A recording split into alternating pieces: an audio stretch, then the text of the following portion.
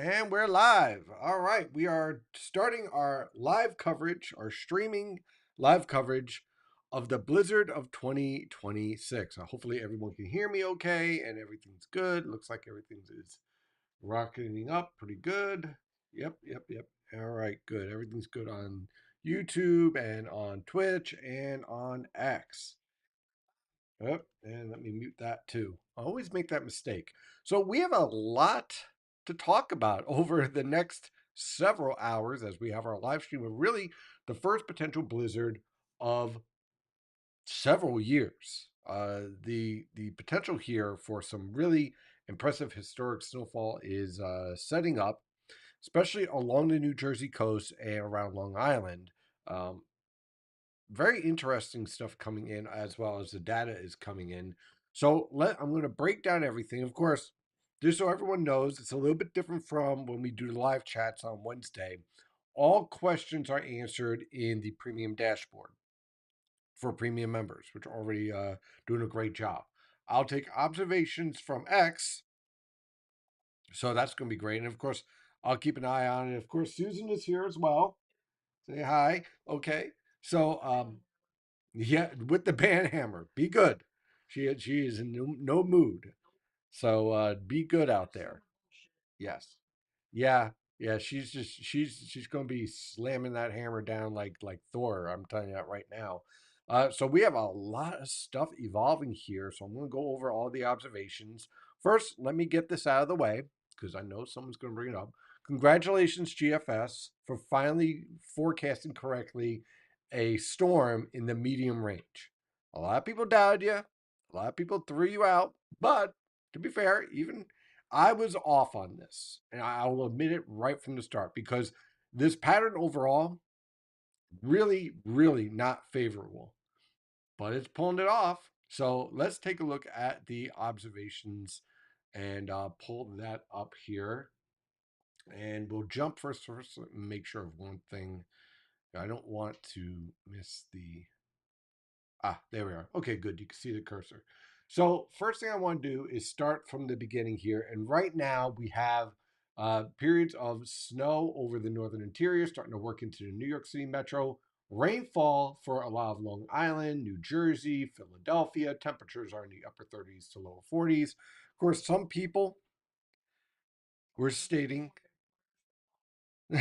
some people were saying, you're really in the mood, huh, honey?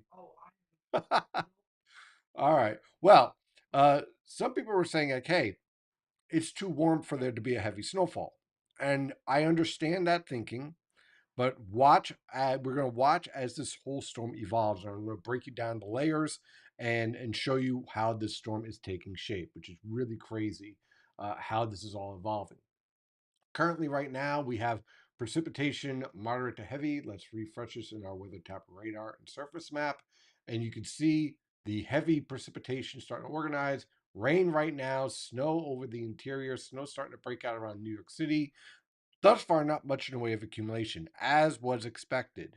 Throughout the day today, the boundary layer is just too warm, but the mid levels are cold enough to support snow. So, how does that look in terms of a skew T?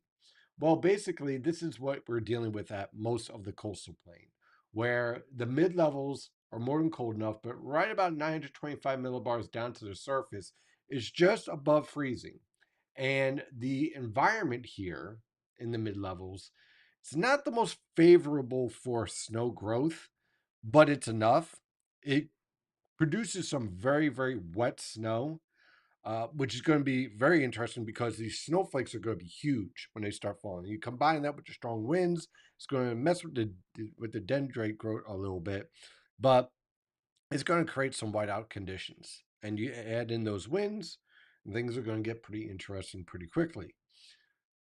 So let me break down the different levels of the atmosphere. We'll start off with the satellite picture, and the thing I'm noticing first, this allows us to pick up the visible satellite picture with lightning strikes. And you're already starting to see some indications of lightning a little bit over central Pennsylvania, certainly over the coastal waters around the Gulf Stream here. And this storm is definitely going to have the potential to be a powerhouse, to rapidly intensify. I never really doubted that. But the question is, how does this storm wrap up and develop its core? And when we take a look at the infrared satellite picture, one of the things, and I've been warning about this to some harsh treatment, let's just be fair, I've thought from the beginning, hey, if everything doesn't line up just right, this could miss. Clearly, we've moved beyond that point where everything's lining up enough to produce a major snowfall here. But is there a chance for some of the model guys to have gone a little bit overboard with the snowfall amounts and more of a focus towards the coast? And I think we're starting to see that with the way that our lifting is taking place here with our infrared satellite picture, the colder cloud tops developing over the coastal waters and right on the immediate coast. On the water vapor satellite picture, there's our upper level low coming together. Here's our feature right here that's going to allow for this to go into a negative tilt and allow for this storm to track closer to the coast. But you'll notice as we go on through the next several hours, this storm is not sticking around. It's going to blow up, it's going to pivot, absolutely, but it's going to move. Why? Because when we take a look at the weather pattern over the Atlantic, huge upper level low here. Everything that forms around it is just going to keep on moving. So again, the ridge axis formed perfectly. Literally, you could not get more of a perfect setup in terms of the placement of this ridge when this trough started to tilt and started to intensify. Because of this, at this perfect timing, that's what allows our storm to develop and impact the coastal plain rather than coastal waters or further east. The fact that this ridge set up at just the right time yesterday morning locked in the fact that this was going to be a major winter storm for us and support the potential for blizzard conditions. If this ridge axis yesterday was a little bit further to the east, I mean like 100 miles, we'd be talking about a totally different scenario and we probably wouldn't even be doing live coverage of this event. So that is how thread the needle type situation this is. Had to be perfect, and it was. So now we're at the point where the jet streak is lined up to support an intensifying low pressure system right through the coastal waters, right through the benchmark, and set up our storm. So now we understand that, we also know just how sensitive this whole process is. And what I mean by that is that as we watch the storm evolve, we're going to see little shifts and little wobbles in the way that the development takes place in the upper level lows. And this storm is, how do I put this? Very, very sensitive to that evolution. And that's going to lead to a significant difference in terms of how much snowfall we get throughout the region. So when we look at the different levels of the atmosphere, and we're going to be using these observations a lot over the next several hours, and as we answer questions and we'll have conversations, we'll keep an eye on some other things too, also. But you'll see right now in the upper levels, the jet streak is set up just right for that divergence and diffluence, and you can see the trough starting to go into a negative tilt at 500 millibars. You can see the upper level low starting to take shape, divergence and diffluence, setting up over the coastal waters. Here's our jet streak starting to round a bend. This feature dives in and strong enough to cause this trough to tilt more into a negative state. At 700 millibars, this is going to be a big story here as we go on through because this feature is going to dive through Virginia and then lift up through the coastal waters.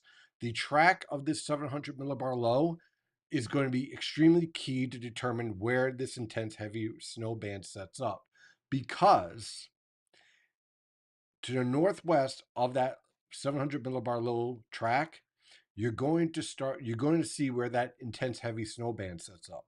And where that intense heavy snow band sets up, that is where you're going to see snowfall totals push over 20 inches. Do I think there's going to be a 30-inch mark? I think it's going to be hard to pull off, to be honest with you, with the speed of this storm. I know that there's a lot of people who are suggesting that that's a lock. It is not. You need to have snowfall rates around 4 inch per hour, and that's going to be really, really hard to pull off. But we'll certainly keep an eye on it. At 850 millibars, we're going to be zooming in on the development of this 850 millibar low and this jet streak. This jet streak right here that's starting to organize, as it pivots and lifts up towards the New Jersey coastal waters tonight, that is what's going to lead to the support for blizzard conditions. Intense heavy snowfall and the mixing of the 850 millibar winds down to the surface is what's going to lead to our wind gusts pushing between 30 and 50 miles per hour, possibly as high as 60 miles per hour, and producing near zero visibility. So this is the feature we're going to be watching for that evolution. And here's our typical Miller B type scenario here with our 850 low, old one starting to fade away, the new one starting to give in. Notice 850 millibars certainly cold enough for snow. The typical region for -6 to -8 is right over us, but kind of spread out. So when you see this type of spread out scenario, this typically leads to a snow ratio that is usually somewhere between 8 to 1 and 12, 12 to 1. So that evolution is going to certainly influence the amount of snowfall we get in terms of our snowfall rates. If we start getting strong lifting, we'll push to 12 to 1, and that strong lifting is going to lead to those intense snowfall rates. But remember, wherever that lifting sets up, that's where our sinking air is going to also set up to the west, which means your snow ratio falls to 8 to 1 because the atmosphere warms because of the sinking air. A lot of guidance was suggesting widespread everyone's going to get intense lifting. And I didn't buy it because that's not how these storms work. And now the latest 12Z guidance, especially the GFS, for example, is starting to recognize that and starting to make those adjustments. Same thing with the European and all the other model guides. And most likely the HRR will start to make those adjustments, and so will the NAM, and so on and so forth. Let me zoom to 925. And of all the layers, this one down to the surface is the warmest. Again, very marginal in terms of support for dendrite growth, but cold enough to support wet snow. So as the lifting increases, what we're going to see, and let me see if I pull this up. What you're going to see is that as the lifting increases and this storm starts to steadily intensify, the rising motion in the atmosphere is going to start to cool the lower levels of the atmosphere. And you're going to see this freezing line just crash down towards the coast. And as that crashing begins, anyone who's seeing rain is going to change over to snow. And anyone who's seeing wet snow now will start to see more and more snow accumulation. And the combination of that will start to lead to this cement like snow that as we get into the evening hours, 6, 7 o'clock, you're going to start to see that accumulation start to really ramp up. And it's going to basically be like dollars of snow, dollar coins. If you guys remember dollar coins, it's going to be that size falling down. And really, it's going to be really amazing to look at out here. We have the window open right here. We're not, well, the shade's up. Just to see that type of snowfall, it's going to be something that, if you're into photography, you're going to have an amazing time taking pictures of this type of snowfall. So get your cameras ready. You're going to have some fun times this evening and tonight. So that's where we're at in terms of our observations. Again, you can see the environment here on our SKUT from Tropical Tidbits. This is updated so you can see this is the only thing that's really keeping us. And you could thank a little bit of that late February sun angle keeping us from seeing snow accumulation right now, but we're moving towards that.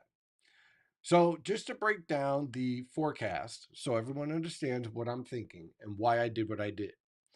You'll notice this area and this area, right? This is the inverted trough that's going to be developing as we move on through the afternoon, evening hours, and that's going to enhance the snowfall out here for a short time this evening and push you into the 4 to 8 range. Now, you might be saying to yourself, Stephen, I saw 12, 30 inches, all this other stuff out here. No, this region is going to start to fall under subsidence, which is going to start to cut down your snowfall totals. Further north, 3 to 6 inches, just outside that band, but still cold enough to at least push into 3 inches and possibly 6 inches. And again, you're seeing a lot of noise about, and some forecasts from the National Weather Service, for example, pushing into feet. I don't think that's going to happen. What I think is going to happen is we are going to see intense lifting here in red and in purple in zone 5 and 4, right in here, New York City Metro, down to roughly closer to Philadelphia Metro, and especially the New Jersey coast. I think we're going to see intense lifting here as our 700 millibar low forms right about here. So northwest of that, it's going to be this intense band. If you're going to get this intense band where we're going to see snowfall possibly pushing over 2 feet in some of these isolated locations. If you're going to have that type of intense lifting, you must have sinking air. It has to happen. What goes up must come down. So as a result, you're going to start to see a drop off in snow intensity once this band tonight really gets rolling here. Thus, why I went with 6 to 12 inches in these locations. Because I would not be surprised as we get possibly thunder snow here and we get lightning and we get snowfall rates pushing 2, 3 inches per hour, that just to the west of that, you're going to see sinking air and snowfall becoming very light, very hard to find on the radar.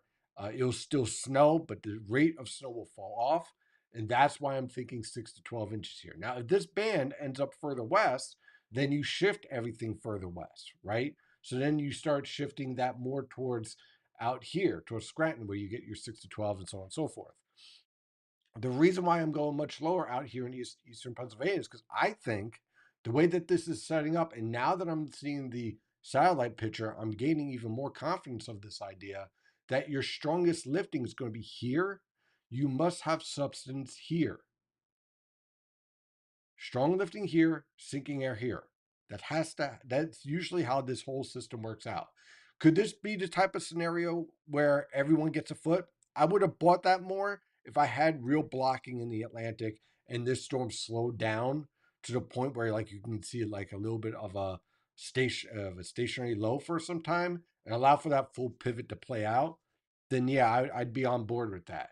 But I still think that the overall theme here is that this blows up and leaves, not blows up and sticks around all the way through Monday. By the time we get to Monday morning, I think the worst of this is going to be pushing off the coast. And the rest of the day, we deal with scattered snow showers and light snow with more of a difficult time of accumulating because the sun angle will become more of a factor. So that's why I did what I did with the forecast. I know there are other locations that are much higher. I understand that. Fully, completely acknowledge that as we go on. And by the way, first cup, I saved it for the start of this. Good coffee. So that's what I'm thinking here. If you're going to have this intense banding, there has to be some area that loses out. That basically that's screws up. So that's how I played this. This has nothing to do with where we were a couple of days ago. We're full on. I have no problem saying this. I didn't think this was going to play out. I didn't think that we'd get the perfect setup because the perfect setup is so rare, so rare. But I put some rules down.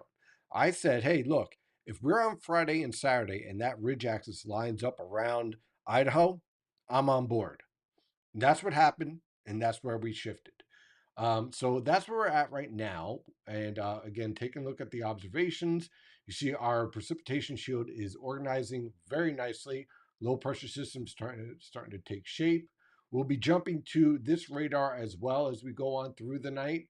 We won't have to worry about snow precipitation type. This is going to be all pretty much snow once the cold air really gets locked in because of the lifting. So that certainly at least makes this forecast easier. Yep. Can I interject? Yes. Because some people are getting a little mad that I'm blocking them. If you cannot be civil and be an adult, I'm not gonna treat you like one. Yeah. You're gone. I warned you guys. Okay. You're done. Okay. I'm done. I've seen the vitriol. It's unwarranted. You have no fucking life Okay. outside of anything. You spend so much time on this stuff. Get up, go do something productive. Anything that comes your way, you've earned with the vitriol you spew at people. I've seen it all. Go. You Be pissed. gone. I'm done. You've pissed off my wife. Look what you did. She's a very, very nice, mellow person, My and niceness, my kindness is not weakness. Don't mistake the two. there you go. See, you see, I warned you. I warned you. So, thank you, honey. And by the way, I just want to thank my wife for helping me put up with a lot of this nonsense over the past 2 weeks. She is my rock. So, thank you, as always. And I warned you guys, don't piss her off. Also, aside, Yeah. I did see the happy birthdays. Thank you. Very much appreciated. See, it's her birthday. It Don't was miss her it. birthday. Well, I consider this your whole birthday weekend, which unfortunately, but you know, just be nice. Be nice. Be nice. Don't be two. Okay? Don't be a 4 year old. Back to the radar here. We'll be watching this because what I'm going to be using this radar for is basically for the intensity of these snow bands to pick this up. That's going to be the hallmark of the whole forecast here. Where do these intense snow bands set up as we move on through the evening? Now, with that, again, we'll be using X here if it loads. Looks like it had to reload for a second there, but we'll be going through the observations and sharing them. Like Bill McKim here does an amazing job with all the observations on the Monmouth County coast, waiting for the blizzard. It is wet out there right now. And Len, outstanding job as always as a reporter, sharing the snow predictions. I guess my forecast was in there, so I'm sure it's a big comparison between everyone else. Yeah, I definitely try to go outside of the box sometimes when forecasting. Lewis here. I was driving from Perth Amboy to Somerset by 287, and it's raining around that area. Okay, now I do ask. Okay, during the middle of the storm, please do not travel. Okay. Please don't travel during the storm to take pictures, to do road reports. Please don't do it. Because I'm telling you right now, guys, it ain't worth it. Stay at home, take pictures of it, do whatever you want to do there. But for the love of God, don't go driving. Okay. Because that would be a bad, bad, bad thing. Now, I'm going to go through and I want to thank everyone who is live here on Twitch as well. And I see everyone on X. Thank you very much. Thank you for the happy birthdays for my wife. And of course, everyone on YouTube as well. So that's certainly awesome to see. Um, a lot of the people on there. But yeah, exactly. Don't screw with the wife. Yeah, just don't do it. You have no idea who you're messing with. Okay. So let's go through our live chat room here. 33 and heavy snow in Queens right now. Oh, wow. And it looks like US won the gold. Oh, that's awesome. Which is President's Day weekend that I'd have tomorrow off to enjoy the snow. I would tell you guys something. No one is going to be able to go to work tomorrow if this storm pans out as expected because New Jersey Transit, I love them, but they have a hard time just like with a regular snowstorm. You're talking about blizzard conditions. They're not going to be able to be up and running tomorrow morning. Same thing around New York City. I mean, they're literally begging people to go shovel for them in the snow. So, um, you know, it's going to be interesting. That is for sure. See whether or not they're actually able to get anyone to work. Some of the express New York City subway lines are starting to go local because of the storm prep. Makes sense. Richards reporting 33 and light snow, wind east northeast in Elmwood Park, Eastern Bergen. There we go.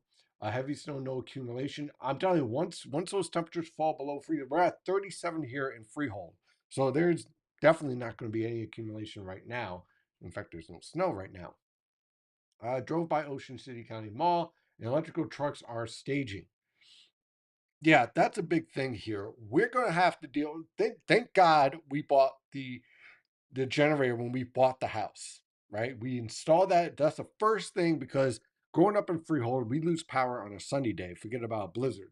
So we have the generator. There is going to be the major story here is going to be the amount of power outages that we're going to see because of this storm.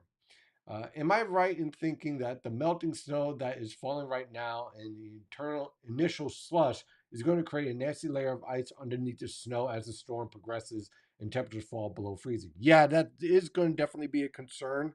Um, it's going to get pretty icy out there. I completely agree. Um, what's going to be interesting in the aftermath of the storm, not so much on Tuesday, because Tuesday we're going to be below freezing and you won't see much melting, but there's going to be a massive amount of melting on Wednesday and Thursday with temperatures above freezing. I'm staying above some of the below some of the guidance that's going into the 50s because I think we're going to see a lot of low clouds and fog because of this melting that's going to be taking place. But the amount of water that's going to be in this snowpack is going to be pretty impressive to see the amount of puddles and stuff hanging around here once this melt. But also that means a lot of black ice in the morning.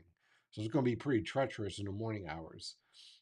Andrew in Harlem agrees with you, honey. Just want to let you know. And don't mess with Mrs. NYNJPA weather. She is on fire. See? All the supporters. The rage. I love the rage. I absolutely love it. I run on spite and rage. I love it. You didn't hear me. I said I run on spite and rage. And Yes. I'm not yelling at my husband. I'm yelling at the assholes. Okay. All right. Because somebody thought I was yelling at you. No, no one's yelling at me. No one's yelling at me. No. Uh, e- Even if places in eastern PA only get 6 inches, are you still concerned about wild snow drifts? They're definitely, not so much snow drifts. Once this gets settled, I think it's pretty thick and heavy. This isn't going to be the powdery type snow. There will be some, but not as much as if this was dry snow. Certainly, the lack of ability to listen to anything that is different than what one wants to hear, and the vitriol aimed at those who take a position that is disagreed with is society-wide thing now. The best, yeah, I agree. Tolerance is intolerance. I agree. Yep. Volume's a little low. All right. Let me see. Oh, all right, hold it. Let me try. How's that? A little better? Yeah, that's good. All right. Some That's solve the problem. That solved the problem. We fixed the mic. Limit on volume there for some reason. How do you think accumulations will do in New York City? Will it be too warm? I think in New York, this is going to be a real interesting battle between the urban heat island effect and the snowfall rate.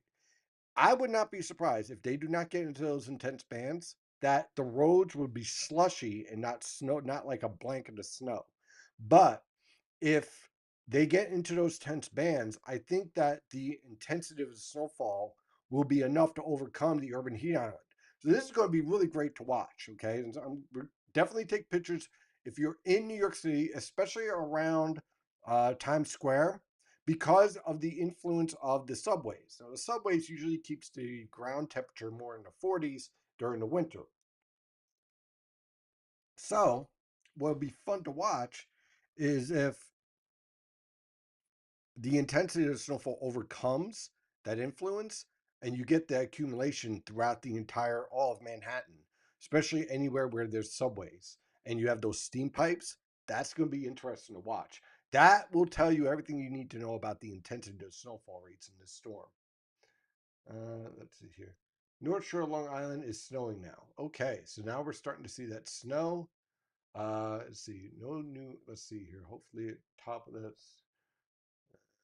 No, all right, no new observations out there. Taking a look at Twitch real fast, and we got a couple of people following in here. Let's see here. Turn up your sound. I think I fixed the sound. Yeah, I think I fixed the sound. You get Hoboken pictures as they roll in. That sounds great. Thank you, everyone who's following along on Twitch, and of course on the other platforms as well as we are rocking and rolling, and seeing where we are at with everything.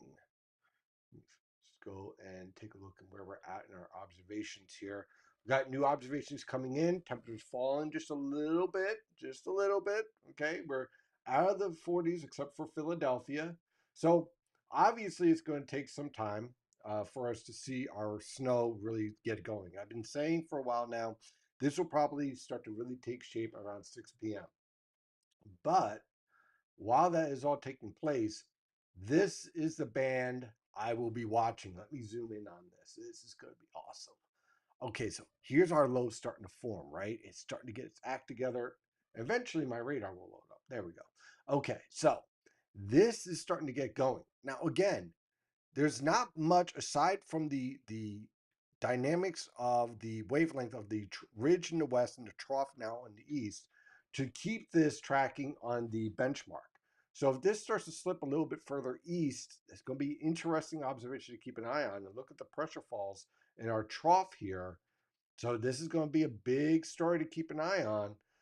But you can see our precipitation shield organizing. And you see like that nice little pivot starting to take shape here. This area right here is going to be what to watch for this evening through tonight. This is what's going to cause me to drink about 4 pots of coffee because this right here is what will drive the intense snowfall rates. And if model data is correct, and today we're going to primarily use the mesoscale models as they update each hour. So we're going to be using the HRR, and you can see that theme right here play out very nicely this evening. This is at about 8 p.m.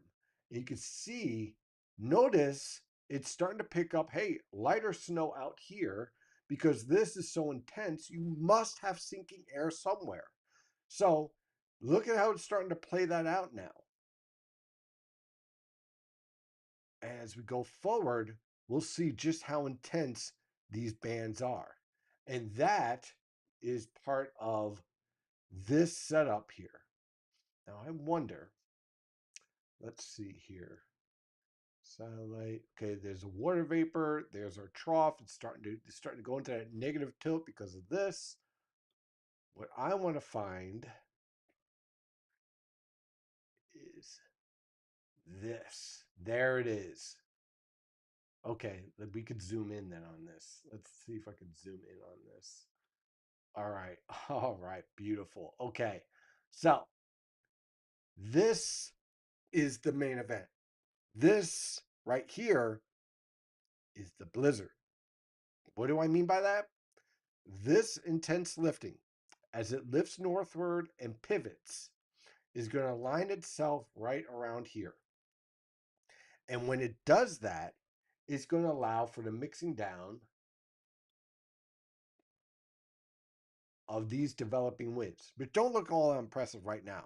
Give it a couple of hours. That's when this mixes starts to really take hold. And while that all starts to take place, then a whole boundary layer starts to really get cool. Don't be surprised if we get as cold as maybe 29 degrees on the coastal plain, but off towards, let's say, northeastern Pennsylvania, you stay around 31, 32. Now, you might be wondering why. Well, lots of times the models don't always pick up the idea that the sinking air is going to warm the boundary layer. But if we get that intense lifting here, you're going to see warming here. Because unlike what you might see in Hollywood, like the day after tomorrow or next week or 2 days ago with the Arctic wolves, when the air sinks rapidly, it doesn't cool, it warms. So that warming is going to be playing a role out here. I wouldn't be surprised if it impacts the Delaware River Valley as well. So this is going to be a fascinating study in real time of the process of a deformation band, and we'll be able to track that with this data here. Where are you? Here we are. Actually, hold it. Here we are. So we're going to see this axis start to show up here. Okay. So we're going to be watching this, and we're going to be watching this start to align and evolve as our trough pivots and digs. A lot of interesting stuff. And what that basically means for you is that is going to tell you where you're going to get the most intense snowfall. And again, what really catches my eye when I see this whole thing starts to take place is on the satellite picture, where are we seeing the greatest enhancement? It's out here. Where we see the greatest enhancement on the infrared satellite picture? It's out here. And finally, where do we see the lightning start to take shape? Let's refresh this and make sure we got the latest data here and see if we got anything new.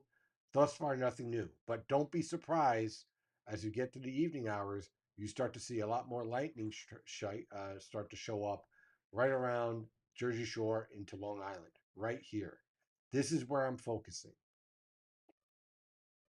This is going to be something to remember on many fronts on who gets the most intense snowfall, the potential for thunder snow, and the potential for some people to be surprised at how less snowfall they got than what's forecasted.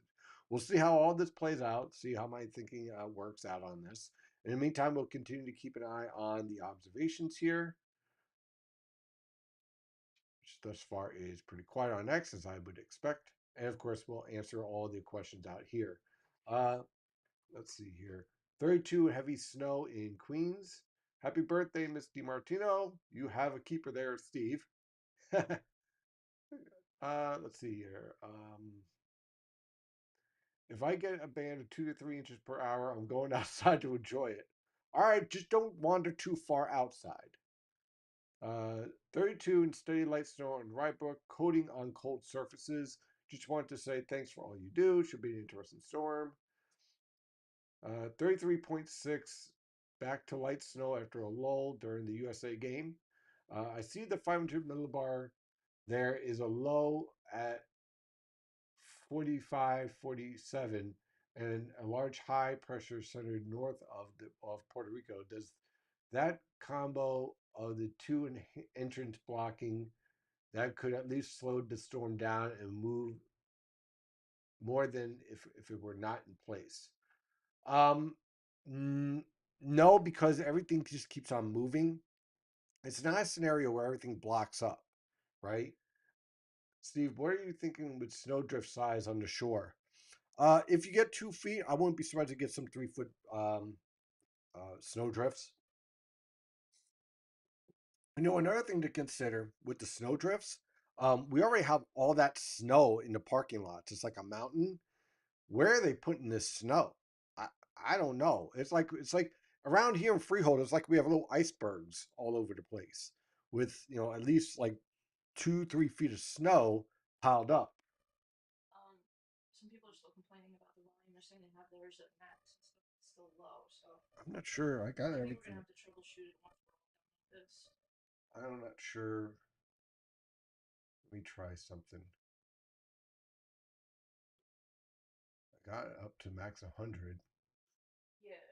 So something's amiss somewhere, but can't really do too much to troubleshoot it now. So you know what I mean? Yeah, I don't know. I'm like talking right into the Oh mic. no. I see.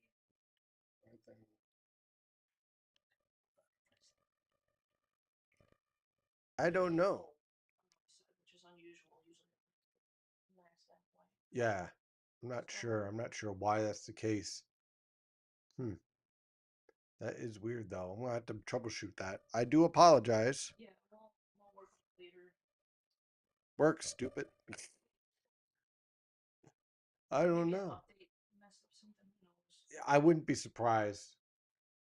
What is the onset time for heavy snow in Morris County? I think we start to see real accumulation at 6 p.m. Heavy snow in Suffolk County. Now this band is crazy. Uh, how much of that is accumulating though? That's the primary question. Their volume was actually higher before. So some people said higher before. Let's see here. Testing. How's that? Is that better or worse? Okay. Well, let me know. I'm just going to keep on changing the settings on the mic and see if it improves. Don't mess with too much. It's live. Yeah, I know. I know. I don't know. Beats me. Besides, we can try until we get here. That's better. That's That's better. better.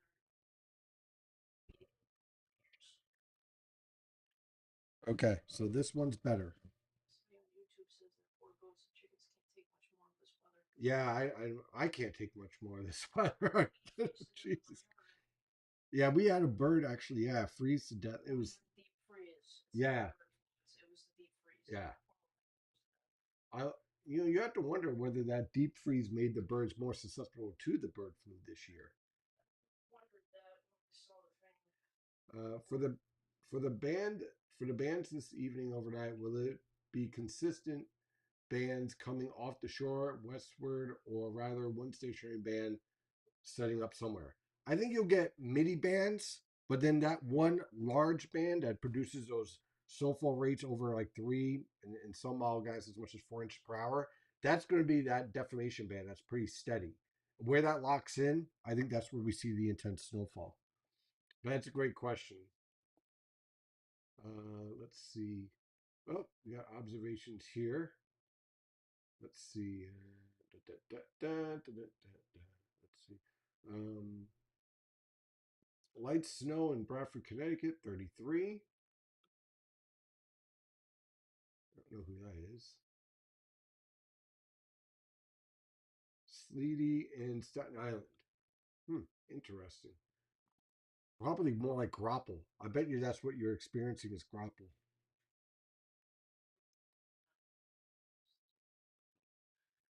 Yes. Well, it's very, very close in terms of development and how it looks. So I could definitely understand that. Sounds clear, loud and clear. Okay, good deal. Even on my side, I'm not sure. At some point, it's got rain still mix, 34 degrees in Fairfield. Any thoughts on the deformations band forms or too early to determine? My thinking is that it's going to be right along the Jersey Shore up through Long Island. That's where I think it's going to set up based on everything I'm seeing with the observations and the way that these storms usually take shape. And you can see, let's refresh this. You can see that's starting to play out now. You see the lifting starting to increase. You can see the intense banding here. Some of this is probably bright banding, but frozen precipitation mixed in with the rain here. Um, Another way to tell is let's see if we can find the different photogenetic zones. So there's 925, 8, hold it, 850. 850, we're starting to see some increase in lifting. And then the main one, in my opinion, is going to be 700 millibars, which we're seeing starting to develop right here. Now you can see some of that pivot over the past 4 hours. See it very disorganized, then starting to become better organized. Now it's really locked in. So you can see the evolution here really start to take shape here in terms of the observations.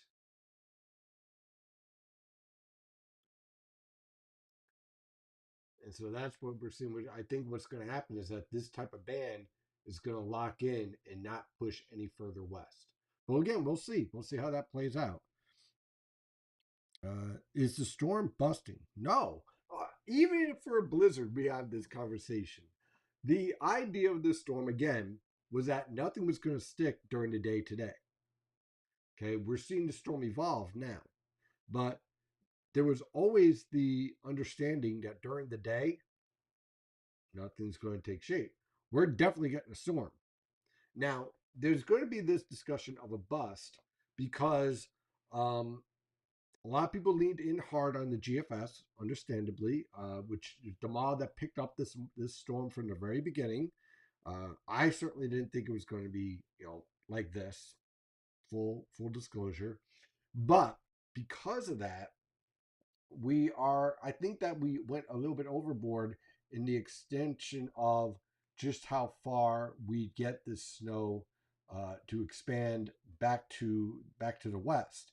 And I think that led to a lot of the forecasts being above, especially in northeastern Pennsylvania and northern New Jersey. It's understandable. Okay, you want to give people warning of the worst case scenario, but I think a lot of people are going to think that this was a bust because that expansion. When the models are now correcting themselves And I stayed with this idea from once I knew, okay, we're definitely having a storm. My idea failed about this passing out into the Atlantic or just a minor hit. Okay, move on from that. Now we have a storm. We understand the dynamics of the storm. We understand history. We understand Climo. How does this really play out? And I have yet to experience a storm, especially with such marginal temperatures, where everyone goes over gets 2 feet of snow. Can it happen? Sure. If we have Arctic air, then this would be a totally different discussion because then we could talk about snow ratios and 15 to 1 and all that good stuff. It's very marginal temperatures. So you have to go within, at the very least, a 10 to 1 ratio. And if you're going to have these intense precipitation rates, again, someone's got to lose. Not everyone can win, you know? This isn't a fantasy writing hour. You have to still deal with physics. And so someone's going to lose. Someone is going to get lighter snowfall. So now the debate comes down to okay, where does that set up? And that's generally what we're going to be watching for as this precipitation takes hold. And you can already see here on the radar a nice little shift. Here's some of that onshore flow and some of that heavier precipitation. And what I'm going to be watching out here in Freehold is that as the lifting gets stronger and our temperature is starting to fall, we were at 37, now we're down to 36, that wintry mix start to show up. And then the process of the actual snow accumulation. So almost miles cut down totals in eastern Pennsylvania and America, they're falling into what I thought it would fall into, which at the models eventually will have to pick up on the physics of this whole process. So the storm isn't busting. It's just that there. This is why again we have meteorology, not modelology. We recognize what can change the forecast. Once it meets that criteria, you adjust the forecast. Then you have to take a step forward and say, okay, now that we know what type of pattern we're dealing with, now we have to throw in physics and an understanding of storm development, and that's how you create this forecast rather than just blanking everyone with a foot of snow, right? So that's why I think that this idea of 3 to 6 out here, 6 to 12 here, 4 to 8 here is going to work out really nicely because over here it's just going to get blasted. Someone's going to go over 2 feet here if we get that 4 inch per hour rate. Somebody. I wasn't about to go 30 inches, but if you do get 4 inch per hour snowfall rates on here, someone in this red here is going to be in with like a friggin' iceberg of snow plastered along the Jersey Shore and around southern Long Island. Somewhere in here. And why somewhere in here? Because your 850 low is here, your 700 millibar low is here, your surface low is up here. So the placement of the low pressure systems here means your strongest lifting is here. And that's how I developed the forecast. And that's why you're seeing the decline in the model guidance of the snowfall out here. And we'll see how that worked out. Now, why did I go with such a range of 6 to 12? Well, the reason why I went with a 6 inch range here is that as that substance takes hold, I wasn't sure whether or not that would take place here or further east, depending on what sets up here. So anyone in here can definitely is going to push over 6 inches. And then the question is, depending on where that's set up, where do we have a foot of snow start to line up and then go above that from there forward? See here. Snow mixing in northern Ocean County. Temperature dropping from 38 to 36 in the last 30 minutes. Any thoughts on why the precipitation breaking up over Westchester County? Looks like steadier precipitation was moving in, but now it's breaking up. Yeah, you're going to see that a lot, especially in locations like Westchester County, the Poconos, Catskills. As the lifting intensifies along the coast, your precipitation is going to get more fragmented. Now, don't be deceived by that broken up precipitation because you'll still have light snow, even though the radar says that you're not having anything, because the radar beam is probably going to be too high in those locations to pick up on the snowfall that is taking place. So don't be surprised by that. But yeah, that's this process that you're seeing. Again, this is all part of the, you have an intense lifting here, sinking air here. Okay. As this pivots, you'll get a little bit less sinking air here. You get a little bit steadier, but you're just going to start to see this feature start to show up here. And you're going to see this whole thing start to break up as this dives back towards the coast. So it's going to be a fascinating process. We're essentially dealing with an early Miller B here.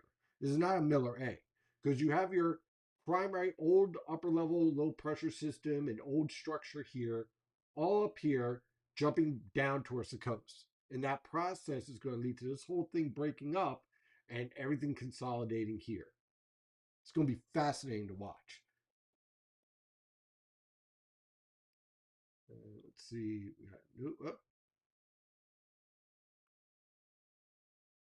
Let's see if we have any new observations. Here we go. Wet flakes mixing in here in northern eastern Monmouth County near Rubson. Cool. Let's see. All right. No accumulation on any surfaces in Queens so far. How far west of 95 do you think the heavy band gets? I think moderate bands get to the west of 95. I think that the intense snow bands, if my forecast is going to work out, is going to be 95 on east.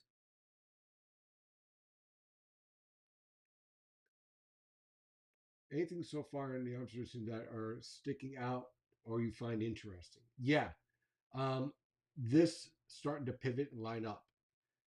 If this keeps on playing out like it looks like it's playing out, then my forecast idea is going to look real nice.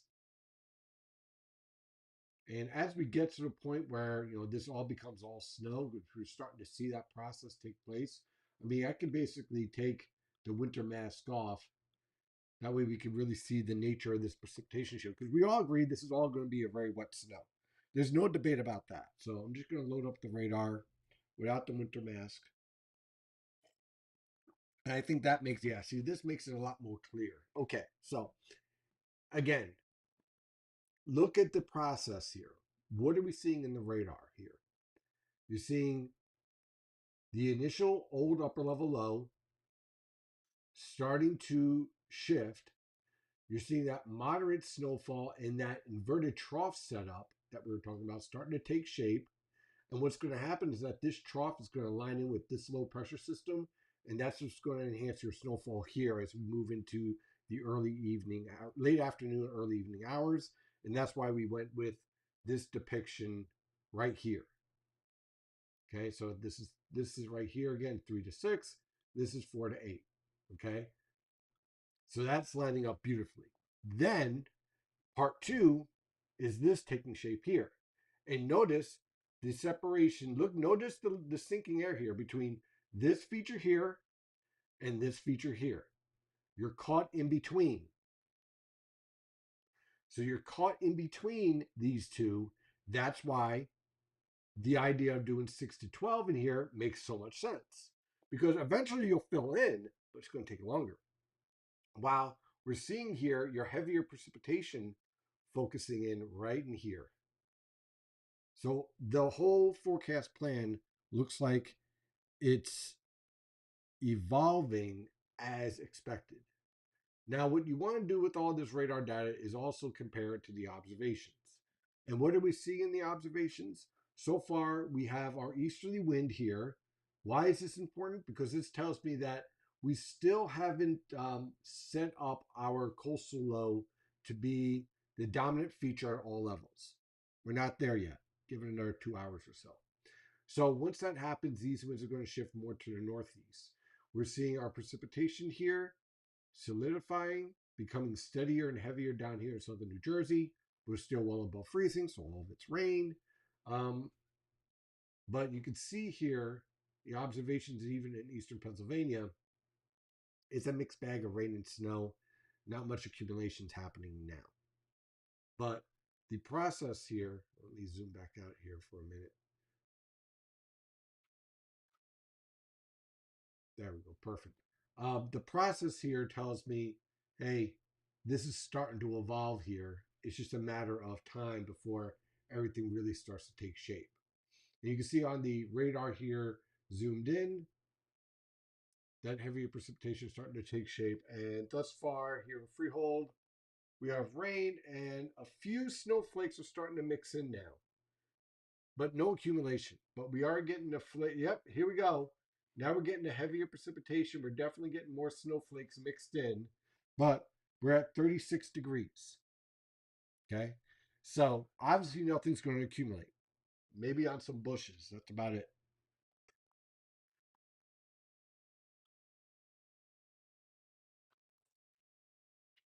Someone on YouTube says, take it seriously. We had a couple people die in Buffalo when we had the blizzard here a few years back. Oh, Everyone stay inside as they want. Yeah, we do take it seriously. yes. Yes. Definitely. Definitely take it seriously. I've been saying that for past 48 hours. Um, so is the mic fixed or no? I don't know. Some people can hear it, some can't. I don't know. I have no idea. I'm seeing mixed results across platforms too. So again, we're gonna have to troubleshoot this at another time. We can't really Maybe I buy. thoroughly go through it. I'm gonna have. Maybe I have to buy a new mic. Who It might knows? be the mic. Yeah, it might be the mic. Might be the We mic. can't use that Bluetooth swap right now. Yeah, that would not be good. Um, You still have the other one, right? yeah, I might have to bring Worst it. case, you can change back that. At least until we figure things out. Yeah. Light snow showers, 34.9 degrees. No accumulation yet. Temperatures dropping from 35.5 in 30 minutes.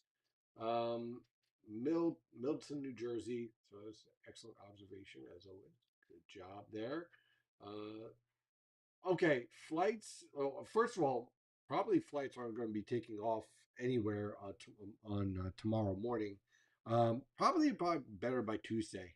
I would have to think. I mean, it's not like they're going to be blindsided by this, and they're usually pretty good about that. First flakes in Tinton Falls. Yeah, and we're seeing it here in Freehold as well. I'm waiting to see. Usually, I don't see accumulation on cold surfaces until we get to about 35, 34 degrees. And then, so we're still at 36, so I'm not seeing anything yet.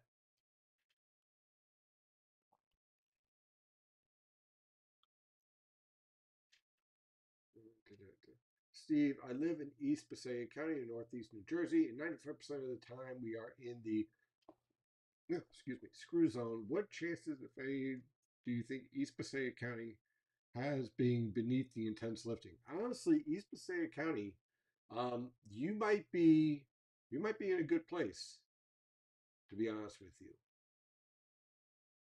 Just ran out to get some final snacks, and top of the trees are Winter Wonderland. Absolutely. Yeah, we loaded up on Friday. New York City just put a travel ban from 9 p.m. to noon Monday. Yeah, that's a smart idea. Your audio is soft. I have to crank up my audio to hear you. I don't know why. Think of maybe this is better. Maybe this will work. We'll see. Hopefully that fixes it. Not really to storm, but down to one sunspot group today on the solar disk. Yeah, I've noticed that. No issue with audio on my end. Audio is a bit soft, but it's okay. Everyone's different. I don't know. That fixed it. I cursed. Yeah, maybe that fixed it. Same as Aaron on my end as well. Watch a stream mid lift, excellent vibes.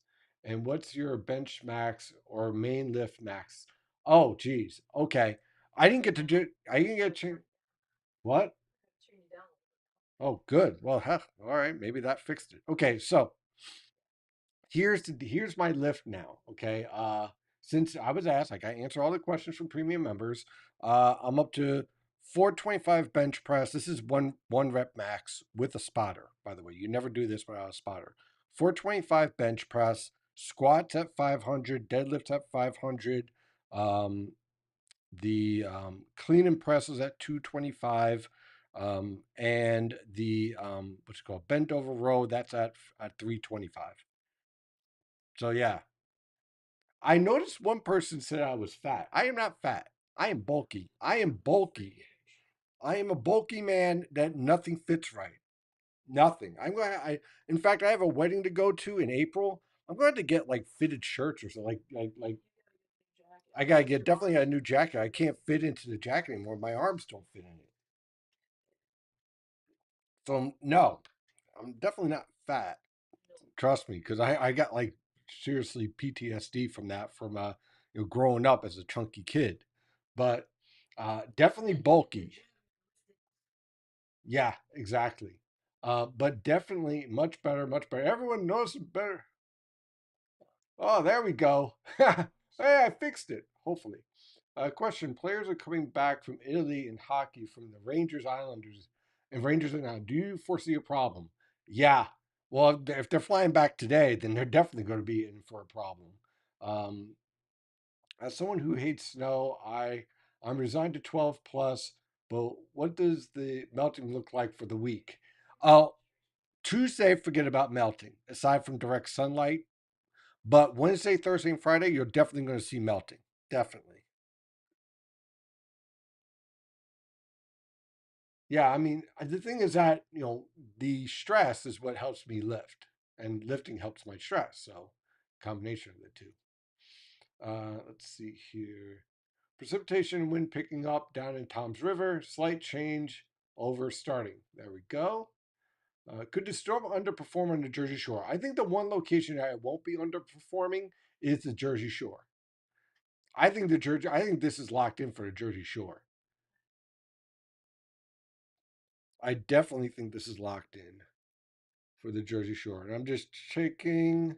Now, as we go on through the day, if our client calls, of course, and it will be muted. I'll have to take a break and just do the client call because yeah, confidentiality. You don't want to do that over the air. That's never good. Um, so we definitely don't want to do that. Let's see. I would imagine if a flyback tomorrow as closing ceremonies is today, 2 p.m. our time. That's right, it is today. That's a good point. And I would imagine they are going to be there for it.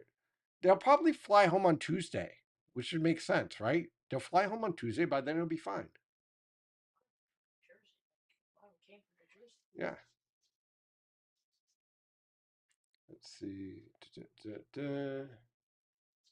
Have a mixing of snow and rain in Homedale right now as okay, so we're seeing that mix. Okay. So what I'm hearing about is a lot of mixing going on, which makes a lot of sense. Man, this is going to be something. I'm just thinking to myself the number of people, especially, I know you guys in Eastern Pennsylvania, especially right around here, that if you miss out in the storm after seeing a lot of the snowfall and whatnot, that it's not going to be good at all. So that's certainly going to be a thing.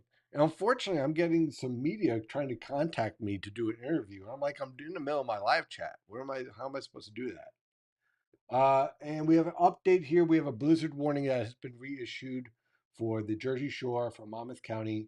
All my lights are flashing here, so I'm not sure how to do the. I can't do the. Would it count as kind of like a client call? If the Asbury one of the newspapers out there is contacting me to do an interview, right? I treat it the same. All right, all right. So what I'm going to do, I'm going to mute myself for a minute, and then I'm going to call them back because media. Yeah, I definitely need a coffee refill. So that's certainly a thing. Yeah. All right. So I'm going to mute this for a minute. I'm going to take the call, and I'll leave the radar up here while I do the call. Hopefully that doesn't. I'm just going to mute it from here, and then we'll go from there. So I'll be right back.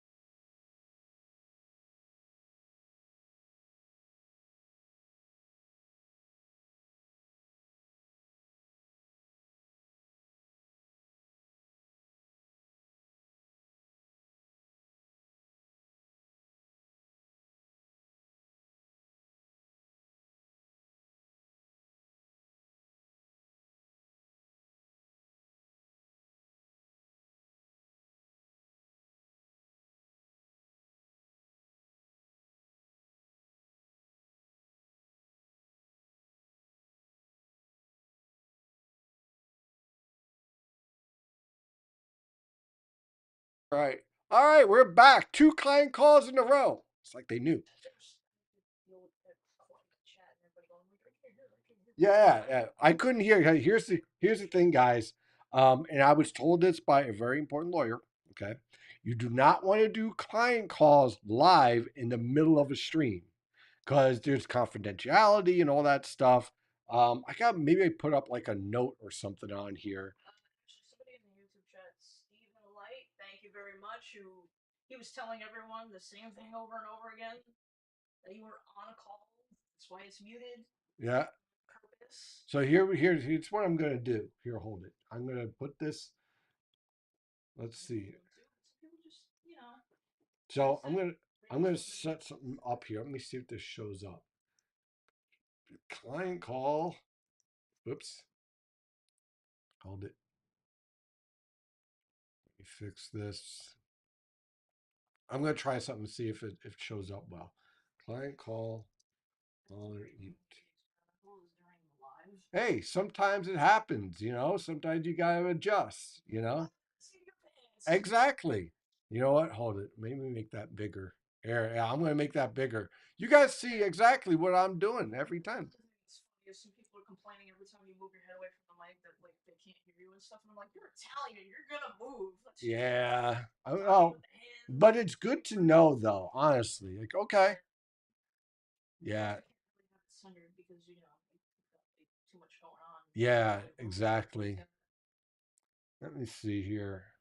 Probably eventually gonna have to like get one of those, like those armor, like how I have like this for the light here. Yeah. I'm gonna get one of those and maybe have a mic. Oh, I agree. Yeah, I have to reset during the summer. I'm gonna have to reset the media table since I'm doing more and more of these live chats and just kind of adjust that. Um yeah. Something to like look into investing into. Yeah, so if anyone has like an opinion on that, definitely like, as far as like how to set that up, definitely let me know. Yeah, I think that works. So there we go. When I have client call, I'll put this on here, and hopefully that'll work. Yeah, just do that. Yeah. So I'm sure there was still people who, most likely, I can't do the live because that's like bad. So let me just take a look and see what observations we have here. We got a refill of coffee, so that works. Thank you. Okay. Well, when we finish up, then we'll. The good news is that the audio we finally fixed that. Yeah, let's turn off the pot and then we'll go from there. Light snow in Hoboken. There we go. And you guys with like I said, you guys with cameras. And I see some stuff on Twitch. Let's see here. How long are we going to be awake? Until Yeah. Your mic has been fine the entire time, Steve. The only thing that's changed is the amount of background noise you've had. My guess is that you are not changing the gain of the mic, but the directional pickup. Yeah, I mean, I'm kind of screwing with that stuff. I don't know. I'm not an audio person. That's the problem. Oh, I did some stuff. I did learn some stuff, but let's see here. Let's see here. Flakes starting to mix down in Southeast Howell. Getting breezier. You're definitely getting snowflakes here in Freehold. Yeah. It's coming down. It's starting to come down. I'm going to share a Rumble post from Thomas. Definitely check that out, guys. Let's see here. Been steady snow for hours now in Great Neck, but no accumulation. Okay, so that whole idea is working out really nicely. Boundary layer dynamics is working out perfectly. So that's working great. Let's see what we have here. Let's see here. All right, let's see. Who's Ryan? Oh, Ryan Hall. What did they say? I want to see. I want to see what do they see? Here's the thing. Ryan Hall doesn't have clients. He just has people who get really. Let's not get into any of that. Okay. Reading what they said, and I'm not getting into a debate or a discussion on anybody. Yeah, I mean, here's the thing, right? Um, Other people do other things. And I'm sure they're great, but I do my thing. If other people want to take client calls live on air, have them talk to a lawyer because that's probably not the best idea. No, Um, it's not respectful to your clients. no, it's not. Especially if you have different snowplow guys. It's like, hello. I would imagine that they flying back tomorrow. Okay, so we read that. Um, Tomorrow because regular NHL season resumes on Wednesday. At 1:05 p.m., temperature 32.7, light snow, wet bulb 32, ground is wet, not white. Location North Harlingen, New Jersey, East Passaic County. Okay. Snow starting 30 minutes ago, only sticking on grass, cold surfaces, still a couple of inches of snow on the ground, and temperature 33 and falling. That's in Connecticut. Volume is much better. Yay! We fixed the volume thing. I'm in extreme eastern Bergen County, New Jersey, and I'm in your 12 to 16 range, but only 10.5 miles from your 6 to 12-inch range. Playing with fire for getting higher amounts or getting stuck with sinking air. I would shoot for 12 up by you. Shoot for 12 and be happy for anything above that. Light snow in Union County, Route 78. Looks like radar's not picking it up. Travel ban for New York City. All bridges, highways, and streets will be closed to traffic from 9 p.m. tonight through noon Tuesday. Well, there goes any time chance of going to work on Monday. You're off.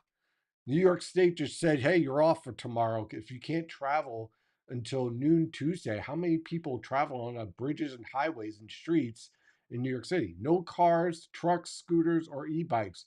Limited exemptions, essential and emergency movement. Holy smokes. Big flakes in Tom's River. I'm a lawyer. I advise your clients to sue if you did their calls live on air. Exactly. Exactly. You can't do that. Holy smokes, it's really coming down with snow now. Look at that. You just realized that. Oh, I saw it mixing, but now it's like, holy smoke, nothing's Oh, yeah. accumulating yet. That's beautiful. I guess you're not, involved in what you're doing, which you do. Yep, that's what I You got a do. lot over there. Yeah, I'm keeping an eye on client emails and Look that way so I see it. keeping an eye on everything just to make sure. I gotta check client emails. Emails are that's different. I can type that and you know, but yeah, I can't take a client call. And look, see, even lawyers agree with me. See, so it's not just me. All right. Um, Still nothing here in Lancaster County. Give it time. Give it time. You'll see it. So that means people can't commute to Long Island either if they have to go through New York City. Yeah. Yeah. You've officially got the day off tomorrow based on that. Let's see if we have any agreement on that here. Okay. We got more observations here. Let's see what we have here. Crawford, New York, very light snow before sunrise. Woke up to a coating, minimal accumulation 31. Snow stops in Bud Lake. Sidewalks, cars, and parking lot clear. Just walking outside, definitely noticeable temperature drop. Oh, look at this. Oh, boy. See, this is why the guys on X do a great job with observations. I do have to say that. This is in Fairfield, Virginia. Now, yeah, if you have pets, definitely. You will definitely get on the stream if you have pets. Love seeing people's pets soaking in the snow and or confused by the snow. Let's see if we can get this zoomed in. I guess not. We'll zoom. Now look at the size of the snowflakes here in Virginia. That's what we're talking about. That's what's going to be on the way. Now it's not the best in terms of accumulation, but it certainly makes it look nice. That is for sure. Let's see. Steve, thanks for your live chats. Great to listen to you. I think a lot of forecasters underestimate the size of the five boroughs. I'm in Northeast Queens. Oh, no, trust me, I do understand it. The Mesoscale models seem to be showing less snow in LaGuardia than JFK. Is the distance close enough to make a few Oh, absolutely. No, 100%. Okay, 100% in terms of the difference from north to south on Long Island and around the five boroughs. The further south you are, and the closer you are towards the Atlantic coast, and the same thing on the New Jersey coast. The closer you are from roughly, let's say, central Monmouth County and central Ocean County to the coast, you're going to see a heck of a gradient from that foot to 2 feet.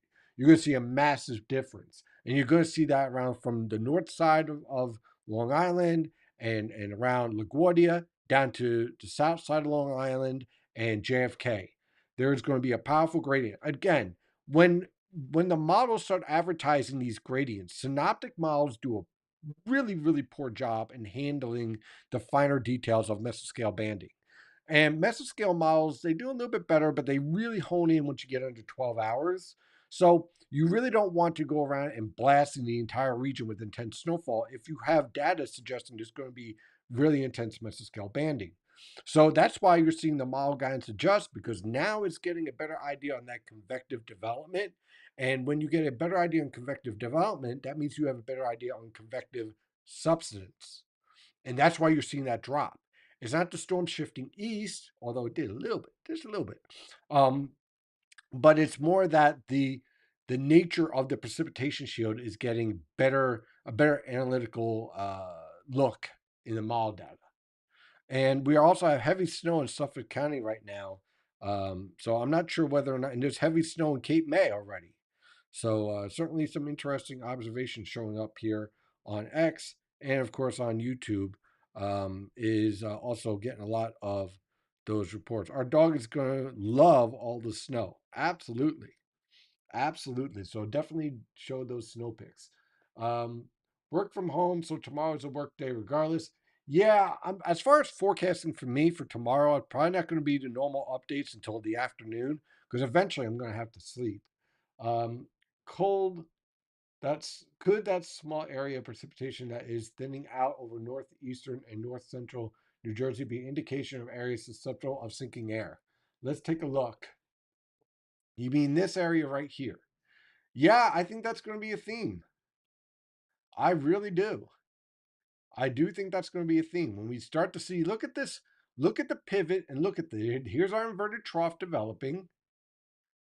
And here's our heavy band with our blizzard taking shape. Let's see if we can get a better idea on that with the lifting here. Again, there's our 700 millibar frontogenesis. There's our stretching upper level low. Let's see if it shows up better here to 850. Yep, there's our inverted trough starting to take shape. There's our lifting along the coast starting to materialize. First 700 millibars, probably show up last at 925 and 850. But there is our inverted trough signal, and there is our new storm taking shape. And then finally, let's see if we could do surface frontogenesis. We're not there yet, but again, there's our inverted trough. Okay, so that matches up with this perfectly. And the funny thing is that once I understood like where we were with the storm potential, then it was just a matter of understanding the storm.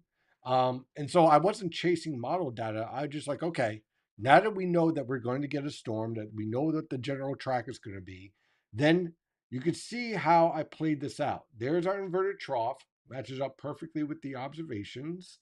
To go back to here, there it is. Here's our coastal storm starting to take shape. If you have strong lifting here and you have strong lifting here, then you have to have subsidence here, which matches up with the going forecast, which again, 6 to 12 in here, then just 1 to 2 feet here, basically. So here's your 1 to 2 feet. Here's your 6 to 12. Here's your 4 to 8. Why are we doing 4 to 8 out here and not 6 to 12? Because here you're going to get your enhancement. Otherwise, it would have been 3 to 6. But this you get your enhancement for the inverted trough. Then this right here is our coastal storm and caught in between. So that's what's showing up on the radar. Here's our inverted trough. Here's our new coastal storm taking shape. There's our snow. We got full snow here in Freehold, no accumulation. We are down to 34.7 degrees though here in Freehold. So I am keeping an eye out to see if we're getting any accumulation just yet. Nothing yet. Nothing yet. But we will. As this starts to take shape, and here's our substance. Interesting stuff. This is going to be fun to watch. This is going to be. I'm going to be like a kid in a candy store as we get to this evening.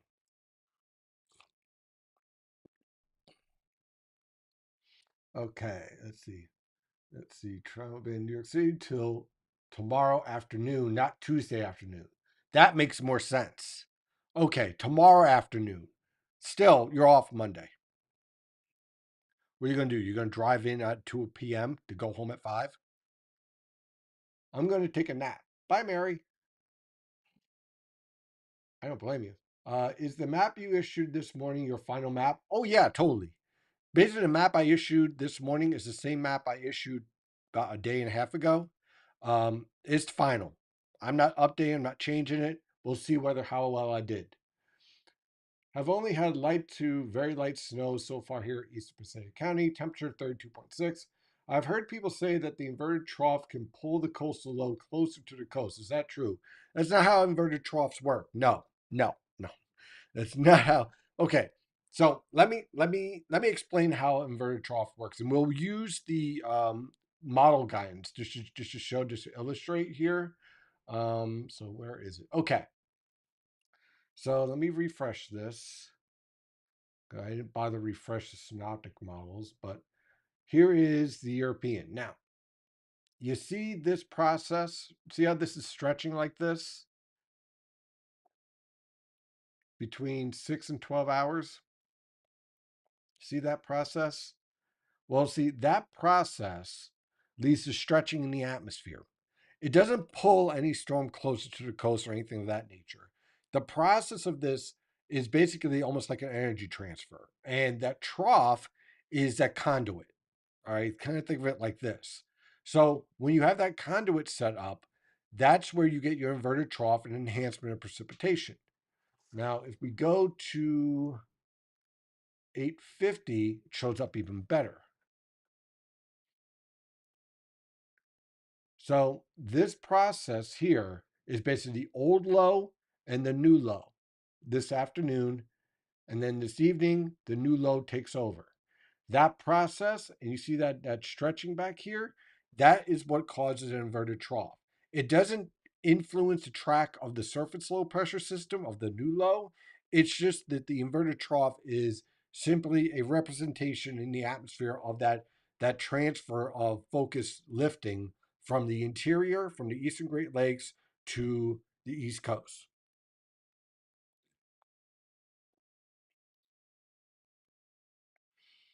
And just in case I also have my secrets here, I'll pop one in just to make sure my throat doesn't disappear as we go through the next couple of hours. So away we go. Oh yeah, that's true. We have the cold green tea. Uh, True. Let's see what we have here for. Let's see here. Light snow in West Bergen County. No accumulation on concrete. Light on grass.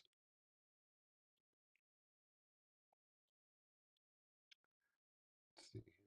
Thanks. So, what will influence the coastal low positioning? Basically, the evolution of the 500 millibar and 850 millibar lows. Um, I think that's pretty much well locked in. See, I live in northeast Philly, 4 miles from Delaware River. Am I getting screwed on this storm? Honestly, that kind of depends on what you think of being screwed. Um, I would say 6 inches is pretty good. 6 to 12, I think that's a pretty good range. I mean, if you're looking for 2 feet, then yeah. I do think you're seeing snow, that's for sure.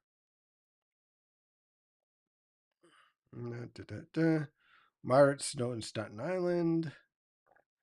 So it looks like we're definitely seeing the transition from snow based on a lot of these observations coming in. Um, so that certainly is working out pretty nicely. That whole idea. based on what I'm seeing here on X and on YouTube. Yeah, yeah. So it definitely looks like that whole idea is working out nice, and it looks like everyone's actually behaving themselves now on YouTube. What do you think, honey? You think everyone's starting to behave themselves on YouTube?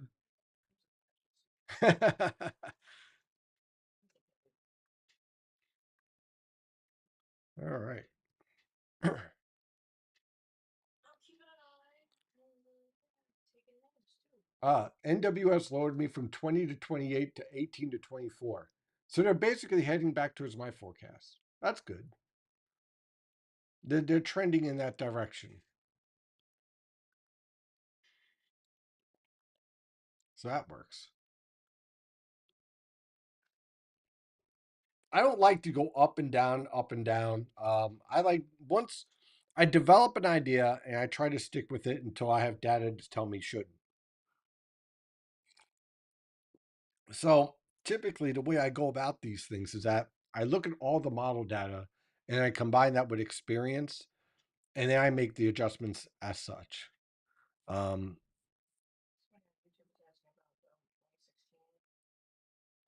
where here we are. What about 2016? I remember in one of your discussions for the storm, there was something that happened. I think one of the lows at a specific level captured the surface flow and slowed it down. Yeah, okay. So in 2016, there was a storm that, again, we had really, really strong high latitude blocking. And the 850, what happens is that the 500 millibar low caught the surface low. This is a process that we've been talking about a lot. We talked about this in the live chat on Wednesday. This is called when a storm becomes vertically stacked. When a storm becomes vertically stacked, it slows down and weakens. In that case, you had the blocking such that the 500 millibar low and the surface low were able to basically capture, and the surface low got pulled under the 500 millibar low. This caused the storm to slow down, I think maybe even stall, pivot back for about an hour or two, and then exit.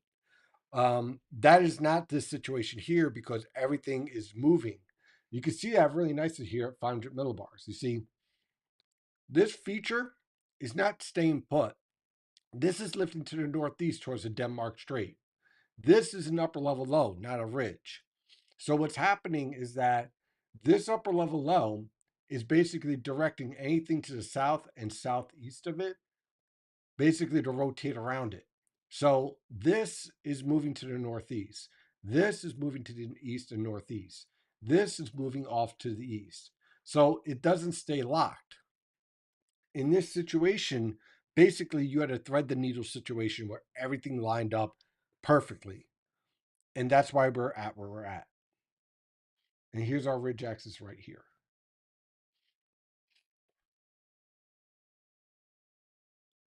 Let's see here. Meanwhile, in Connecticut, Governor Lamont has spoken. I've signed an emergency order prohibiting all commercial vehicles from traveling on all limited access highways statewide in Connecticut. This order takes effect 5 p.m. today and will remain in effect until further notice. So basically, if you're in Connecticut, you're home tomorrow. I also want to point out Yeah. you don't handle school closings. You have no idea.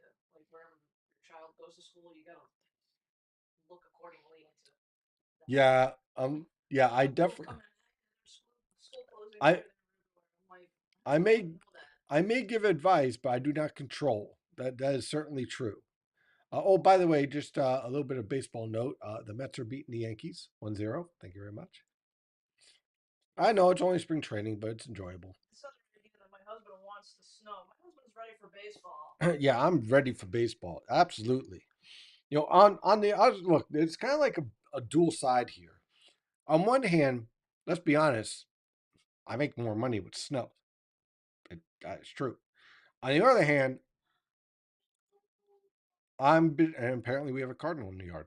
I am ready for baseball. I'm ready for spring. I am not a fan of forecasting for March, uh, for March snowfall because it is a pain in the ass to forecast for. See, you found a bird? She loves birds. We have a cardinal in the yard. Put out an alert. We have a cardinal in the yard. Uh, where is it? This we have a, oh my god, we have a cardinal on the fig tree. Oh boy, he's picking around whatever's left. So this is breaking news, guys. Oh wow, we have a male and a female. We're gonna have a nest soon. So no, they're getting their ends while they can before everything gets blanketed. So anyway, when it comes to March snowfall, what's difficult about that is that you could have the model guidance put out like 3 to 6 inches of snow, but you have to be really, really particular about when that's happening. Because if you have 3 to 6 inches, but it's happening during the day, you could slash that by 75% and really do like a 1 to 3 or a dusting to 2 inches, especially when you're talking to your snowplow guys, because your snowplow guys do not care about 3 to 6 inches on grass. They care about pavement. So now you literally have to make a forecast for cold surfaces and pavement. So pavement may be wet, but your grass may have 3 inches of snow on it. No significant snow in Randolph, New Jersey. Randolph, New Jersey, but 31 degrees. We're at 34.2 here, and the car is starting to get a little slushy. No accumulation anywhere else. Hun, do you see any accumulation on grass or anything? No. I mean, it might accumulate where there's still some snow, but Yeah. we'll start to build. Yeah. And by the way, the 2016 discussion I was talking about is nothing like this storm. Nothing. It's a different dynamics. This is a perfect case of thread the needle I've ever seen. You can't get any more thread the needle than what we have now. And yeah, I mean, notice where our strongest lifting here is on the infrared. It's all out here. It's all right here. It's not back here. It's all right here. And as this load intensifies, you're going to see this pivot and back. Here's your warm sector. Here's your moisture transport. There is your cold sector. It's all playing out.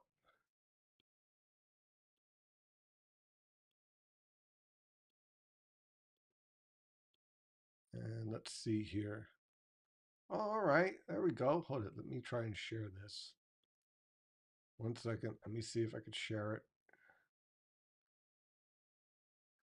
Guess not. I tried.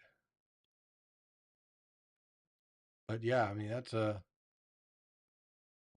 maybe. Maybe that might work. Let's see if this works. So this is our backyard right now, and there's the two cardinals. They look like they're having a conversation. So as you can see, yeah, pretty much. Yeah, there you can see the snow falling, and then here's our grass. As you see, no accumulation yet, but we do have two birds. So we'll be keeping an eye on that. Let's see. Can you zoom in on that so your pointer is more precise? I will try going forward. Crawford School's closed tomorrow. Some snow is starting to stick on the grass. There we go.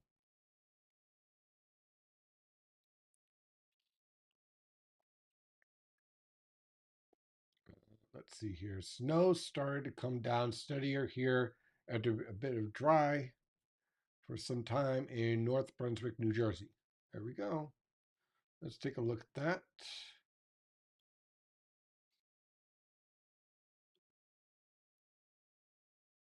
So you can see the snow falling here. Not much in the way of accumulation, but certainly picking up. That's the theme through today. It looks like that basically worked out pretty nicely. What else do we have here?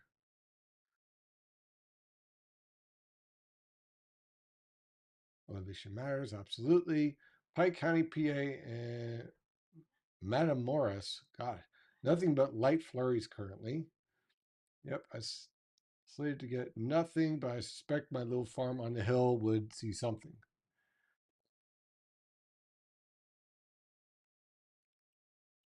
Yeah, there's a lot of people not happy about the fact that we're seeing snow. They were looking forward to the fact that everything's melting. So are we. Yep. Snow just starting to mix. Yeah, exactly. Well, we're starting to see snow being reported in Millville, New Jersey. I believe this storm should fully verify and come close to fully verifying your winter forecast. Oh yeah, this will lock in the winter forecast for sure. Absolutely. This right here will just lock in the winter forecast. Why are the models this year so terrible? Okay, rant time. Okay. Why are the models so bad this year? Here's the thing. When you cut observations, you hurt model data.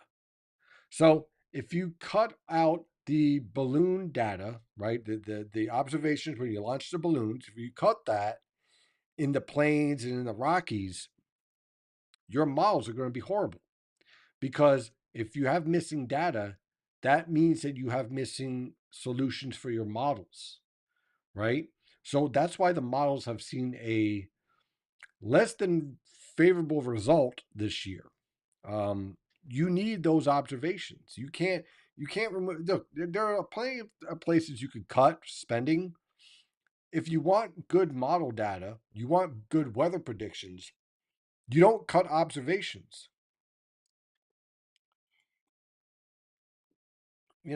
So I'd suggest not doing that. Um, there are plenty of ways to cut the budget and whatnot, and that's all fine. But we all knew everyone. In fact, I said it going into the winter when they were talking about cutting the observations. It's going to make forecasting much more difficult because it doesn't matter how good of a model you have. If you have missing data, then you're basically flying blind. That's just the truth. You could say it's not true, but it's true. You know, in fact, I'd rather have more observations than AI models.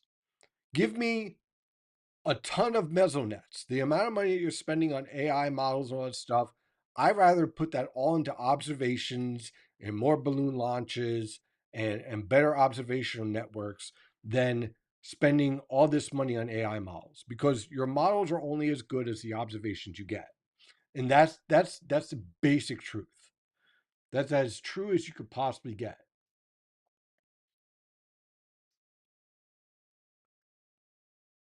Okay, here. All right, good. Let's see what we got on the radar. See if there's anything new here. As we get to the 2 o'clock hour, and we are approaching 2 hours on the stream. And over those 2 hours, we transitioned from rain to a slushy snow starting to build on the cars. The surfaces are all wet, but the car and the bushes are starting to get a little bit of a slushiness on it. And we are down to 33.9 degrees now. So I think we see full accumulation once we get to 32 around here, which should take us to about 4 or 5 o'clock around here. Now, again, the radar is showing up pretty nicely here. Let's zoom out and try to get a full view of our storm here. There in the chat, somebody asked. I kind of thought you would see it, but What's somebody was asking if this would help the drought. Yes, it will, but we have a long way to go. In fact, I think that we're going to break out of this drought this spring and summer with El Nino developing. To be honest with you, as we step out and look at our whole storm, you can literally see everything starting to take shape here. Here is the new coastal storm. Here is our inverted trough. Again, here's the idea of everything being in between those two features. You'll see snow starting to pick up here, though. This is all going to start to break up as well as the lifting shifts towards the coast. And you can see that whole process playing out here.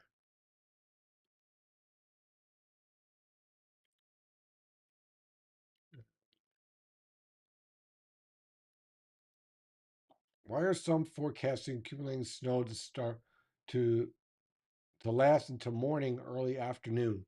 Okay, so here's what I think. I think that we see accumulating snow until roughly 8 a.m. tomorrow, and then you'll see snow continuing, but we'll be like where we're at right now, 33, 34, 35 degrees. So it'll be snowing outside, but it won't actually accumulate. And this is typical of a late February, early March type of winter storm, where during the day it's snowing, snowing, snowing, but you don't see much in the way of accumulation because it's a very wet snow and the boundary layer is just warm enough. And you'll see this especially where you have parking lots that get cleared and then you put treatment down. It won't accumulate after that because your treatment will warm your pavement to, let's say, 36, 37, and the snow just won't accumulate. Now, if this was a dry snow, then it'd be a different story. But with a very wet snow, the treatment is far more effective, so you won't see any accumulation. Indeed, I'm looking forward to El Nino. Wow, this, holy smokes, it is getting much more impressive out here with the snowfall. Not much in way accumulation, but certainly getting a lot more white around here. Big, huge snowflakes here in Freehold.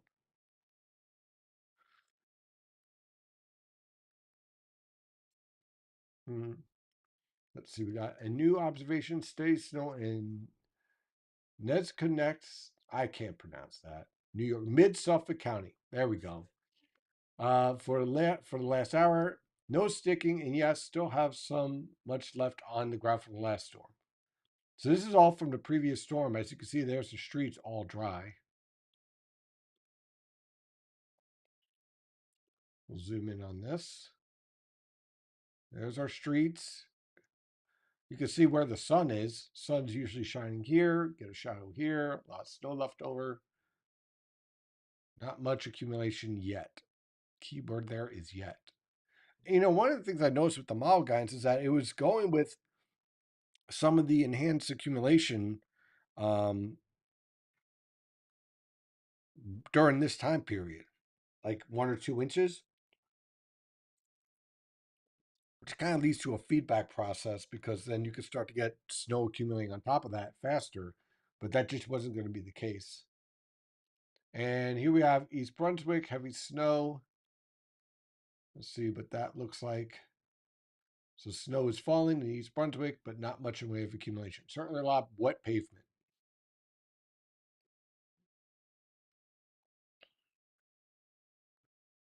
Let's see. Do you see anything about the QPF being up to 2 to 3 inches? I've seen that in some model guides. Gonna wait. Um, wow, same here in Union County near Route 78. Snow just really started coming down heavy. And I'll tell this about the 2 to 3 inches in QPF. You need precipitation rates that are very, very enhanced. If that's going to happen, it's going to happen in Monmouth and Ocean County coast. I like feature on visible rate satellite. Yeah, by the way, with this storm, here, let me go to the visible here. Okay. Perfect. Okay, so as our surface low is organizing here, you notice this, right? It's not an eye in terms of a tropical feature. What's actually happening here is that in these storms, you have conveyor belts. You have your cold conveyor belt, which comes in here, your moist conveyor belt here, and your warm conveyor belt here. So let me zoom in here again. So warm conveyor belt, moist conveyor belt, cold conveyor belt. And the cold air that comes in, it sinks. Now, this low is developing in such a way that you're getting the cold air undercutting the warm conveyor belt. So, what you end up with is what we call warm seclusion. And when you get this warm seclusion in the mid levels of the atmosphere, you get really intense convection on the northeast side of it. So watch for more lightning to start to show up in here. You're already starting to see a little bit here, but you're going to really see it take place here.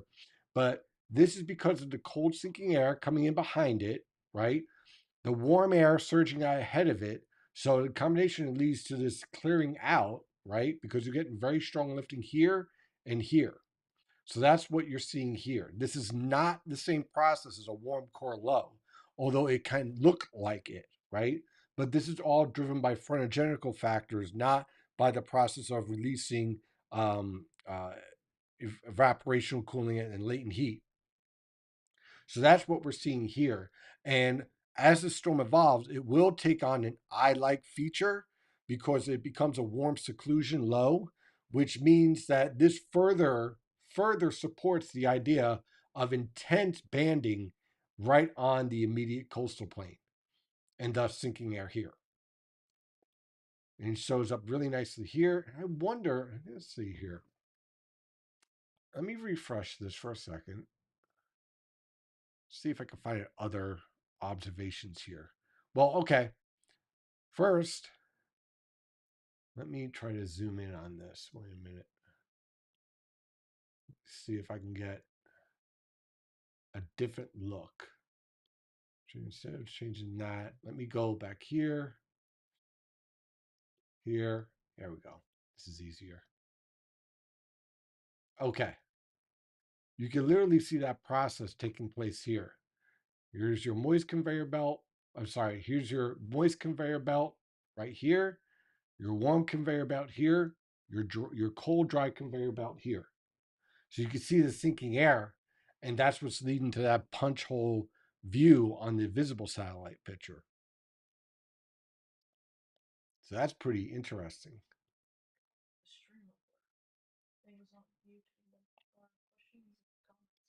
Let me see. I think I see something going on here with.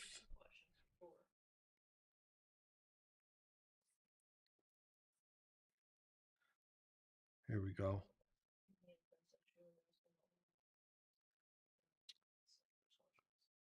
Let's see here. Let's see. Oh, first of all, happy birthday! Officially at 32 degrees in orange. I like feature on visible satellite picture. Yep, we talked about that. I'm on all. Well, now I just shifted to that. So why do we need weather balloons when we have weather satellites? Weather satellites do a great job, but they don't pick up everything, and there is a degree of error in terms of the satellite picking up some of the lower levels. It's improving. One of the things we can use also is drones. That's a good way. But balloons really gives you a really good view of the structure of the atmosphere from the surface on up to 250 millibars or even 100 millibars that you really can't get in satellite. It gives you a better idea on moisture content, um, temperatures, wind direction, fine details that can make a huge difference in a forecast. That satellite does an okay job with it, but as you can see here, they're trying the satellite method, and it's leading to a lot of missed errors. So that's certainly a good tool to use, but balloons are still the best. But they're good. I mean, it's not like you can't use them, but certainly I rather have the balloons and the satellite rather than just the satellite. We'll go back to this flash data here and see if we got any more. So what we're going to be looking for later on is seeing if we got any lightning strikes here this evening, especially late tonight.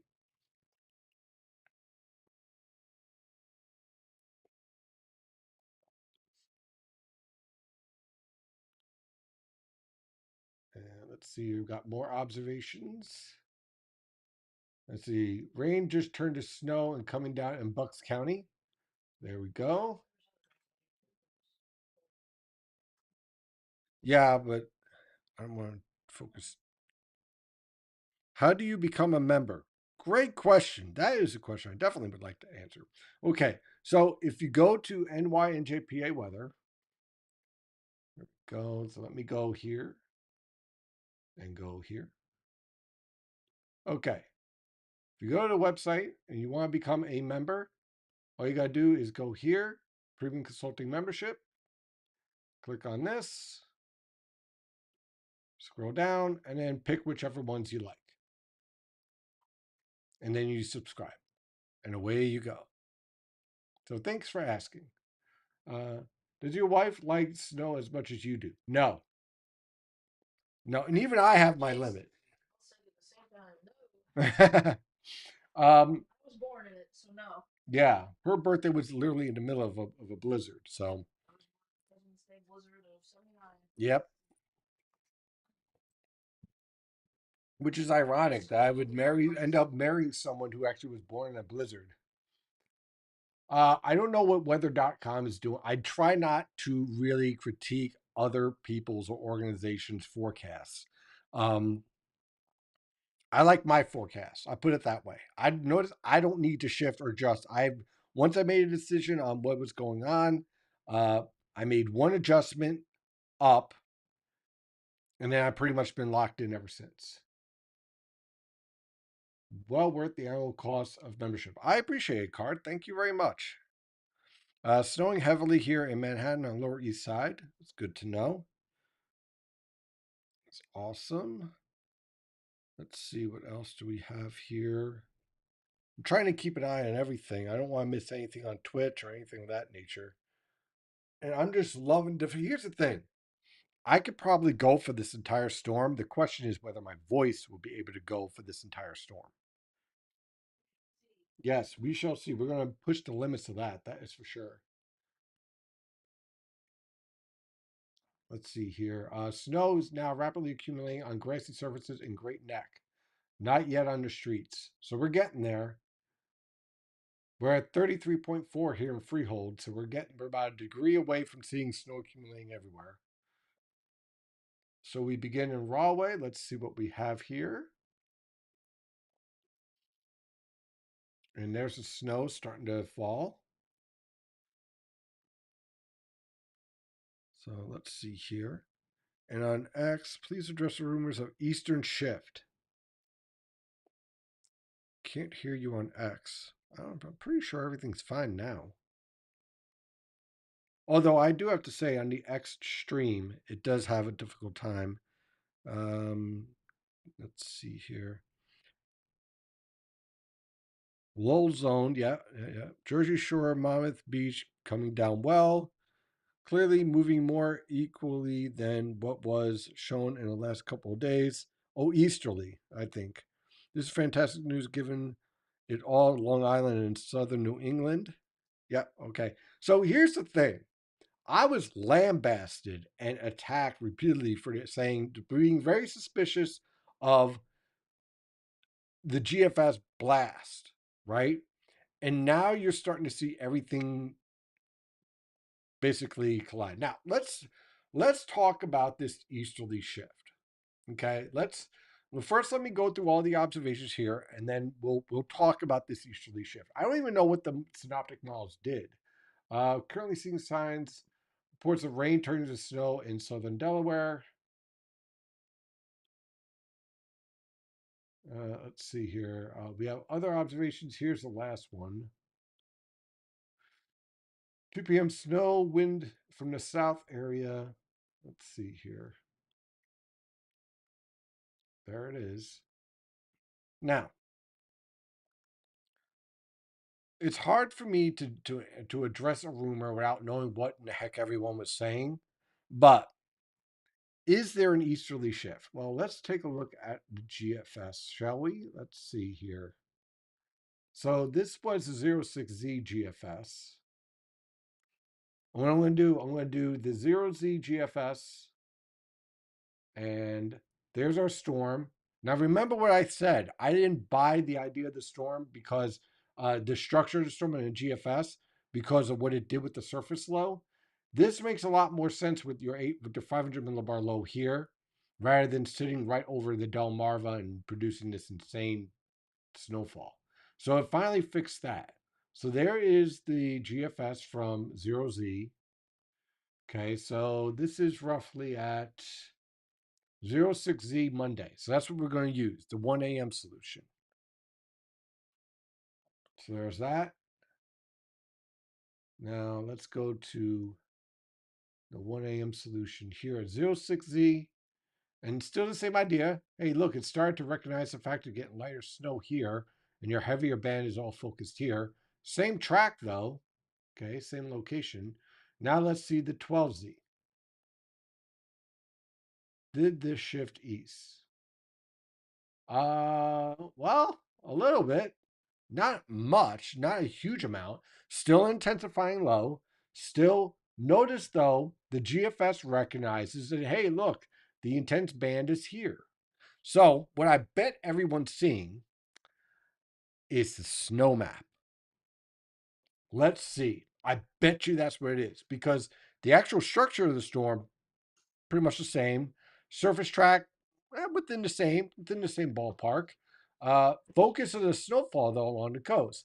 Why do I think everyone is living and dying with judging a storm by the snow map? Let's see if I think I have the no. Where's the snow map? Maybe I think does that, does that. All right, I'm gonna have to pull up a snow map. Let me try this. Um, Snow map, snow map, snow map. I bet you that's what this is all about. Everyone does this and then assumes this is the structure of the storm, right? So let's go to the GFS and let's see whether we actually have an east shift in the snow map. So we'll go out to 48 hours. This was the 0Z,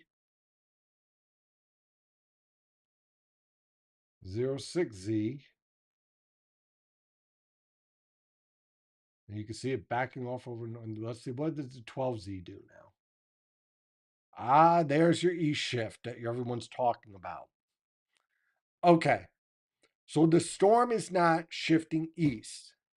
The GFS model, which is a synoptic model, so it doesn't have the best resolution for these type of cases, is finally picking up on the idea. And the Europeans probably doing the same thing, and the other models are probably doing the same thing, saying, hey, intense lifting here, subsidence here. There's your inverted trough there. Gee, what does that look like? Well, that looks very similar to this. Ooh, big dollar signs here. No accumulation. Um, that's what it's not that the model shifted east, it's that the snow map that everyone lives and dies on adjusted to boundary layer conditions and phrenological forcing and the nature of mesoscale banding. So no, the storm didn't shift east. The models came back to reality.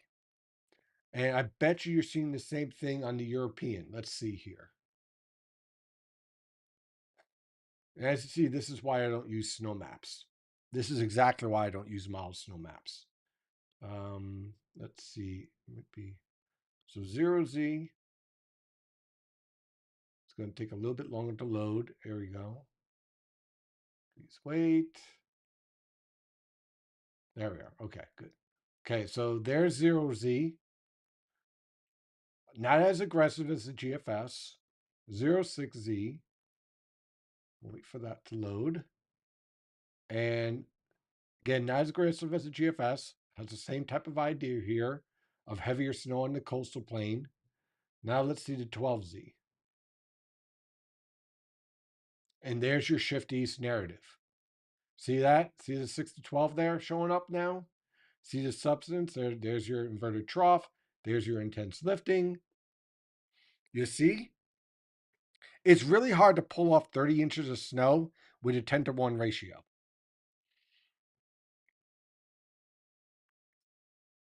I, that should have been the first warning sign. How do you get 4 to 5 inch per hour snowfall rates? Right? So, no, the storm isn't shifting east. The model guidance is just gaining a better understanding of phrenological forcing.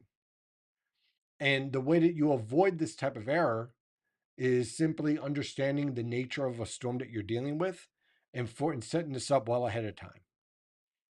So once I understood and got a good idea of the type of lifting and the precipitable water values, that's when I was able to lock in on this about, I'd say about maybe a day and a half, 2 days ago. Once my final update on this in terms of changing the totals. So I put out one map where this region was more like 3 to 6, and this was, I think this was, I think what was this? Maybe 8 to 14, and this was 10 to 18. And then I bumped it up once, and I've kept it the same place since then. So no, the models aren't shifting. They're just getting better fine. They're getting a finer detail of what this lifting is.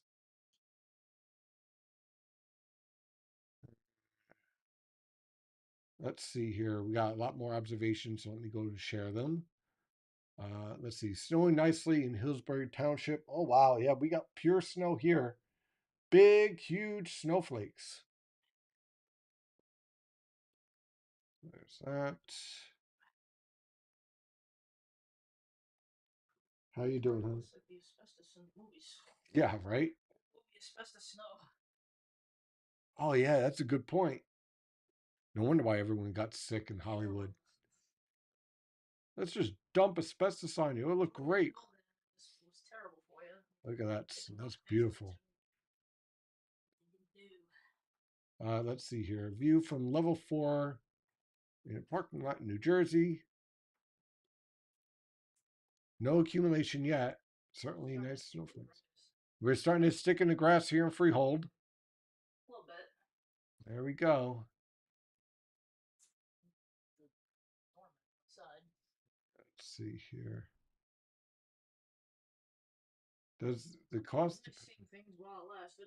Yeah, there goes the grass. Oh wow, look at this. A live stream. Someone has a live stream. I'm retweeting this. Someone has a live stream on their snowboard, and you can watch the snow accumulate on their snowboard throughout the storm in Burlington, New Jersey.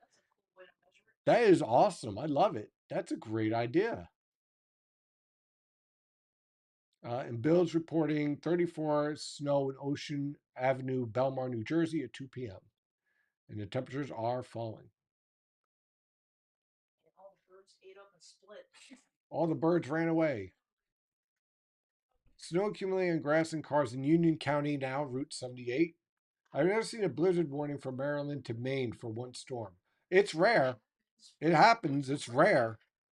Again, this is a perfect example of a perfect thread the needle. This is incredibly rare. So what you guys are watching is something that, again, you don't forecast for because it's like incredibly difficult to pull off. So just to wrap around the whole is the storm shifting east model guidance. Um, I think that the Western solution of the GFS is failing in terms of extending foot plus snowfall in eastern Pennsylvania. I think that the European failed in terms of understanding the location of the ridge axis and just how close the storm can get. Um, and I failed in recognizing the potential of the pattern back earlier this week in the potential of lining up the ridge. I put too much focus on the Atlantic and not enough focus on the Pacific, which led to me underestimating the potential. Um, but then I also gave myself markers of saying I need to change my forecast once I gain a better understanding of the ridge axis, which I did.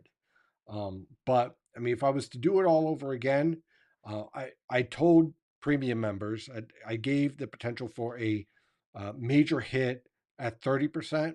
I probably should have done 40, 40, 10, 40, 40, 20 in terms of 40% hit, 40% glancing blow, and 20% miss. Instead, I went 30, 40, 20, or 30, 40, 30 in terms of miss potential. No, hold it. I'm sorry. 30, 50, 20 in terms of potential of impacts. So I put a little bit too much weight on the glancing blow idea. because I was more focused on the Atlantic, which was an error. I probably should have done 40-40 and then 20, and probably would have produced a better uh, explanation of the pattern if I was to do it all over again. Do you recommend a weather station that is accurate and with a reasonable price range? I like what I use, which is pull it up real fast here. Let me get the name right. Let's see here. Okay, I like using Tempest as far as the cost and the ability to set it up. There's more expensive ones that are great that you can use, but I personally enjoy using Tempest. My brother in Cape May has 1.5 inches in a half hour, blinding snowband with accumulating on all surfaces. That is that. That's what that is right there. Let's see if we can zoom in. Yep, there. That's our first heavy band of the day at 2 o'clock down in Cape May. Very heavy snow. So there we go. There's our first shot. And look at the pivot. Look at this all lining up perfectly. Let's see what I would kill for a pen right now, but the setup I have just isn't working out for it. But let me see if I can zoom in, load it up, and let's see if we can see the pivot. Bless you. Okay, here it is. Yeah. Oh, beautiful. This is working out beautifully. All right. So here is our band. There's Cape May. There's our intense band starting to show up. There's our substance. There's our inverted trough. And here is the storm starting to really take shape. Oh, baby, this is going to be a beauty. Look at this. Look at this setup here. Let's see. All right, let's go look at the different factors here and see if we can find some cool stuff in some of these observations. So let's see. First thing, what did I say? There's our deformation axis starting to show up. This is like the infant stages, right? There it is. Just like forecasted. Look at this beauty. Okay, so what does this mean? Okay, so this is the very start of stretching in the atmosphere at the lower levels of the atmosphere, all lining up basically through Long Island and down the Jersey Shore. Okay, so this is our first sign that my idea might work. Now, let's take a look at some other things. Um, Divergence and vorticity at the surface. Okay, so we're starting to see, let's see if we get anything. We're starting to see convective along the coast here. A little bit, here's our first sign right there. Divergence right here starting to show up. Convergence. That's beauty. That's a beauty. So there's our first signs that just maybe this is going to work out nicely. Pressure down 2 millibars. So we're starting to see our pressure falls. Not really all that impressive just yet. Let's see. We'll look at first. We'll start from the top on down. Again, where's our divergence and diffluence setting up in the upper levels? There's our focus over the coastal waters, exactly where we want it. So and here's our upper level divergence. Why is this important? This is where our low pressure system is going to bomb out. And this is the support of the upper level dynamics. And this right here is the support for the inverted trough that's stretching in the atmosphere. So now let's see if we can find the frontogenesis. This is 500 to 700 millibars. Okay, so there's our upper level low. Look at the focus, coastal waters. Not here, here. About mid-level front of Genesis. Still off the coast. Let's see if there's any difference between the different levels. 850's out here. It's starting to pick up here. Here's our inverted trough. 925 still down here. So once this pivots towards the coast this evening, that's when everything really starts to line up. Why do I think it's going to pivot along the coast? Because you're already seeing the deformation zone, the infant stages of the deformation zone showing up right in here.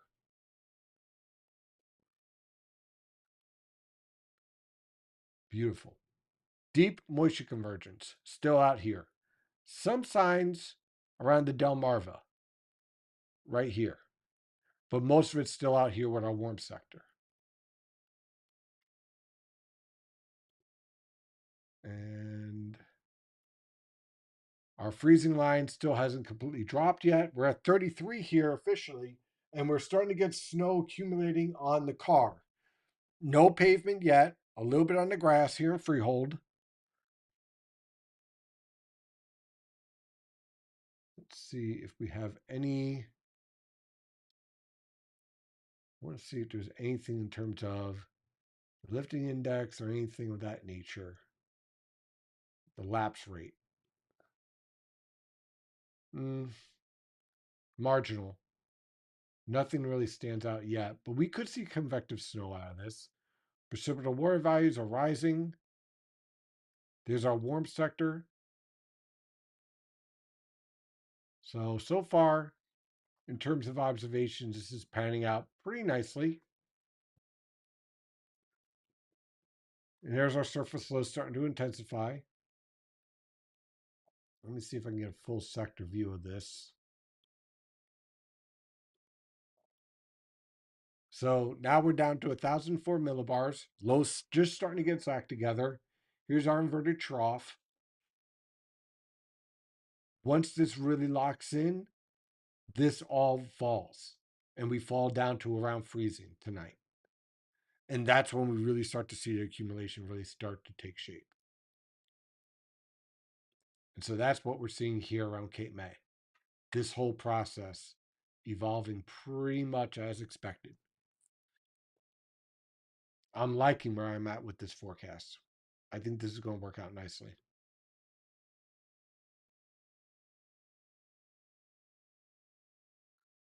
Let's see what we got in terms of observations.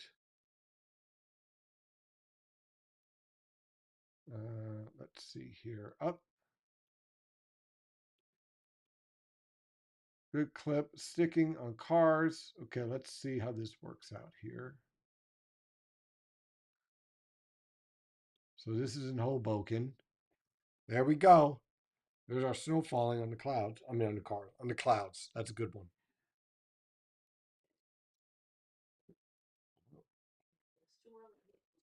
Yeah, we got a long way to go before we could get loopy.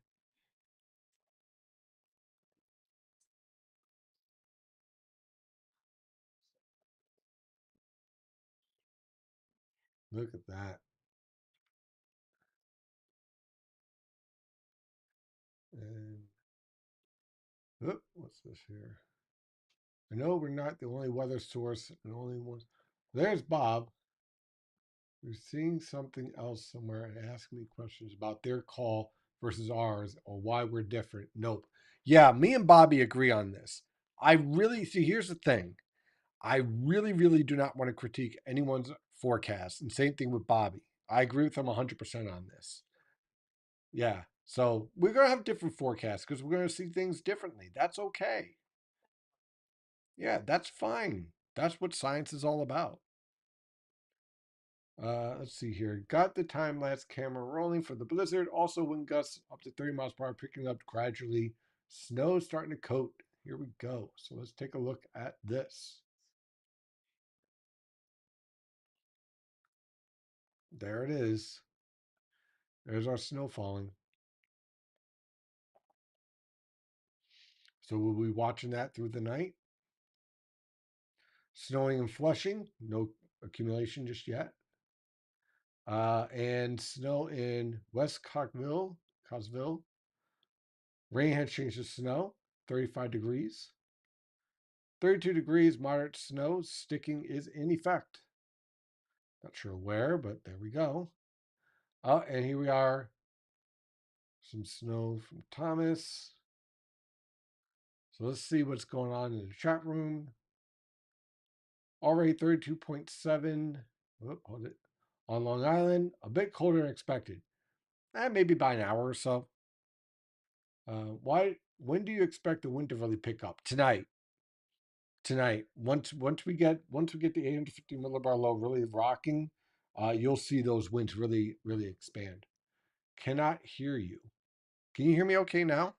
Fine. Like, and a lot of Yeah. people have said we can hear him fine. Okay. At this point, I don't know, just people are trying to mess with you. I don't know. I We'll maybe troubleshoot later anyway. We've already gone over this. yeah, I These mean, things, like, it's done.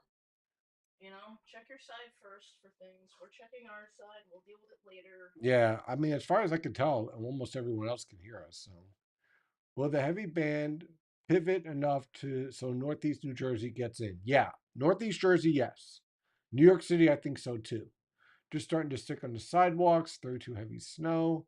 Had light snow here from noon to 12:45, then very light, and now snow since 1:45. All surfaces wet. North Hamilton, New Jersey, East Passaic County. Yeah, card says sound is fine. 32 degrees now with steady heavy snow, ground turning white in Millville. How much of a factor is elevation for this storm? Um, for this storm, not as much. You might get faster accumulation at the start, but the primary influence is the snow is the banding. That's going to be your primary influence on this storm.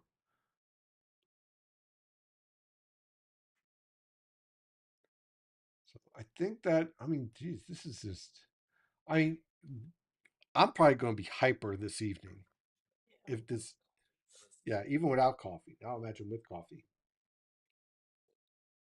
You get like storms. Yeah, We're everyone looking get. at Christmas Eve. Yeah, Philly weather says snow's mixing with rain in Bucks County. Everyone getting snow today should thank the upper level low in the Pacific. Yes, exactly. No, if it wasn't for that upper level low, then we probably wouldn't see anything that we're seeing now. That I would agree with that 110%. It looks like we got new data. Let me refresh the radar here. You can literally see the pivot taking place here. This is off a bit. This is probably more out here. But you can see the radar here. And you know what? Let me just take the surface feature off of this because that can lead to some confusion. So I'll take that off for now. And you can just see the whole evolution of this storm into two pieces. This is the old feature. Here's the new feature. And again, you guys up in Northeast PA, you're kind of caught in between right now. But don't worry, that won't last for the whole storm. In terms of the observations, see if we get a wind shift here. There's our wind shift more to the northeast. Here's our temperatures falling. Okay, we're starting to fall. Again, this is going to be a very wet snow. And you can just see the boundary layer is incredibly warm. So I would say, let's see, we're at 2:30 now. Probably another 2.5 hours until we get to everyone starting to accumulate on this. But it's playing out beautifully in terms of my ideas on the lifting parameters and how this storm will play out. Let's see. Let's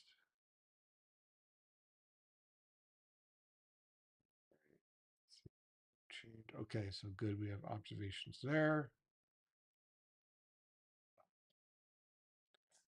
Any aviation experts? Why would all JFK inbound flights be canceled tomorrow and not many Newark inbound flights canceled yet for tomorrow? That's a good question. I'm not sure.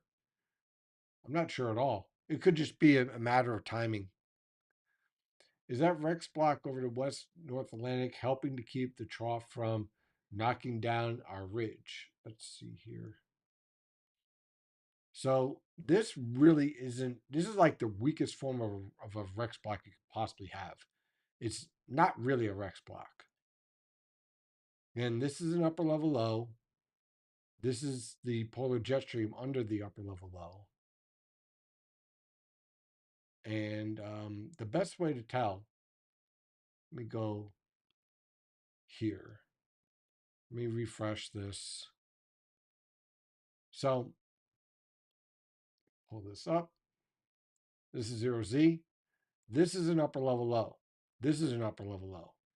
This is an upper level low. And this is a ridge in between these. For a true negative NAO block, this needs to be here and this needs to be here. So you see, this is an upper level low. And what's happening is that this upper level low is directing everything below it to track. So this feature here for a short time slows this feature down, but doesn't stop it or allow for a stall out because it's lifting to the northeast. But this is in, once again, thread the needle. This feature, this feature were just in the right place at the right time to support this feature to do what it's doing. If any one of those features was off by just a little bit, we wouldn't be here. We'd be talking about rain, snow showers, and a bit of a nuisance. But because literally the thread the needle scenario played out, here we are. But this is not a true negative NAO block.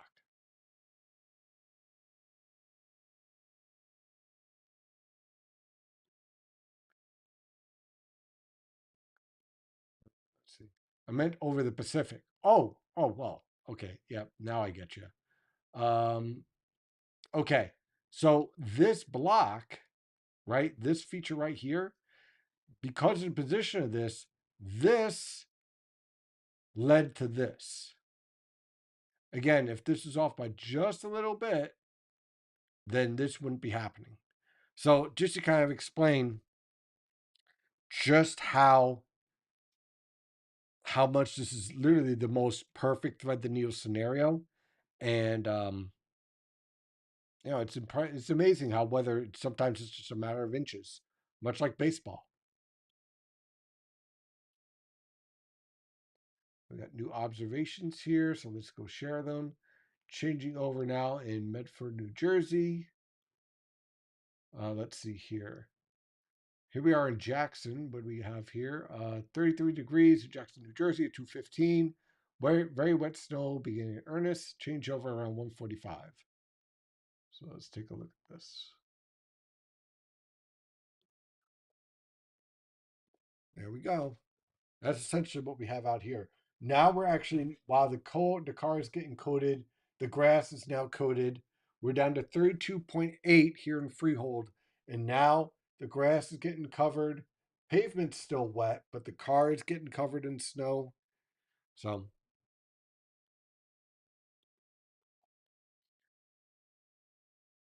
let's see here. Upper Montclair on the left. Bronx this morning, where it was picking up earlier. There we go.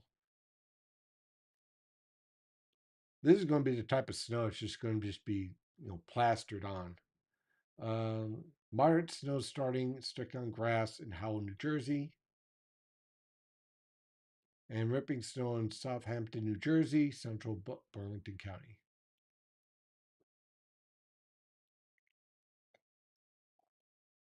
The thread the needle nature of this is improbable enough that the Jets have a better chance of winning next year's Super Bowl. Yeah, it's kind of like within that realm. Yeah. Oh, by the way, the Mets are winning now 2-1, bottom to fifth versus the Yankees. I know it doesn't matter, but I take what I can. No wins in Queens. And exactly, it is the little things. Absolutely. Still no wind yet. Yeah, all right, let me cover this whole wind scenario here. And let me pull up the winds. Okay, so we're just starting to get the 850 low starting to take over here. You can see the increase in winds right here. Let's see if I can zoom in a little bit. Okay, so It's around 95 knots here, starting to increase. So as this intensifies, you're going to see winds really start to increase after 6 o'clock tonight. You can see the onshore flow here. Again, here's what's left of the old upper level low collapsing into this. That's stretching. There's your inverted trough influence. And now this, you're going to start to see this pick up. Another way you can see it is use the SPC map.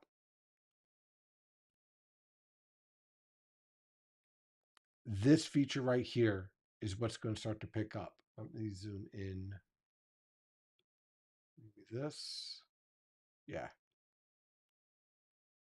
So this feature right here is going to intensify and pivot right into this direction here by tonight.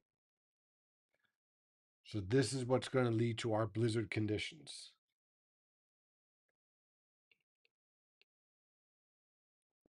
That's where we're at. Let's see. NWS New York has me at 17 to 22 inches now in northeast New Jersey. Okay. Wind is literally starting to pick up now in North Middleton, Monmouth. So far everything is very nice, nicely showing up here. Just keeping an eye on emails, no clients or anything so far, so that's good. They're all happy, they're ready. Now, why is it when you're talking about clients, right? Just to kind of give you an idea of what I do, just so you know, is that, and if you're interested, some of you guys might be snowplow guys, is that I set up detailed breakdown of how the storm's going to impact their operations. So, what does this mean for the business client, right? It means the difference of bringing in your guys at 12 o'clock today or waiting until late tonight, which is a difference of 8 hours on the payroll, right? Which saves a lot of money, right? So what I told them is that don't bother during this time period because there's not going to be any accumulation. It's going to be all wet pavement.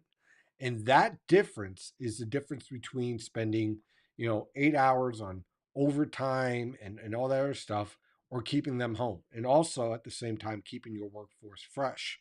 Now, in terms of detailing the type of snowfall is also important because the difference between a dry snow and a wet snow is the difference in the type of, oh, we just got an update at 850 winds. There's our increase starting to take place. There's a little increase. We're going to go over some of the data in just a moment, but let me finish this. The type of snowfalls determines the type of equipment you're using, the type of plow you're using, how to manage your workforce because this is a heavy wet snow. So that's what I do. When someone asks, well, why are you paying for weather information? Because you don't get that from National Weather Service, who does an amazing job anyway.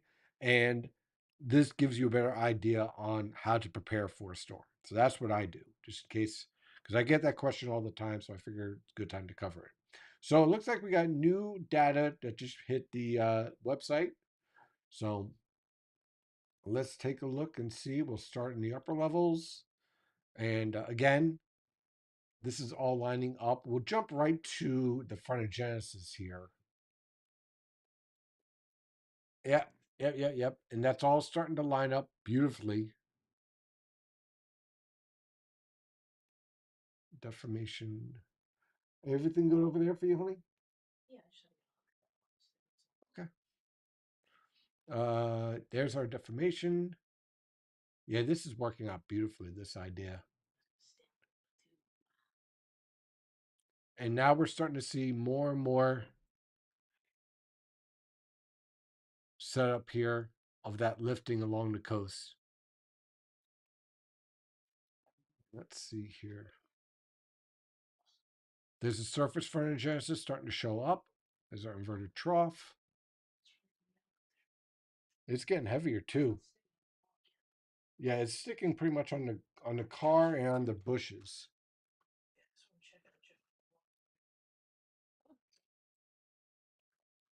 Oh wow. Yeah, the lawn's white. Nothing else, but definitely the lawn. So yeah, all the front end is really probably the strongest front end it's summer. Previous snow is. Yeah. There's our 700 millibar for Genesis. There's our lifting. And I bet you anything, the radar, yeah, there's our focus right here. What now? What is it? What's going on? Some smart ass in the comments. Mhm. Where's the blizzard? There's nothing here. North Carolina. North Carolina, you're in the wrong state, buddy. That's your first mistake. Holy crap, I love it. Start. Aren't you witty? Oh, you're so funny. Let's see here. Starting to stick on grassy surfaces in North Tinton Falls. In New City, Rockland, southeast New York, a bit of snow earlier, absolutely zero precipitation happening now. Let's see here. There's Hamilton. So we're getting the theme of just a lot of wet pavement right now. So it's snowing in Trenton as well.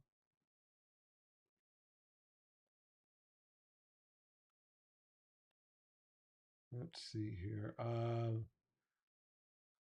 Blizzard to update. Let's see here. Summit, New Jersey, Union County has started off as a mix for a few hours. Now is all snow sticking, very dusting to cold surfaces.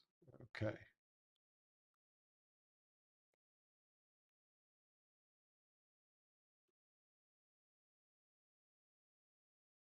Let's see here. Is coastal flooding a major issue on the South Shore? Yes.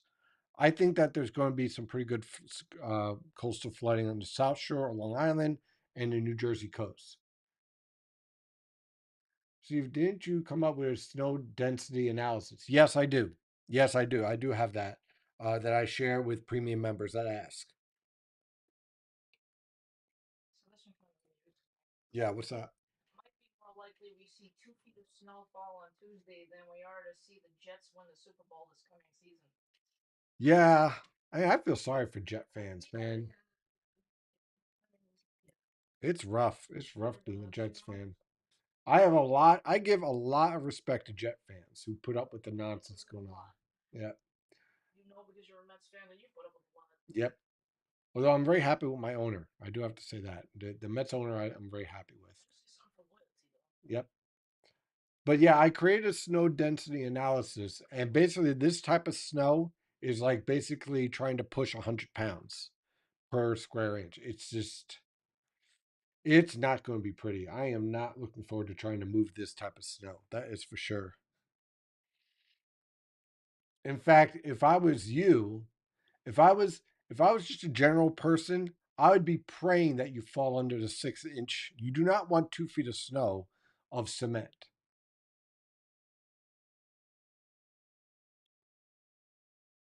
Let's see here.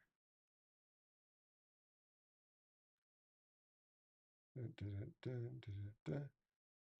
Oh yeah, I remember this. Well, I was right about the first storm, not about this one. Okay, so I got one here that could give some explanation. What's that?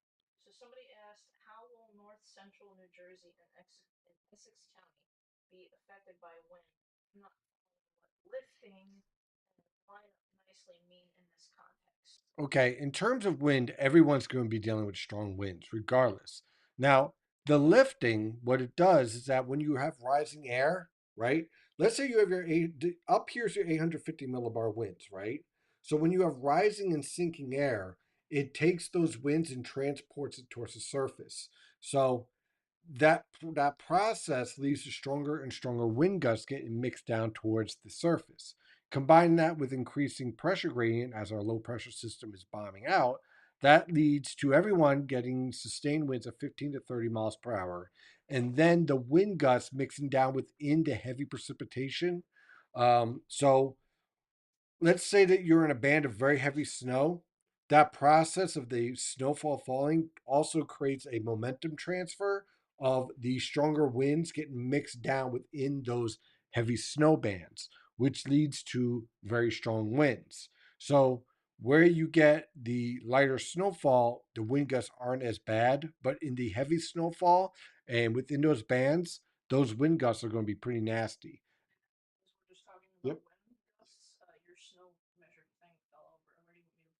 I just set it right back up where it was.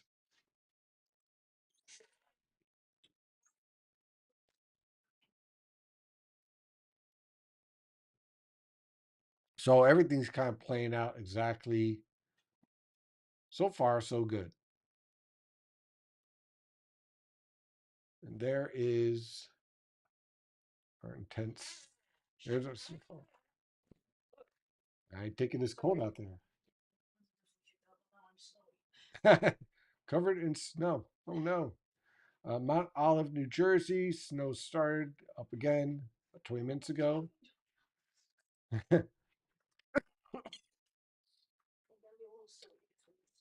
Snow has been dumping in Ocean City, New Jersey. Starting to lay on the streets now. Let's see what that looks like. I moved it over just a little bit because it was a little unstable.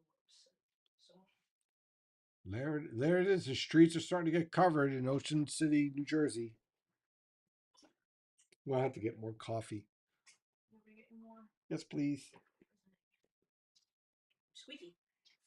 Be careful. It's don't slip.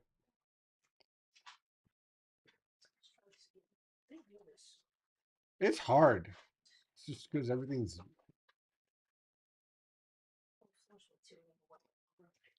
I don't think she. Now, I warned about this too. About this. A lot of people thinking this is a bust because the storm is a little bit further east. Not by much, but man, oh man. I said this yesterday just in jest. If this thing ends up being a bust, man, some of these snow enthusiasts, let's call them, with their own website, are going to be very upset. But I do think that the storm's tracking pretty much how I expected it to, so I'm good. Light to moderate snow starting to accumulate on the grass.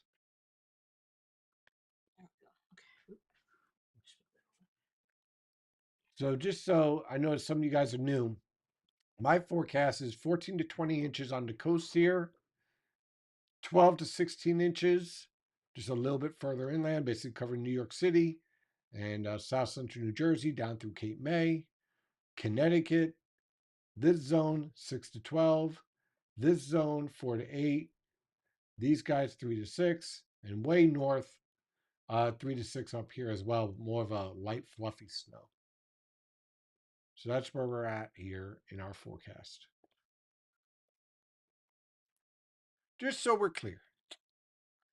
Let's see here. Didn't take long for the mix to go all snow in Lumberton.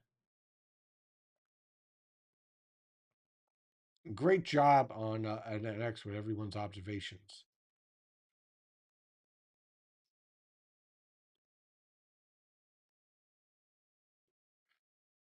Let's see here. Snow lightly, and we've got about half an inch of snow on cold surfaces in North Morris County, 700 feet. The thing that does not get mentioned about the March 1993 was that a foot or of snow was pretty much concrete on the ground. Yeah, heavy snow starting to stick in Howell. Okay, so we're starting to get there. I sense some nonsense on YouTube.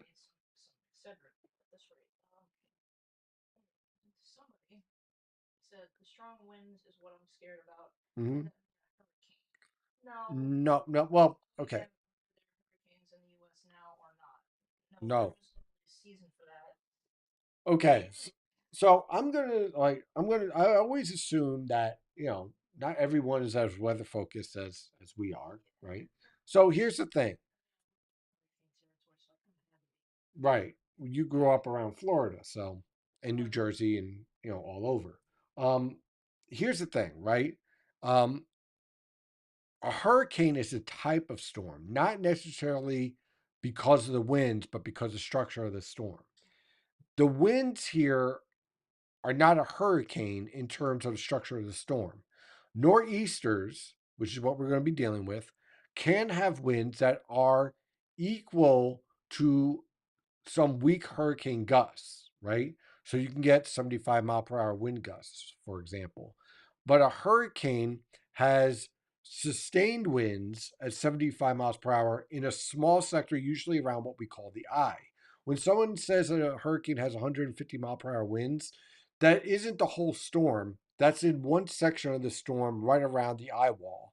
So a lot of people think that a hurricane, when they forecast 100 mile per hour wind gusts or 100 mile per hour sustained winds with a hurricane, they're thinking that's for the whole storm. It's not. They're picking up the observations around the core of the storm. So the people that would end up with 100 mile per hour winds in a hurricane are the people who are closest to the eye wall, which is around the center of the storm. Whereas extratropical storms, you can get sustained winds at 30 miles per hour, 100 miles out away from the surface of the low pressure system, because those winds are driven by the thermal gradient and pressure gradient from high pressure to low pressure and from colder temperatures to warmer temperatures. So it's a different process of wind development. So it's different structures, different evolution, um, and that's why. Yep. Someone asked, and I think this is just something we should address. Yeah. Generally speaking, somebody asked, "Do I have to send money to get a question answered?" No, no, nobody's obligated to send money. Like the supers Well, and stuff on YouTube. here's the thing. All premium members, they get all their questions answered because they're premium, they're paying members. I think she's referring on YouTube. On YouTube, if someone sends something, I'm going to answer it. But you But don't have to if pay you to have a ask, question answered. if you have a really good question, then I'll answer it. Like if it's really like hey, what we just talked about with hurricanes, I think that's a really great question to talk to have a discussion on. Yeah, we tend to like lean towards the interesting questions, the informative ones, the educational kind of things. Right. In other words, if you ask how much in my backyard, I'm not answering. No, That's why that's we the have a map. audience. Yes. Because then if I do that, then And I I did learned see somebody online say that they couldn't see you on one of your Facebook posts. You can tap on it and zoom in. right. Well, here's the thing. The public map is locked in as a JPEG or a ping file. Um, Premium members get zoomed in, can zoom in on the Google map. Well, YouTube, you can not YouTube, Facebook. Right. There was somebody on Facebook saying that they couldn't see, and I'm like, well, you can Yeah, tap on YouTube. you have to tap on the picture and then you can You see can it zoom better. in. 3 foot inundation on southern Nassau and Suffolk. Wow. All right. 33 Winston, New Jersey. Just turned over to snow, big flakes, heavy. Let's see here. Snow starting to stick on grass and cars and Lyndhurst. So these guys in the premium chat room, any question they ask, even if it's about the Mets, I'm going to answer them. But um, and by the way, update on the Mets. They are winning 3-1 to bottom of sixth. I just I don't love want it. somebody to think that they have to be obligated to pay to have a question answered on YouTube. Well, the fact of the matter is that if you're a premium member, your questions are going to be answered. If you're not, then it's more of a decision on if it's a good question. Well, That's chat. I'm talking about your YouTube live. right. Well, only if we deem it. If you don't, Nobody's obligated to pay. When you see like the highlighted thing of like $1, $2, yeah, whatever. That's what she's talking about. yeah. I You mean, don't have to do that. it doesn't hurt, It but doesn't. But nobody's obligated. That's my right, point. right. If it's a good question, absolutely. Um, let's see here. I'm keeping an eye on things. I'm looking for a question. Something seems interesting. I pass it along. Like Yep. I am on several platforms, so bear with me. I think. Let's see here. So we have any changes here. It's approaching 3 o'clock. Let's get new data here. I'm approaching 3 hours on the stream.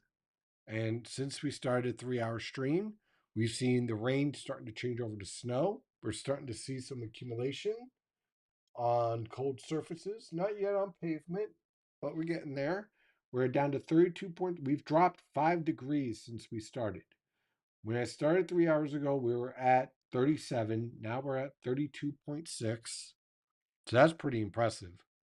Um, and just the nature of the type of lifting that we're starting to get here this afternoon. There's our banding starting to take place. There is the substance as a result, which again is why it looks like the models are shifting east, but simply they're just picking up on the rising and sinking motion of the atmosphere.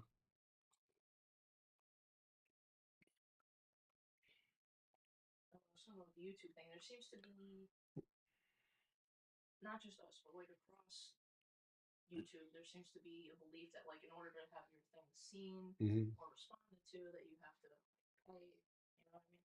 And there are definitely content creators that will only respond to that. You know? If it let me put it this way, if it's a really really good question, whether you pay or not, we'll address it. Yeah, Question is a good question. good question's a good question, absolutely. But it will certainly stand out more, obviously, if you pay. It does only because it actually highlights the things. Right, It's exactly, like it's nothing to do exactly. with the money. Not necessarily the money; it's just the fact that we could see it better because it's like, bing, you know. Let's see here. And some of the questions is stuff that we've already been kind of going over several times. Yeah. Do some reviews at some Yeah. point. Topics. Well, I'll say this. Hello banding. Hi. Look at that. Look at that. That's a beautiful thing. Look at that play out. Look at that shift. Wow. Somebody says they're watching from South Africa. South Africa. Holy smokes. Well, hello. Always delighted with that. Yeah, that's pretty cool when it's Always see international like like people that. out there from New Zealand and stuff. It's like, hello. That is pretty cool. That is very cool. Just seeing if.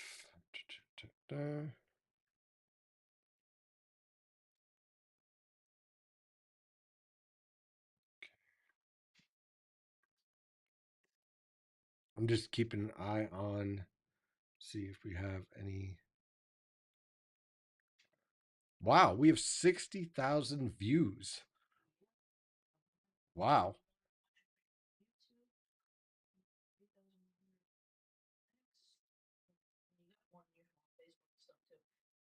it's working out. Well, usually when someone says Blizzard, it definitely catches everyone's. Somebody on here in the chat said that they have a doctor's appointment they absolutely have to get to tomorrow, and I hope Uh, they can get there, but I know it's not in their favor. all man, I hope you're in that substance zone and you can get there. If you're on the Jersey Shore, you might want to consider moving to Tuesday because like the doctor's office itself might not even be open. It could be one of those things like booked it months ago. You know what I mean? No, I get it, but if the doctor's office isn't open, what are they going to do? That's what I mean, though. There's real world consequences for this kind of stuff, and that's why Yep. I get bothered by people like wanting the worst possible. Yeah, see, that's why we're always kind of like, why do you want the worst possible? Because, quite frankly, um, like I get it. Like when I was a teenager, I would love to have major blizzards and this and that. As an adult, I understand um how dangerous it can be. Again, I look even for the premium guys.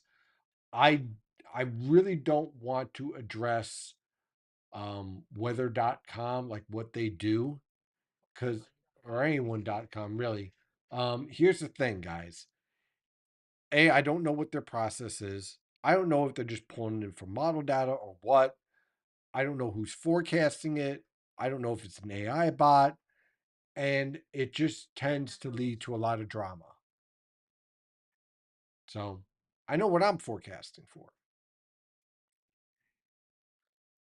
In Brooklyn, New York, going to get some banding. Yeah, I do think so. I think New York City Metro. Mary is up. Mary is up, and she seems like taking a while for cold air to get into PA. Surprising or expected? Oh, it's expected. I said on the impact map. we wouldn't see real accumulation until after 6 for everybody. What's that? Locations, but I'm just gonna bring up some broad stroke here. Yep. What are the chances of thunder snow? The closer you are to the coast, very high. There you go. If you're on the coastal plain, you will see. I think you'll have a shot at seeing thunder snow. Not a guarantee, but that's going to be your best potential. Let's see. Yeah, nothing sticking. I knew that was going to happen, guys. Sun angle and boundary layer, yeah, matters in late February, and it matters even more in early March. Um, that's the best way I'll put it. Right? Is that this time of year, and it's a bane to forecast for. And let me explain why. Okay. So you have these snow maps that everyone worships on social media. But what they don't understand is that things like the sun angle warms the pavement more. That's the nature of the pavement, especially asphalt. So it takes forever for that snow accumulation really to take place. Now, if you're just talking about grass, much easier. But even that still has heat that you have to work its way off. So this time of year, it's even more difficult. So that's why I hate March snowstorms. I hate, yes, lousy March weather is damn right because because it is. It literally is because here's the thing, right? Is that lousy March weather not only does it feel horrible, but it is a nightmare to forecast for because you have to take your snowfall map and sometimes divide it by half or more, depending on the timing of the event. Oh, oh God, it just gives me a migraine just to think about it. So those of you guys who are hoping for blizzards in March, I I hate you. No. Um No, no. let's not No. go there. Well, I'm just saying it's a migraine waiting to happen trying to forecast for. Bring a string with him. Yeah, I'm ready for I love snowstorms in January and early February and December. They're easy to forecast for. I don't have to worry about pavement temperatures or any of that nonsense or the sun angle or any of that crap. Sun angle today is the same as sun angle as October 20th. I know, yes, absolutely. Will there be a deformation zone sets up as the storm departs in East Bergen? I don't know whether it'll be in East Bergen, but I would definitely say look out for it on Long Island and Monmouth and Ocean County, Atlantic County. I think in those locations, I'm pretty confident in. Somebody asked, how are you watching the game?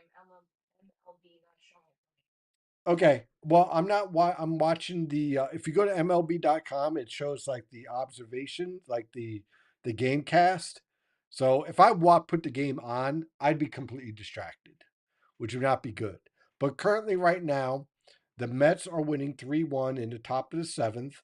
Um, the Yankees, as a result of this game, are forfeiting the season. Um, so apparently, I don't know. If George Steinbrenner was alive and the Mets beat them in the spring training, he'd fire a coach. That's how crazy he was. Yeah, the old Steinbrenner, not the new. The old Steinbrenner, literally, they would he would load up the team with all the star players to beat the Mets in a spring training game. So like I'd watch it when I was a kid, and I would have like my AAA guy trying to make the team, and like some guys who are like trying to get sometimes to see whether they make the roster, and the Yankees bring up their whole freaking team, even if it was a road game, and I never understood why. Then I read the biographies about Steinbrenner, and like this guy would go nuts about the fact whether or not the Yankees beat the Mets in the spring training game. And I'm like, why would you risk the injury? I don't get it. Like, dude, like, come on. But apparently it's that important to it was that important to him.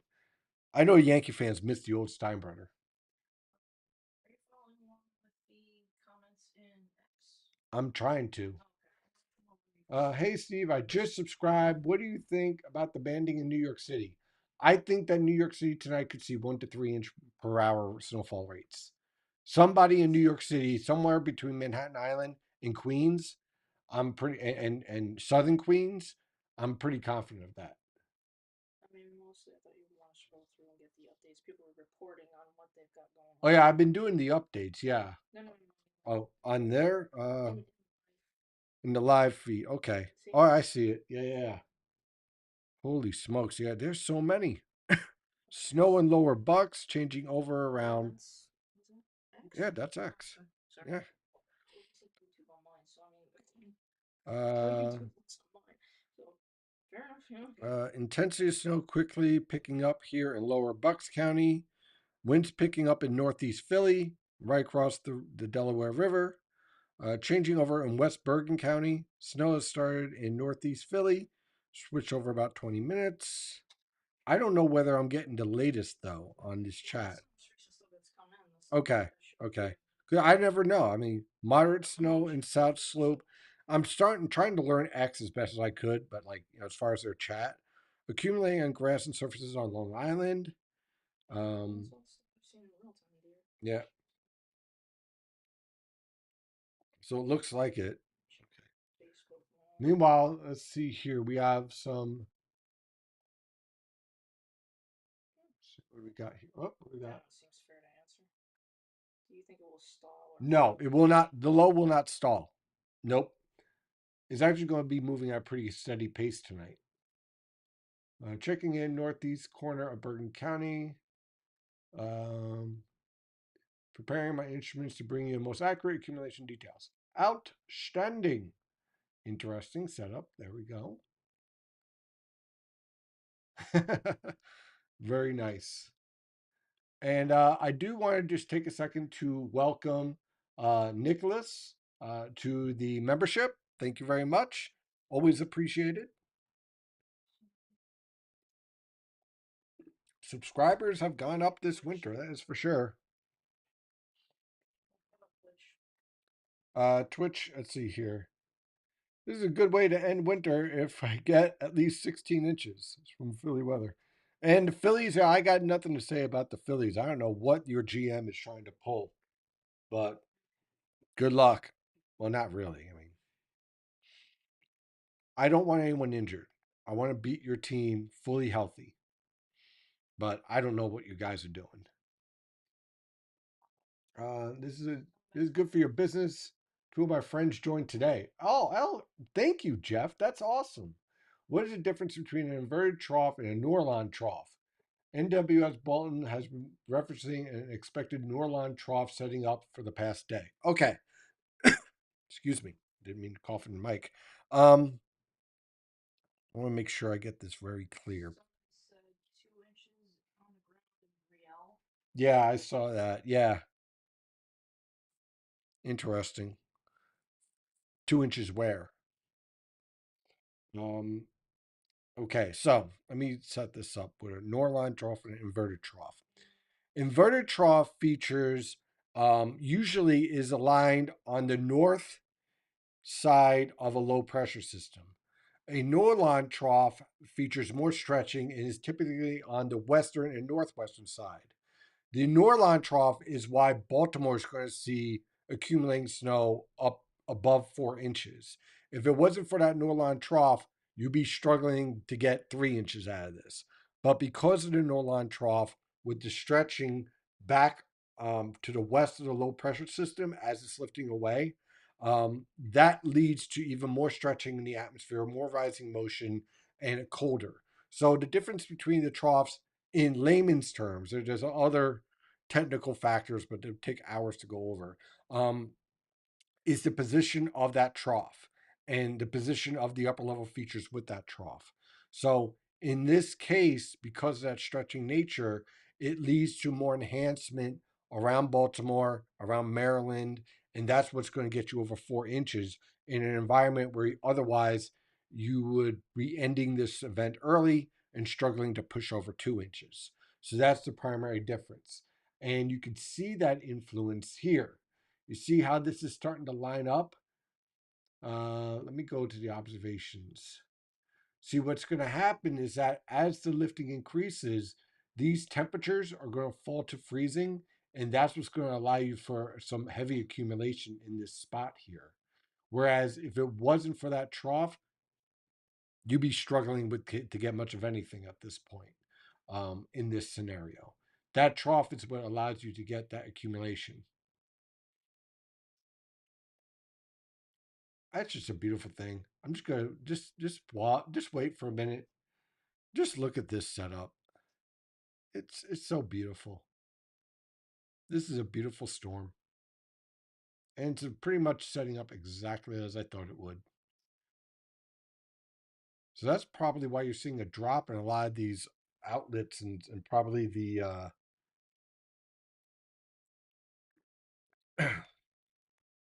probably your apps.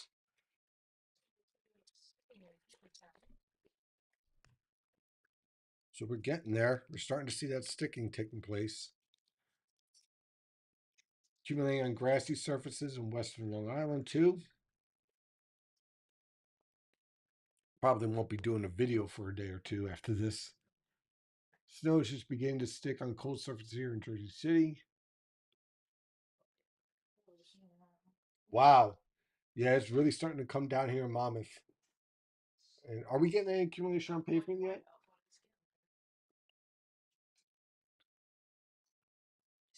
Let's see. I mean, it's just going into the yeah. Like I said, it's building where the previous snow So was. it's expanding out. Yeah. Doormats recoated. Yeah, that's exactly what it's doing. It's in the cracks and stuff a little bit. Mm. Apparently Fox is doing something wrong. I don't know. Oh wow, yeah. There it is. Going sideways. So far. I think of Ollie from Family Guy. Ran sideways. Oh no. Someone sideways. Oh, 1 second.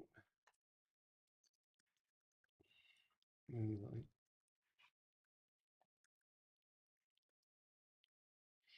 1 second, just entering a client text.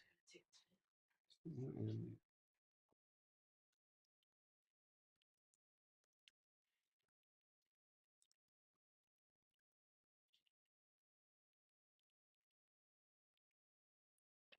There we go. Just answering a client question. Hammering snow in Homedale beginning to stick on roads. They're probably seeing the same thing I'm seeing out here. It's really starting to come down. The visibility is starting to fall in Freehold. Snow is coming down heavier now, is coating everything but the sidewalks in North Brunswick. Let's take a look and see what that looks like.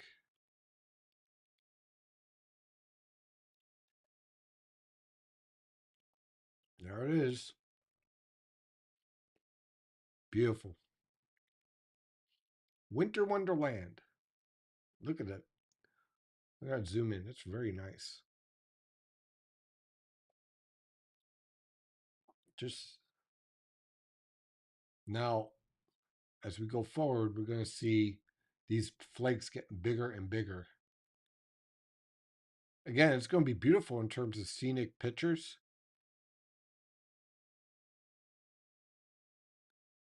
Union City elevation of the heights versus Hoboken has allowed it to stick a little faster. That makes sense. Let's see here.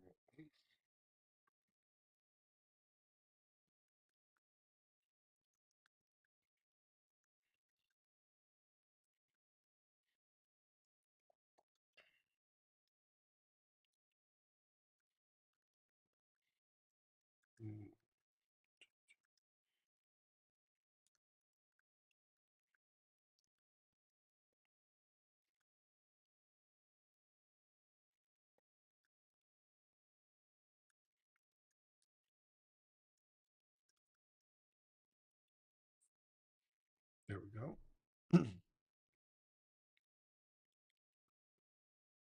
Let's see here. All right, let's see. Pretty light snow in Staten Island. It'll probably pick up after 6. In fact, I wouldn't be surprised if it picks up after 5, given the rate in Monmouth right now. Seeing snow starting to stick on branches and evergreens and Teaneck. T-neck.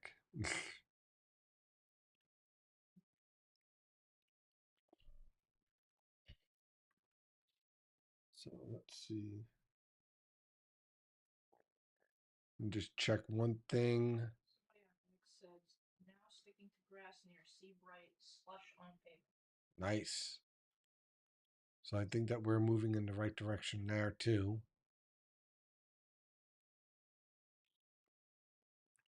Just checking out all the client stuff.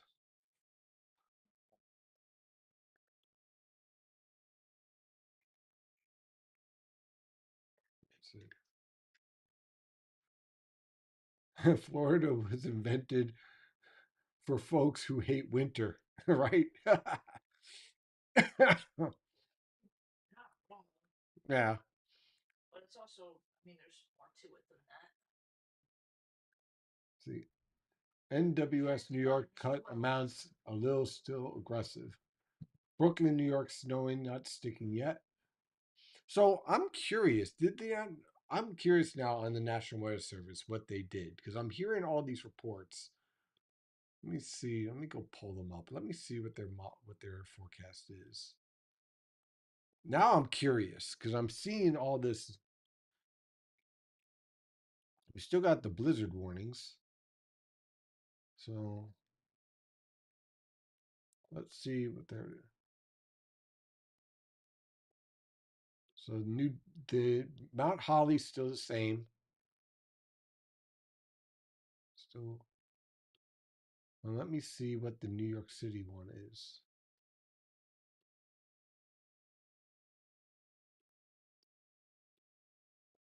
So yeah, I mean they're still going pretty good amount. Now I wonder if it's not Mount Holly, but if they're seeing it on their app. I have to wonder that. That might be the issue here. Because I just checked Mount Holly. I just checked. Let's see here. Stay big flakes coming down in New Jersey. One way to check. Let me go weather alerts. We're getting the reports in. Half an inch here in Atlantic County. I'm just trying to see if they made any changes on their social media. So far, I'm not seeing anything. I wonder if it's the weather apps that are changing their forecast and people think it's the National Weather Service. First sign of accumulation on pavement in North Tinton Falls.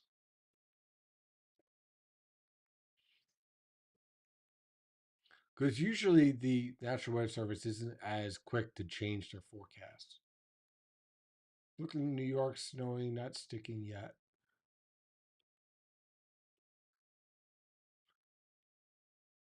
See, for me, I just go with the forecast that it is.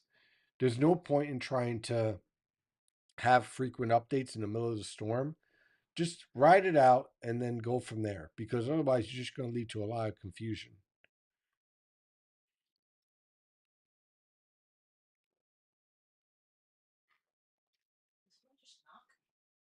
Can't be.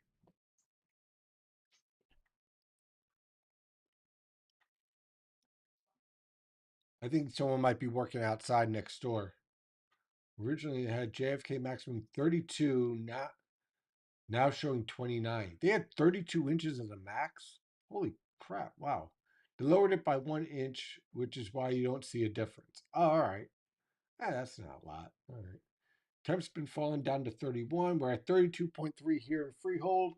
And yeah, we're starting to see that snow accumulation.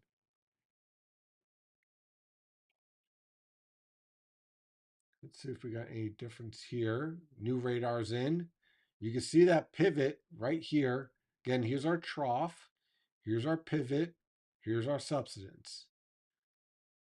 So as we go forward, this is going to start to align right on the coastal plain. And that lines up perfectly with the 700 millibar and 850 millibar low. I think it might have been outside, like next door. Wouldn't surprise me. That'd be bad. Let's see if I can get a different sector here. Yeah, it's locked. SPC is load up. Let me get another look. Okay. So there's our 850 low. As this low tracks in this direction. Oh, yeah, it's starting to coat. Yep. As this 850 low tracks in this location, you're going to see this begin to pivot around that 850 and 700 millibar low. Zoom out again. There you can see the whole structure of the storm. Again, everything's slowly moving east with the wave, with the whole trough, but this process here is going to pivot on the coastal plain. This is going to start to collapse tonight, and this is going to somewhat fill in, but it won't be anywhere near as intense as what you're going to see right in here, right with this feature. Textbook blizzard type storm, textbook nor'easter, textbook Miller B storm. Beautiful. If you understand the process, what's going on, that's how you create your forecast. That's how you don't get duped into model guidance. Let's see here. We have a meso discussion. Let's take a look, see if we got meso discussions. That's a good point. Let's check it out. Ah, here we go. Meso, no, hold it. Let me make sure I share this on X. Let's see here. Okay. Let me go and share this on X real fast before we dive in. Observations. All right, we'll knock out a couple of things here. So there's our observation. Wow, look at that. Look at Egg Harbor. Holy, sorry. We have to go through this, then we'll take a look at. So much stuff happening. Look at this. Wow. There you go. Fluffy snow. Fluffy, wet, damp snow. Look at that. Just caked on.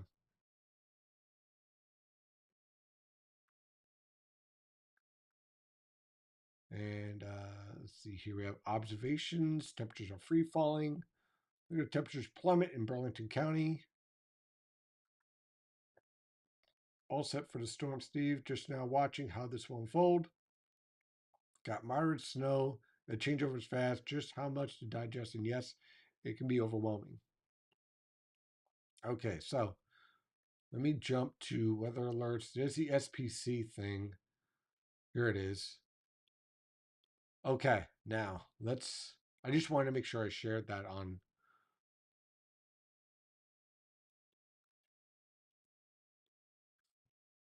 Let's see. What is this? Oh, no, that's not it.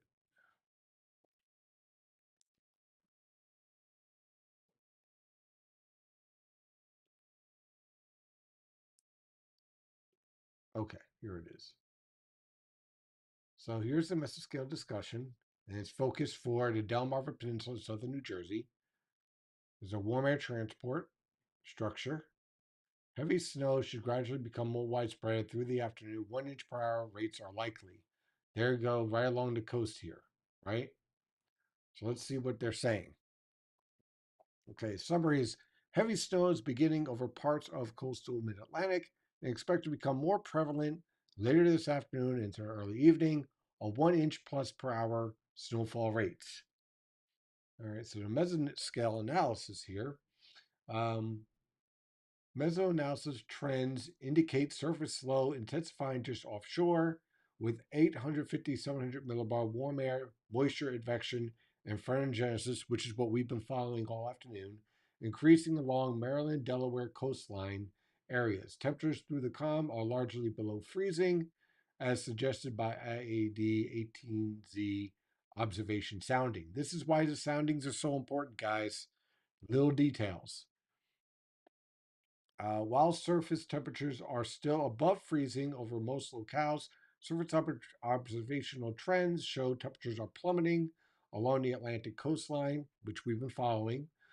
Both surface observations and traffic camera networks depict heavy fall rates of large dendrite, that's large snowflakes, with DLX dual preliminary radar, also suggesting a transition to mainly heavy snow.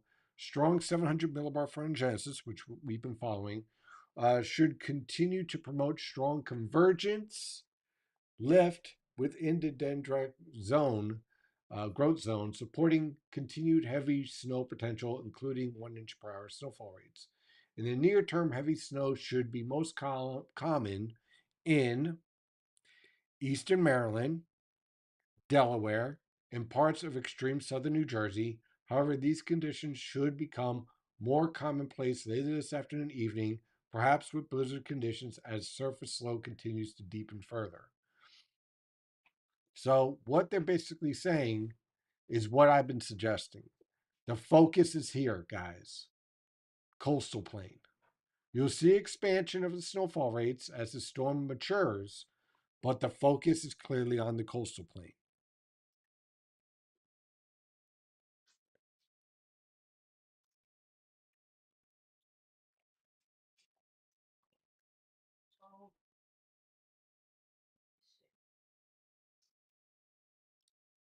So, More observations here. Wow, big flakes. There's another video from Egg Harbor Township. Anything new on like YouTube or anything in terms of questions? yeah, there was one thing that I wanted to like ask you way before. Yeah. Somebody said, I'm in Eatontown near the Monmouth Mall. I wonder if all the traffic, big, huge roads, Mm-hmm. affect the weather. Um, Like a lot of intersecting highways, that kind of thing. Yeah, urban heat island effect is certainly a factor. It can enhance mesoscale and mesoscale banding and the intensification of precipitation. It's on a small scale. Sometimes synoptic scale, large scale factors can overwhelm it, but it really shows up in the summer when it comes to severe thunderstorms. Um, so, in short answer is yes, it can have an effect. Look at the size of these flakes. Holy smokes. Wow. We're seeing it out here too.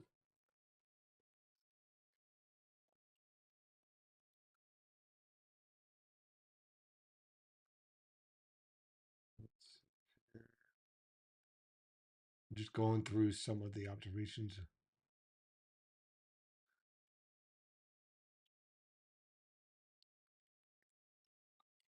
So I cannot blame Squirrel for that one. Okay. Let's see what we. Yeah, doesn't deserve all the hate. He's just trying to mind his own business and it reaches it and pulls him out. I don't blame the groundhog. In fact, I don't think that I think if the groundhog bites you for pulling them out, I think you should get a reprieve. Handlers have been bitten. They should get bitten. I bite too if someone ripped me out of my house and demanded a forecast. Let's see. It's not the groundhog's fault. It's the handler's fault. I can start to hear the wind. Chris, let me go through some of this. I'm at work today till 6 p.m. How are the roads going to be in PA Montgomery County? Um, it's going to be okay to drive, but it's going to be a little slick. The later you are out, the worse it's going to get after 6. Down Barnegat, North County. Let's see, 31 degrees, Flushing, dew point 29, humidity 90, snow and sticking to cold surfaces, starting on roads. Thanks for the great coverage. Keyport, moderate snow, starting to stick to cold surfaces. Winds northeast 15, gusting to 25.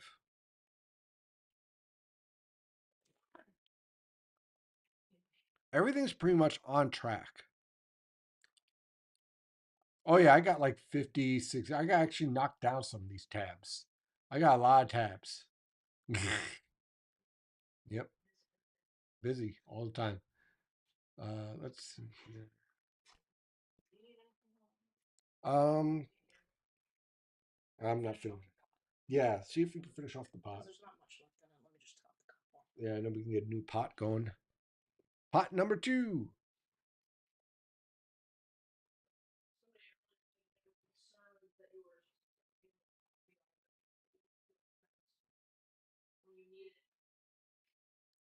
I'll be all right. I think. I hope.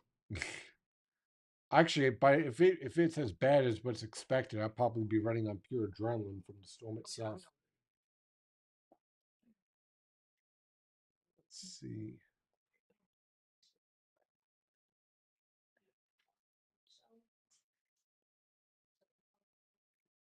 I'll probably take a little break for dinner.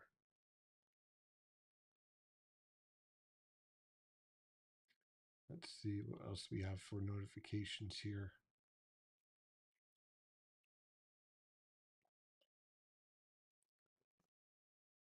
So far, so good on that. I mean, what's going to be interesting to see is if we have any type of intense, if we start to see yellows, oranges, and reds in here with the type of precipitation rates. That's forecasters. I'm curious. You know what? Let me pull up mesoscale models real fast. I'm curious to see what they're doing. So this was part of our discussion on snowfall. Let's see. Let's pull up the 18Z. We'll start with the HRR. I'm just curious to see what it's doing now. See, now it's starting to feature a lot of that sinking air we were talking about. And clearly the main event is tonight. I mean, that's clear. Look how everything breaks up in the afternoon.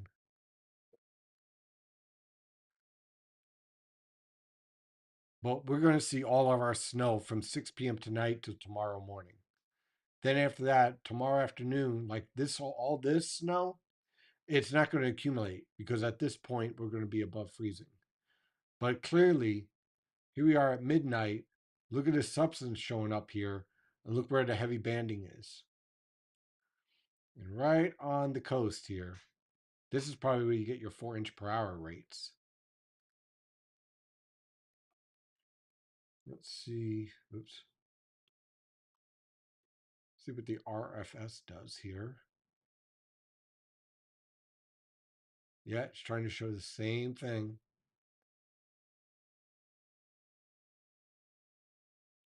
And then our friend the NAM 18Z, it's very robust.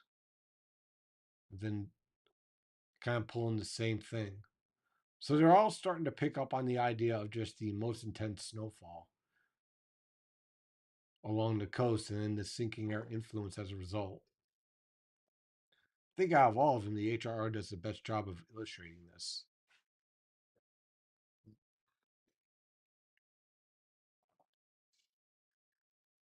But then there's our radar. You can see it in live.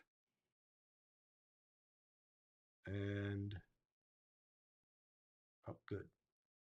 So here's the warm air transport that they were talking about. Here's our 850 low. All right, let me make sure. Yep, 850. Okay, so here's our low starting to take over. There's our warm air transport. This sets up your frontogenesis. And now this is going to be tracking this way. You can almost see the track setup right here. And so what that leads to is the focus of your frontogenesis right on the coast. As this lifts northward, this is going to pivot right on the coast. And you can also see that at 700 millibars as well. See that? As this shifts towards the coast, you can see the 700 millibar low starting to take shape, in fact, right here. So this is going to track like this as it develops. And anywhere to the northwest of this track, that's where we're going to see our heaviest snowfall. So again, right here. This is going to be fun to watch overnight.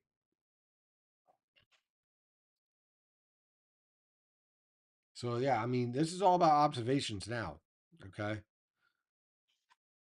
Of course, Josh, who's in central Pennsylvania, I warned you not to trust in those foot plus snowfall, Josh. I told you. The storm is not a bust. When was the snow supposed? Okay, so we got that. The storm is definitely not a bust. I don't know how you. Oh yeah, I mean, that's usually a good idea.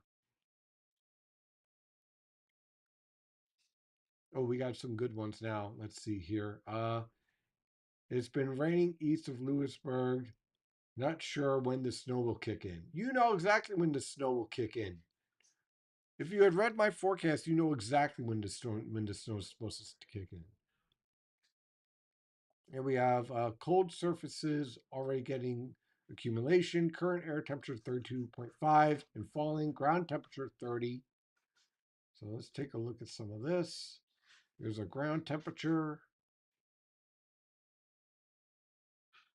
So that should start accumulating on the roadways pretty soon. And there's our snowfall.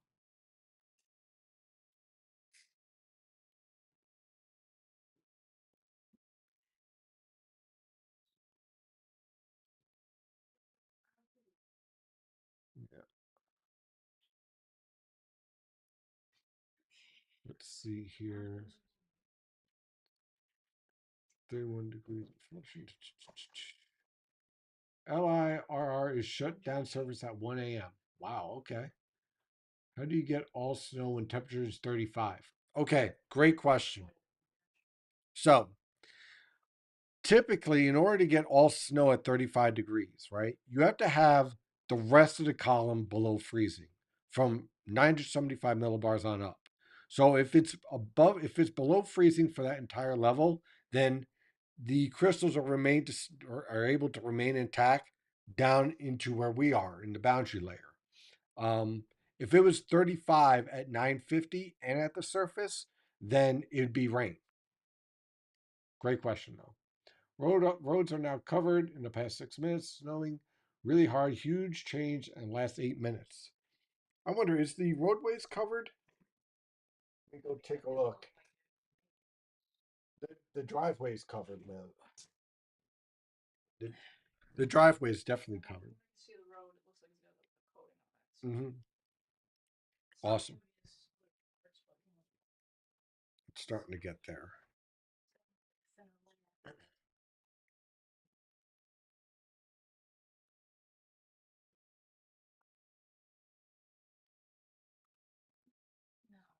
But, uh oh.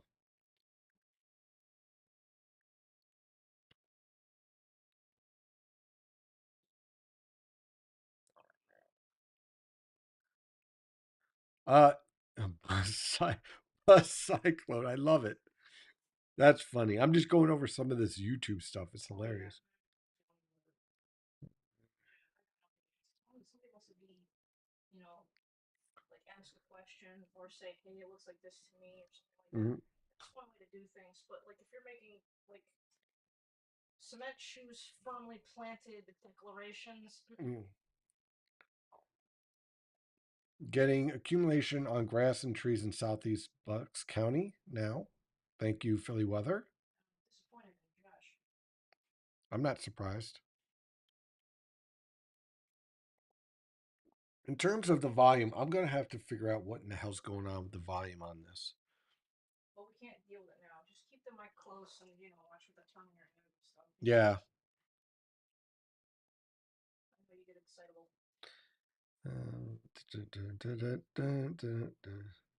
It's snowing in Albany.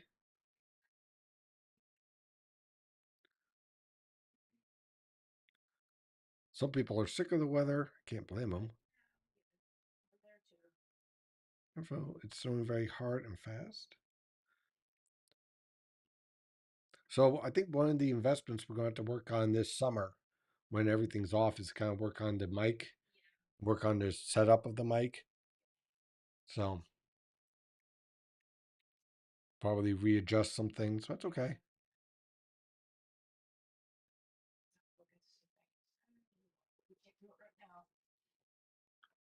Let's see here. Snow continues near Route 78 in Union County, starting to stick on sidewalks that are on shaded side. So we're getting there. We're definitely getting there in terms of the process.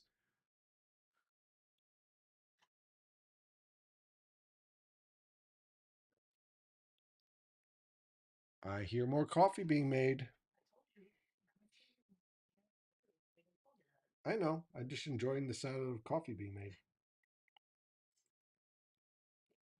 There's nothing better than waking up at 4 a.m. or 5 a.m., turning on the Mr. Coffee, and just starting to hear that brew while I'm getting ready for the day. I love that.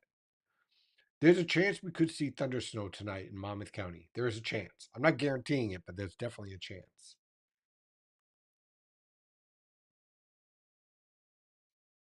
Live in Michigan. I'm got extra. I'm sick of this weather. I feel for you. Yeah. Oh, especially in Michigan. Oh, God. Holy smokes. In the eighth inning, the Mets scored 3 runs and the Yankees scored 3 runs. It is 6-4. Who the heck was pitching? Let's see. Let's see who was pitching for that. Can I get that? Summary live. They don't have the box score yet. Figures.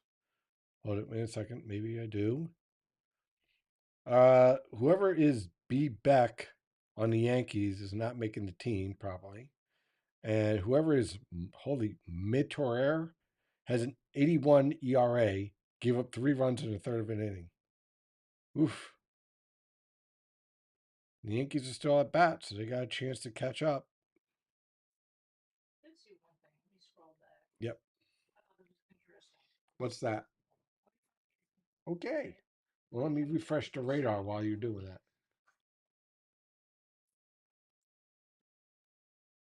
When we talk about the pivot, here's your pivot. This is a perfect example of the pivot.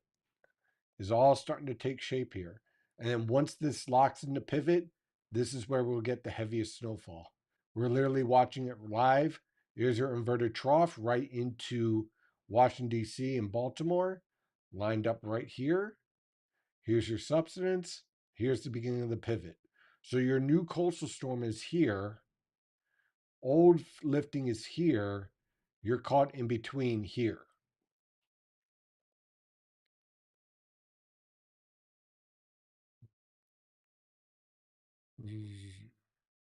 I don't know who Alex is. I don't know. Someone just said, "Is this real Alex channel?" Or I don't know who Alex is. I don't know. Sorry. Just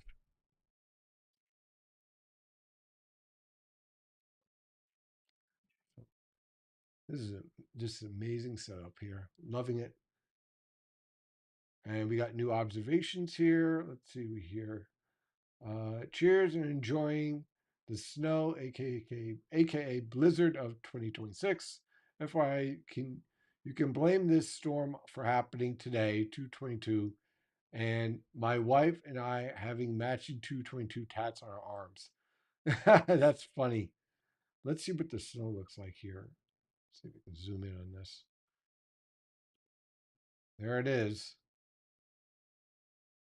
It's coming down at a pretty good clip on there. And there's the tattoos. And someone's enjoying Heineken. There we go. Now full blown snow, 35 degrees in West Montgomery County, Pennsylvania. Snowflakes starting to mix in with rain in East Bradford Township, County, Pennsylvania. And it's a good spring training if no one gets hurt and gets fit for regular. Yeah, I agree. That's my primary thing. No one gets hurt. That's why I'm so much against the WBC. It's like I don't need anyone hurt. What catches my eye is that the snow is already falling at a good rate in Union County, and the heavier snow bands have not worked this far north yet. Agreed. It's going to get very interesting around here. Is that bright yellow snow band going to move north and reach Bergen County? I don't know about Bergen County, but certainly Monmouth County. It'll get close. I think it'll get real close. I wouldn't be surprised if it gets up to around Staten Island and New York City, and you're like on this dark green edge.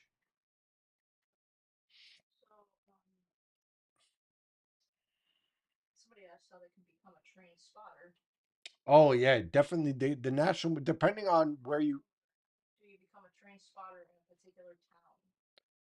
what you want to do is you want to reach out to your local National Weather Service office, depending on where you're at, and they actually have sessions that can train you on how to be a certified spotter for their network.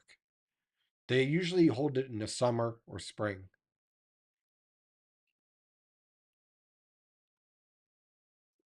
That's a great question, though. Somebody asked one, I think it might have been controller, but it was still an interesting question. Um, Hmm. I can't find it exactly now, but somebody was asking if like shit, like nuclear power plants Hmm. affect the weather. Not really. Not much. Not much. That's an interesting one to ask. I've never Nuclear gotten one before. nuclear power plants might have a mesoscale or microscale impact on your weather, but not a synoptic scale impact. So the moisture, the release of water vapor from the process might have a microscale impact on precipitation rates, but it's really not strong, not really noticeable. And it kind of depends the type of nuclear power plant, what their process is.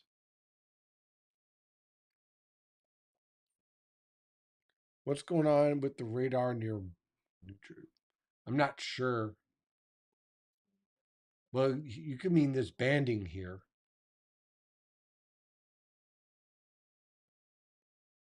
Let's see here. Is a bright yellow snowman? Okay, so we already answered that. We got this. Oh, we got new observations here. Upward motion about to kick into gear associated with upper level jet. Yeah, it will. That pretty much helps the whole storm. Getting sticking in northeast Philly.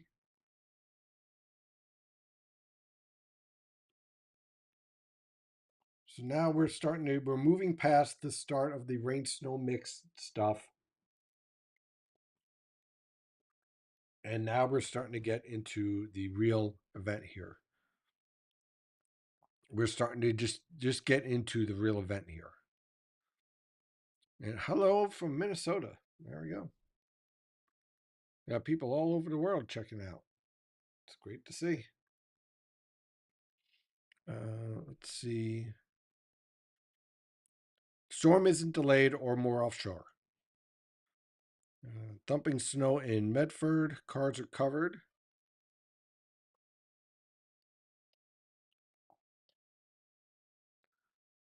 Right now, just quickly checking over, making sure client emails are covered.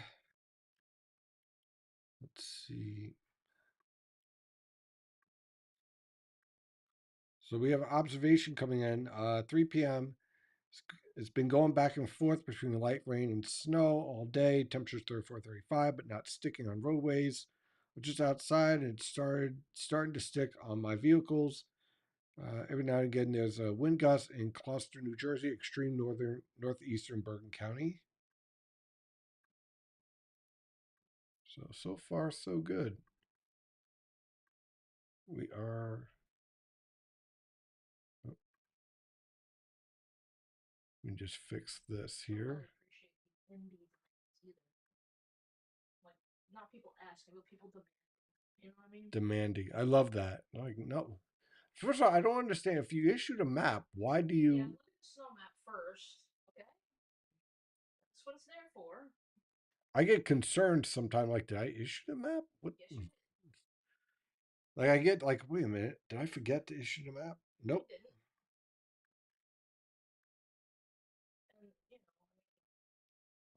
know, we've already covered that. We're not going to forecast for everybody's backyard. Yeah. But thank you from Stephen Light 647. I appreciate Yeah, that very he's the much. Thank you very much.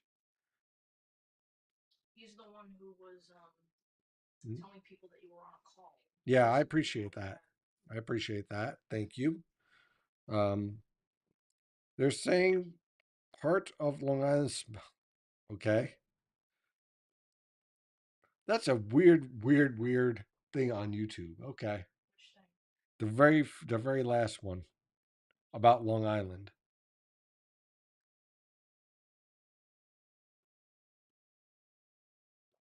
about how long Okay. about how Long Well, Island it's spelled. rolling. I don't know. That's a weird one. I don't know. Sounds like a horror movie, to be honest. But You know what I think maybe they're by like maybe it's like a fish processing or something, seafood processing. I'm wondering. Let me go and pull up. Let's take a look at some of the satellite pictures and see if we can see any lightning strikes start to show up here. So far, no. There's no substance. Again, this is not an eye. Let me just make that very clear. This is sinking air. And here, I'll show you. Here's the difference. If you go to the water vapor, you can literally see the process. So when you have a extratropical system, you have different what's the word I want to use? Um, you have different jets, right? So you have your conveyor belts. That's a better one. Okay, so you have your warm conveyor belt here, you have your moist conveyor belt here, and this is your cold conveyor belt. Now your cold conveyor belt usually starts in the mid levels and then descends, and that leads to sinking air. So that's what you're seeing here, and that's why you're seeing that break in the clouds around the low pressure system. So when you have that process, that sets up your banding right here between the intersection of the warm conveyor belt, moist conveyor belt, and cold conveyor belt. It's right here. What's that? somebody I used to work with is in the chat. Oh, cool. Small world. Small world. In fact, here, let's see if we can get where are you? That's fine. Run. I just recognized the name. I was like, hey, I know that dude. And you can see the lifting starting to grow here. Here again, here's your inverted trough lifting starting to grow and intensify. Here is your coastal storm starting to organize. Look at the cold cloud top starting to develop here. Here and here. It's all just evolving pretty much as expected. Let's see if we can get a little bit different look here. And there's our heavy band showing up, different radar look. Not bad at all. Not bad at all. Let's go to the New York City one. See if we get a different look on that. And again, Long Island's here. Zoom in. So here's Long Island right here. There's New York City. There's your heavy band. It's moving through the Jersey Shore and it's approaching Long Island. So, and yeah, Northeast New Jersey as well. Notice much lighter precipitation out here in northern New Jersey. Shift back. Whoops.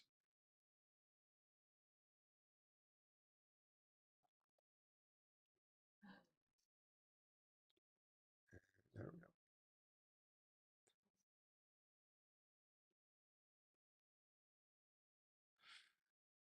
Let's see. Will the really heavy will the really heavy snowfall rates make it to Hudson County, New Jersey, Jersey City? Yes, they definitely will tonight. It only just started accumulating in Staten Island about 10 minutes ago. That's pretty much where the forecast was. Actually, it's maybe a little bit early.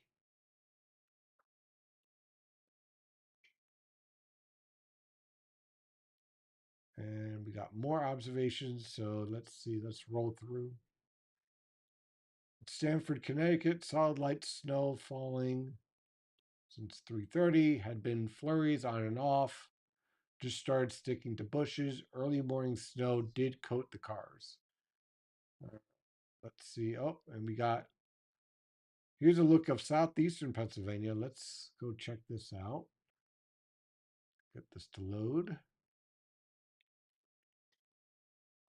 And there's southeastern Pennsylvania. Basically, a little bit on the pavement, not a lot. A little bit on the grass, not a lot.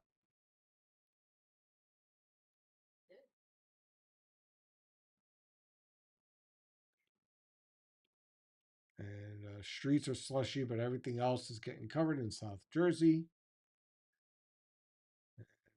Howling winds, grassy sidewalk accumulation only. Let's check this out. Let's see what the winds look like. We'll be able to tell with the trees. Let's zoom in. There it is.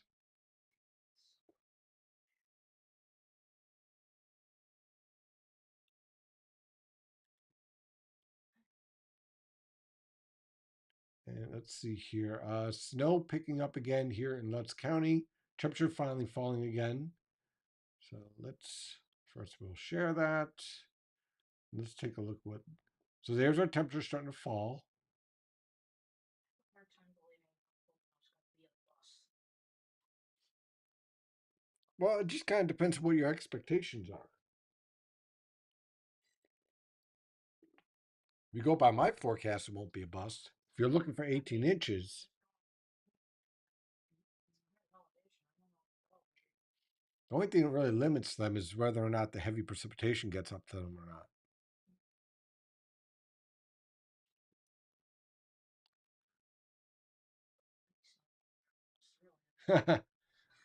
The furniture maps updated. Let's see here. Hold it. Let me go. Steve, perhaps.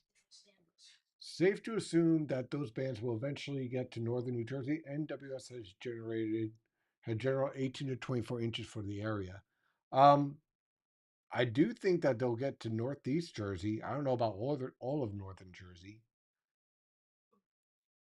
At 354 here in Middle River, Maryland, White Marsh, Maryland. We're now changing from rain to snow. Hopefully, with the strongest sun angle done for the day, we'll start accumulating. Yeah, you will start. Absolutely. Let's see if we got any updates on the front of Genesis map here. What's that? It's not questions, it's just kind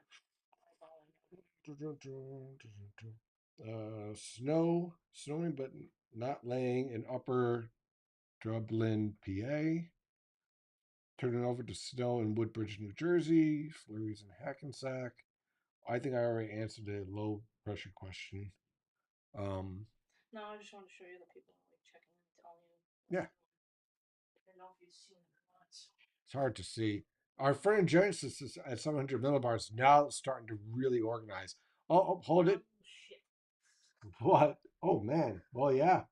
There we go. Now it's starting to really stick. Update 700 millibar low has officially developed.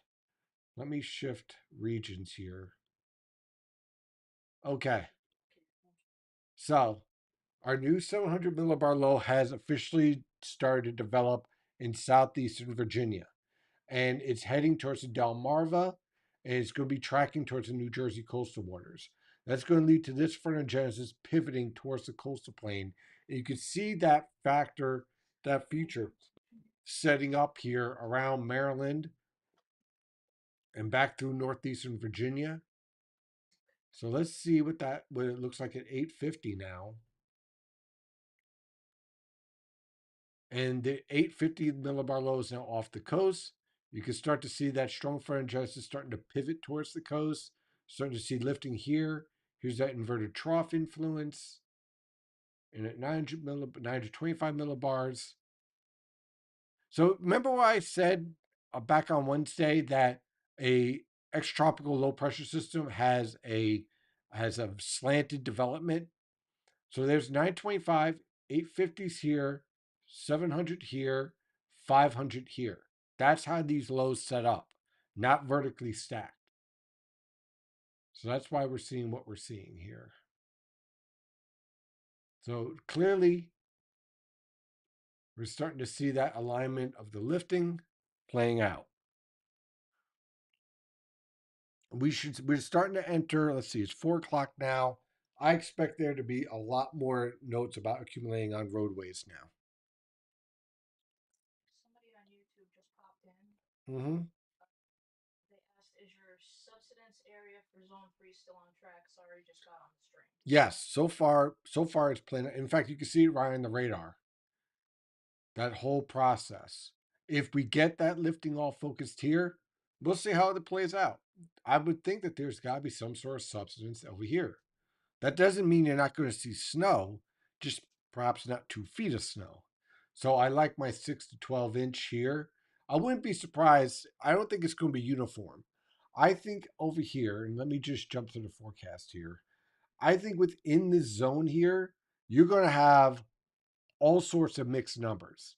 6 inches here, 12 inches there, 10 inches here, 6 inches in Allentown, Reading 10 inches, King of Prussia. I'm just giving examples. I'm not saying that's exactly what's going to happen.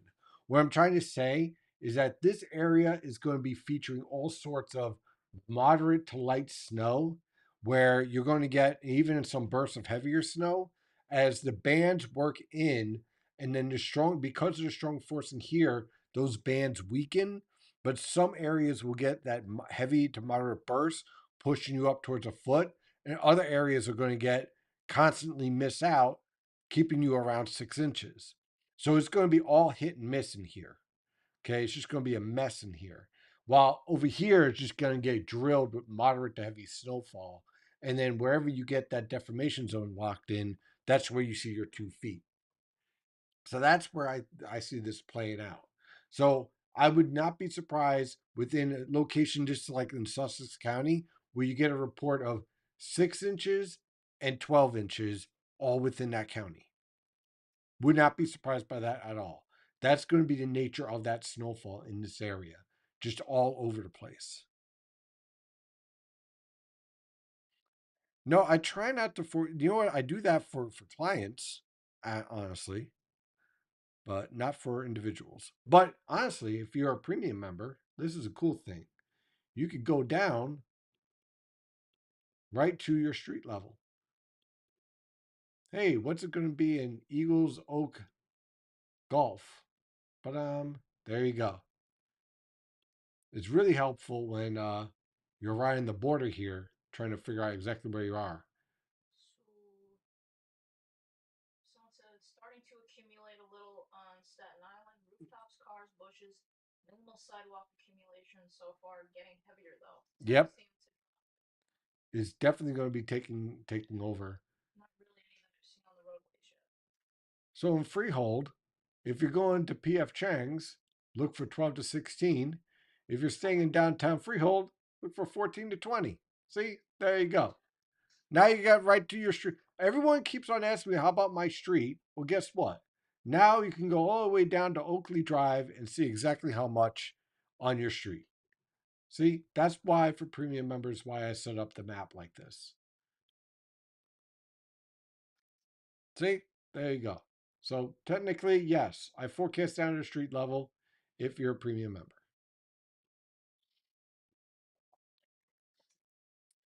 Let's see here. That position and direction also keeps the moist part of 700 millibars over our area, doesn't it? Yeah, yeah, that's kind of the idea. SPC is showing possible thunderstorms today, right on the immediate coast. Yeah, exactly. Yeah, I agree with that 100%. Let's see. Heavy snow here in northwest suburbs of Chester County. Temperature down to 32.2. We're at 31.7 down here in Freehold, and we're actually seeing this snow accumulation. Now, the the winds are starting to pick up. We're definitely starting to see that in the trees. Definitely winds are picking up. Let's go take a look at the observations here. No, I don't think the low's going to get any closer to Jersey. No, this is not moving any further west. If anything, the concern is it ends up further east than forecasted. Let's see. Observations. Winds are definitely, hold it, we get new observations. 1 minute. Okay. Winds are definitely picking up now. Now we're around, see, 15 knots, 10 knots. Temperatures are at freezing now throughout the region. I'm not expecting much more of a fall from here, maybe like 29, 30. Um, so we're definitely seeing that cooling factor. Winds are from the northeast, all locking in. So that's all playing out pretty nicely. So I like where we're setting up here. Very nice. I am happy with the way this forecast is working out. Just 1 second. Got a client text. Give me 1 minute. Okay. That makes sense. Observation. Good. Okay, good. All right. So back to the observations again. Everything's lining up just right. Which we should start to see these winds really start to pick up in the next 2 hours.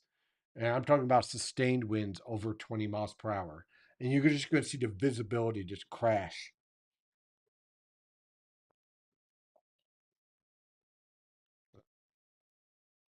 Update on X. Let's see what we got here.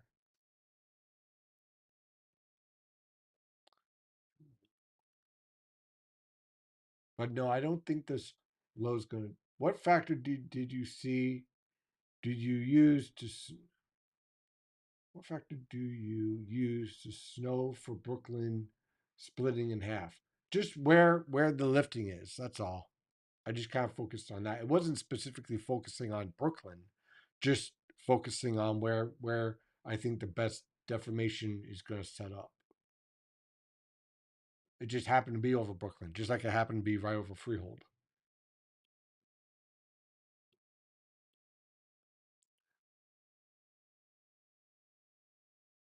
So let's see how this is lining. Again, there's our inverted trough. Now I wonder if that is. Let me go check out the temperatures. It's still raining here around Washington.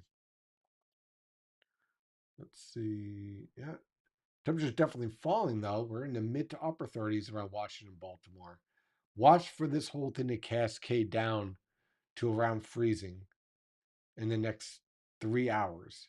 And then this is where you're going to get your snowfall, getting about 4 to 8 inches of snow in this area.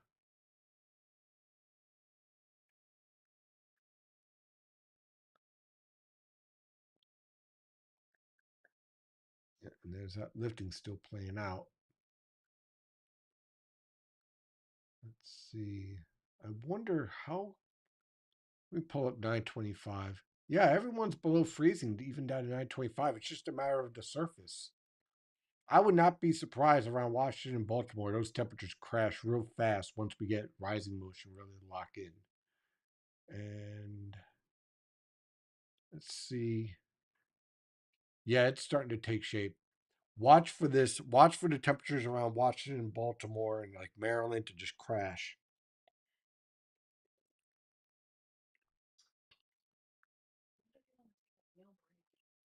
That's a good question. Mm. It's 4 o'clock now. I don't want to miss the start of this really ramping up at 6. So, let's take. That's why I asked. Yeah, You do. let's take a 30-minute break now, and we'll be back at 4:40. That work?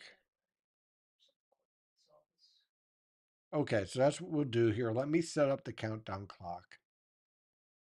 That way, yeah. Still see your comments, folks. So let me fix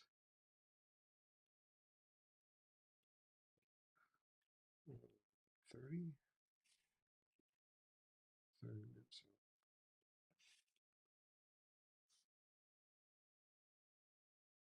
Okay. So yeah, we'll do that. We'll set up for a 30-minute break. We'll have some dinner.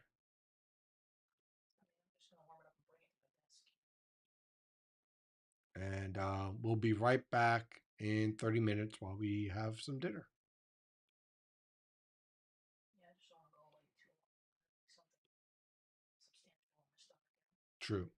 Okay, we'll be right back.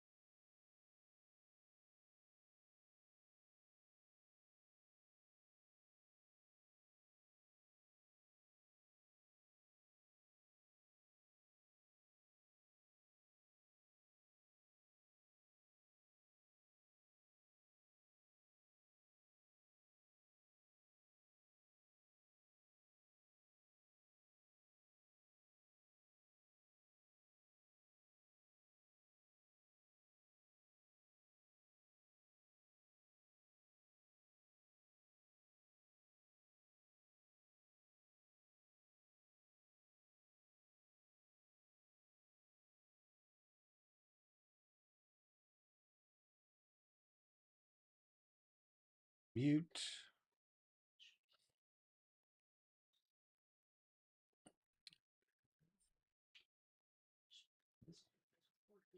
And we're back. Okay. Had a nice little break. Switched over to some green tea, cold green tea, chilled green tea. And let's see where we're at with our observations. And we go over some of the questions and whatnot. See everything is updating as expected. Okay, so let's see where we're at. Our storm is starting to develop. There is again is our inverted trough. There is our coastal low starting to take over. The pivot starting to take place. Very heavy snow starting to develop around the region. Looking at the observations. Whoop. Oh, let's refresh this. And it looks like right now we are without observations right now. Great. Here, I got an idea. Let me try this. Nope. Okay. So right now, let's see if we got observations coming in. We might not. That's okay. We'll come back to you later. But clearly, we have very heavy precipitation starting to organize along the coast. See on the satellite picture, see if we got any lightning here.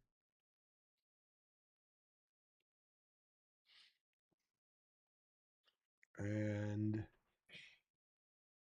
we're starting to see some of that lightning out here. A little bit popped up around North Carolina. Let's see if we can get sandwich view. Yeah, you can start to see the mesoscale banding starting to show up really nicely here. Look at that wave setting up. Very nice. Very nice. And let's see on clean. Yep. Everything. So here is your coastal storm right here. Starting to take shape. So we're going to be watching this live as we go on through the evening. That we had our bit of a break.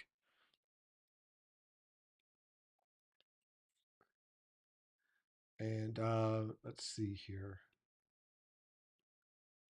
Our 850 millibar jet is starting to increase. We're going to notice the winds are starting to increase now outside. It's getting a little bit more breezy. That's why I was looking for the observations, unfortunately. But when we take a look at our front end Genesis, it's all pretty much starting to take shape now. Everything that we've been looking for to start to see this whole storm evolve and develop is clearly starting to take hold, along with the focus of where our front end Genesis is taking place, right on the coast. And so as we move on through, now we're approaching 5 o'clock. We'll check out the observations at 5:10 to see if there's anything new. But where we're at right now with the storm, pull up the radar, and I'll go into your questions and whatnot. Where we're at is that now we're moving into the stage where we're going to see widespread accumulation begin, everyone changing over to snow, and you're going to see the intensity start to really uptick on the coastal plain.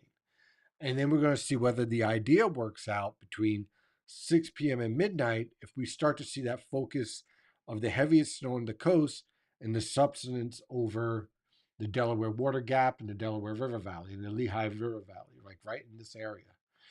And the model guidance is starting to pick up on this. And I think it'll pick it up more and more as this whole evolution takes place. But excuse me. But clearly, we're starting to see that evolution start to really take hold here. And it's not like these locations won't see snow. I'm not saying that.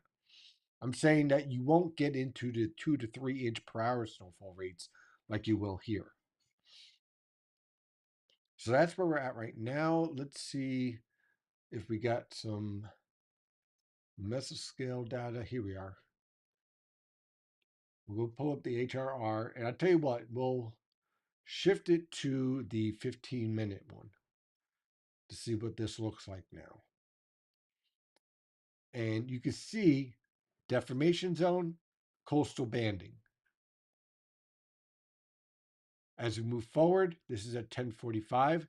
Subsidence, lifting, lifting. So you see this? See the V? You can literally see it. Inverted trough, coastal lifting.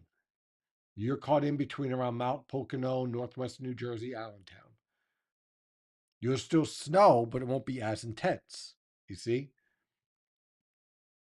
And as you move forward, see, you guys are going to really be mad about this in eastern Pennsylvania. But look at this intense banding along the coast. And right around northern New Jersey, that's where it's going to be kind of hit and miss, between 6 to 12 inches, with these lighter bands rotating through. And then as we head into Monday morning, the storm slowly pulls away, bands of snow, heaviest lifting on the coast. And then as we head towards the afternoon, this all breaks up as the lifting pulls away. And this right here, this structure, is what we call a warm seclusion. So basically, what a warm seclusion is that the cold air undercuts the warm air transport. And so you get this pocket of warm air in the mid levels around the cold air. And that eventually collapses as the storm becomes vertically stacked. So that's where we are with our storm structure. And again, we'll see that pivot really starting to take shape here. And take a look at the radar here. Let me refresh this. And yeah, you can really start seeing the banding really start to show up here now. Oops.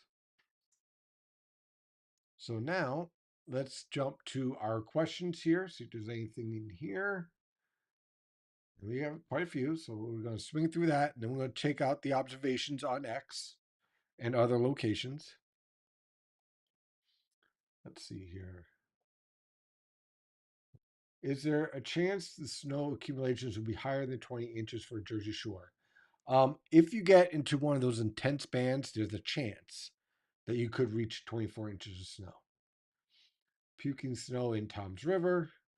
Starting to stick to my fire escape and it's pouring snow in Harlem. There we go. Camden County, New Jersey is thumping. Sticking on all surfaces in Queens now. What website to track the exact location of low pressure off the coast? Usually, I really like the SPC website, which I use right here, spc.noaa.gov, and then go to SPC mesoscale analysis. That usually gives you a pretty good idea where the surface low is.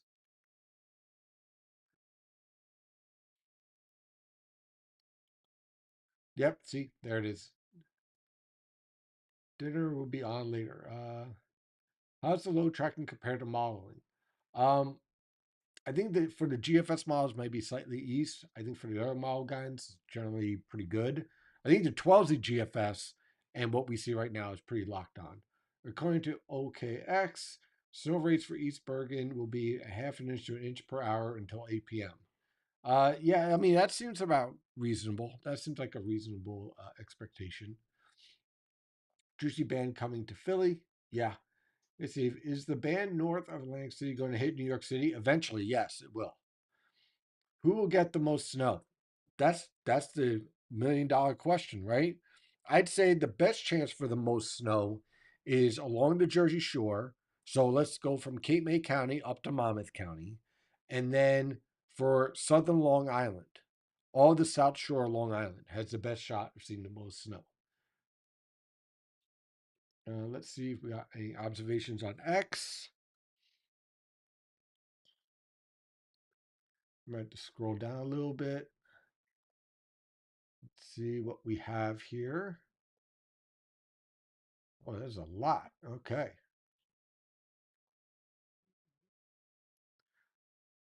All right. So let's see here. Dusting of snow, temperatures at 32. There we go. Berksay County, Bucks County, sticking to grass, not cars or hard surfaces. I bet you that's going to be changing pretty soon if it hasn't already. Snowing all day. Manhattan, no accumulation as of 4 p.m. Think that's going to change pretty soon. Flipping to all snow at 3 p.m. Moderate snow falling here. Washington Township, Gloucester County. It's in New Jersey, by the way. Mount Laurel, hope all is well. Enjoying the snow. Enjoy the snow. I don't know. 4 p.m. update here in Columbus. Moderate snow, 32.4 solid coating now. So yeah, now we're starting to see more and more observations over the next 60 to 90 minutes of everyone starting to go over into that accumulation rate. 31. I have to address something with the snow enthusiasts. Uh-oh. Yeah. Fish fillet doesn't mean anything to meteorologists. What the hell are you talking Okay. about? This is, I tell you what exactly this is. I decided to go back and look. I'm like, okay, back on, I think it was Tuesday, I think Tuesday or Wednesday, based on the data I had, right? The storm looked like on most mile guides, except for the GFS, was looked like it was heading out further to sea. And I was going with the idea that this is going to be more of a minor to moderate. So I think one of the titles I had for a premium was something with fish, like fish storm, right? Oh, like a fishtail, like a fish Yes, story, like a big yes, fish. yeah, yes. So that was my thinking at the time. I also put in the discussion, which I bet you they didn't have access because there was a premium discussion that I had in there. The way that this storm would track closer to the coast is if the ridge axis would align towards the Rockies, which we already covered hundreds of times. So basically, what I would say is that, yeah, that was my thinking. I based it on science. I laid down the grounds of what I would need to change the forecast. Those grounds were met. Forecast changed. That's how this works, guys. And I know exactly. Leave on X. You can go. If you don't like anything that's being forecasted your way, you are welcome to go. Yeah. I mean, at the end of the day, it's fine. Some people, what are you gonna do? Um, I'll check it out in a second. Let me get through these observations. Let's see here. 4:20 p.m. 0.4 inches in Wills Cox, PA, 32 degrees. Thanks for the updates. Let's see here.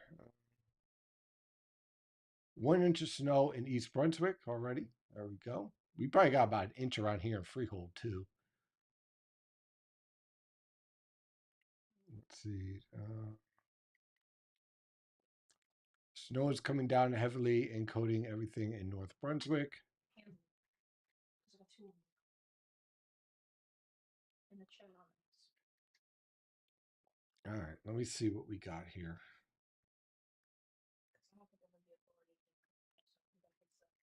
I don't know. Can I? I don't know if I can mute.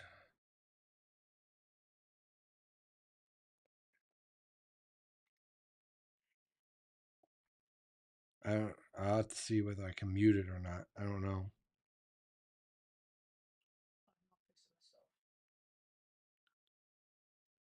Is it Josh Weather? It's Josh Weather and that's Chris. Okay. Well, I'll take care of Chris. Let's see if I can. Let's see. There. I think I could delete it. Delete it. It's just deleting a comment. It's not. Fish fillet. I see it. That's the Chris guy. Yeah, but it's just deleting the comments. I don't know. Yeah. Yeah, I don't think I. This has got to fix their fucking shit. Yeah, I can't really control it beyond that. Josh Weather. And they know it. That's the problem. You should. Got to fix their stuff. Yeah. Big time. Heavy snow and getting windy in Howell. Half an inch on the sidewalk, an inch on snow. Oh, wow. Here's Northeast Philly. It's getting pretty nasty. Let's go look at this. Let's see. So, first thing I would say is that please don't, post while you're driving. That's that or make videos. Hopefully someone else is. Yeah, let's be very careful when we're when we're driving and whatnot. Churchville, 30, yeah, pay attention to the road. Be careful. Finally switched over to snow in Pennsylvania, central Pennsylvania. Yeah, once the inverted trough gets stronger, you guys switch over to snow, which again is after 6 o'clock. Like I've been saying for like 3 days now. Switched to snow in Central City about 45 minutes ago. Yeah, starting to pile up in Union. Southern Ocean County starting to see the snow accumulate. That looks pretty cool. Wow.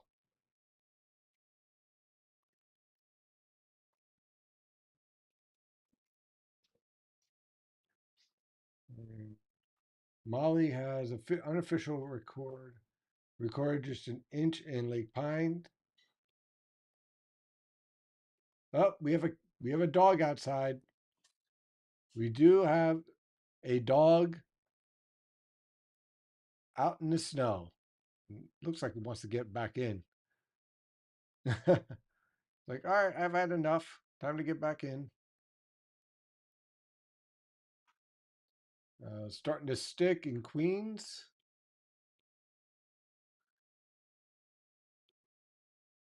Impressive. Let's see what else we got here. Just now starting to stick to streets and sidewalks in Red Hook, Brooklyn. So we're starting to really see that starting to take shape here. Turns. Can the Delaware Bay intensify bands coming northward? Not in this scenario because you have too much synoptic influence rather than mesoscale. You can really have that more of an influence if you have really strong cold air transport, like the Arctic air mass, and then the cold air coming off of the Delaware Bay. But in this case, not really.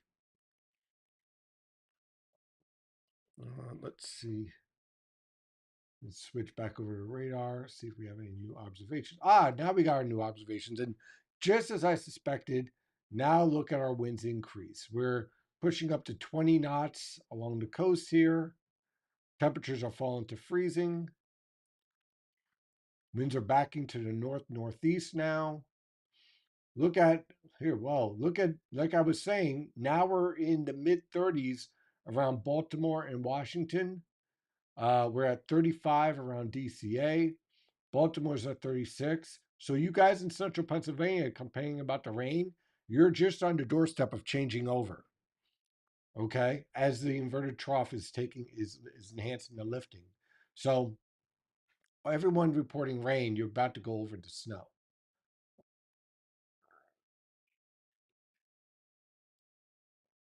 Let's see what else we got here. This is just beautiful. You can just see the heavy bands lining right up on the coastal plain and the subsidence as a result.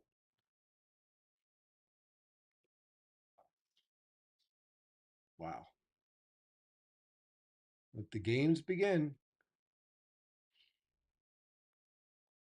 Let's see if we got any new observations. Here we go. Okay, so at 700 millibars, our frontogenesis is now intensifying. Again, there is our inverted trough influence. There is our 700 millibar low. There's our frontogenesis on the coastal plain. And then in between here, we're going to start to see a lot more substance start to take shape. Seeing the same thing at 850 millibars, same V. And 925. Now, I'm going to zoom out here. And what I want to do is take a look at the pressure changes. So now our low pressure system, let's take a look at this the past 4 hours. 1004, 1000. So we've dropped down about 4 millibars. We're not at the point of bombing just yet. But you could see our strongest pressure drops are focused right here, right along the benchmark, or maybe just southeast. So that's all playing out pretty well. So I'm not seeing any shift in the storm tracking further east, just the model guidance picking up the lifting and sinking motion in the atmosphere much better.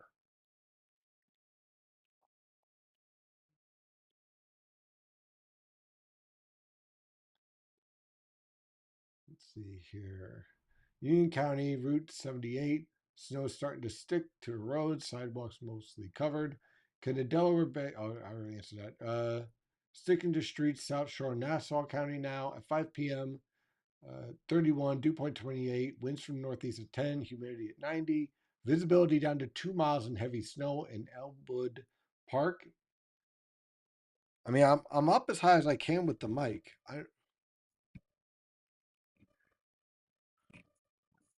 Yeah, the mic is fine. I don't know. I'm trying to as high as I can.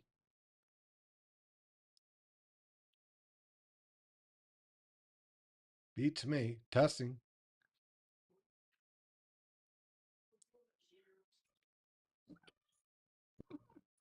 I don't know. I'm trying the best I can with the mic.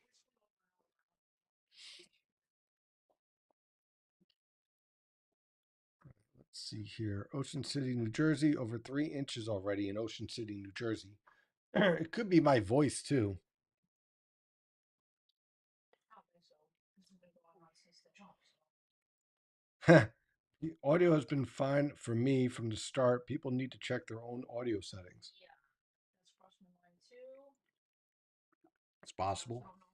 It's just people trying to be funny and troll. I have no idea. But Yeah, everyone else is saying sound is yeah, fine. and a lot of them are like regulars, so I'll listen to them. You know what I mean? Yeah. I would say maybe, I mean, it could be what you're listening on too. That part of it. Yeah.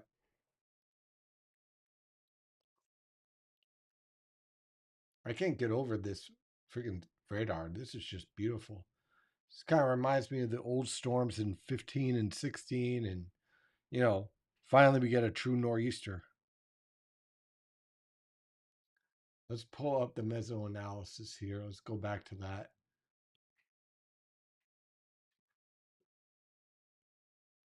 Let me go. No. There we go. 998. Now let's walk this through. 4 hours ago, this just got updated. So we just got new data now.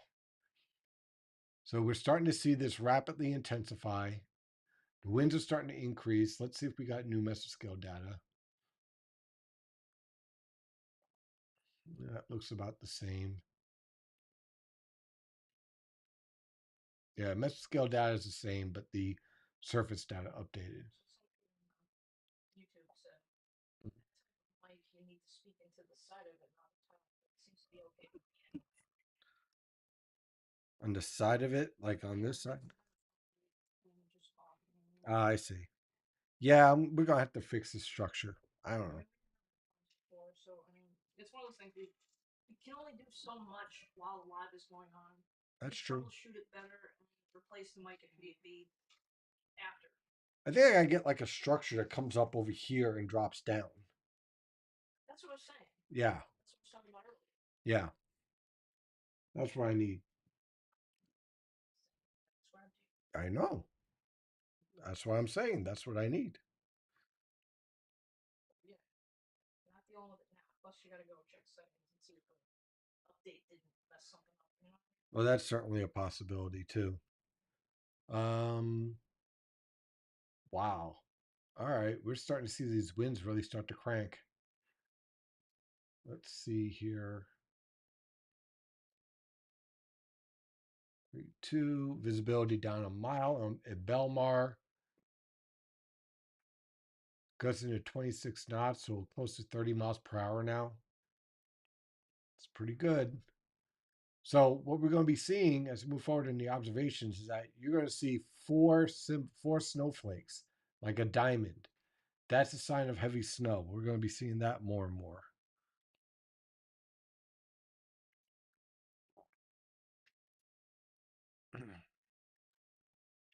So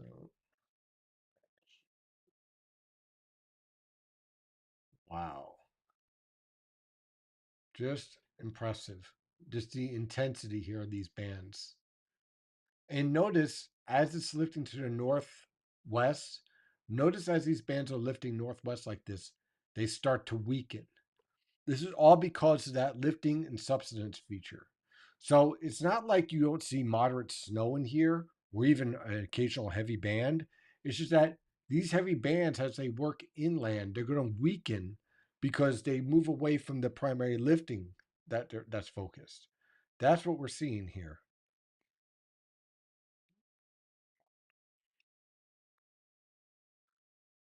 Just going over any observations or questions here.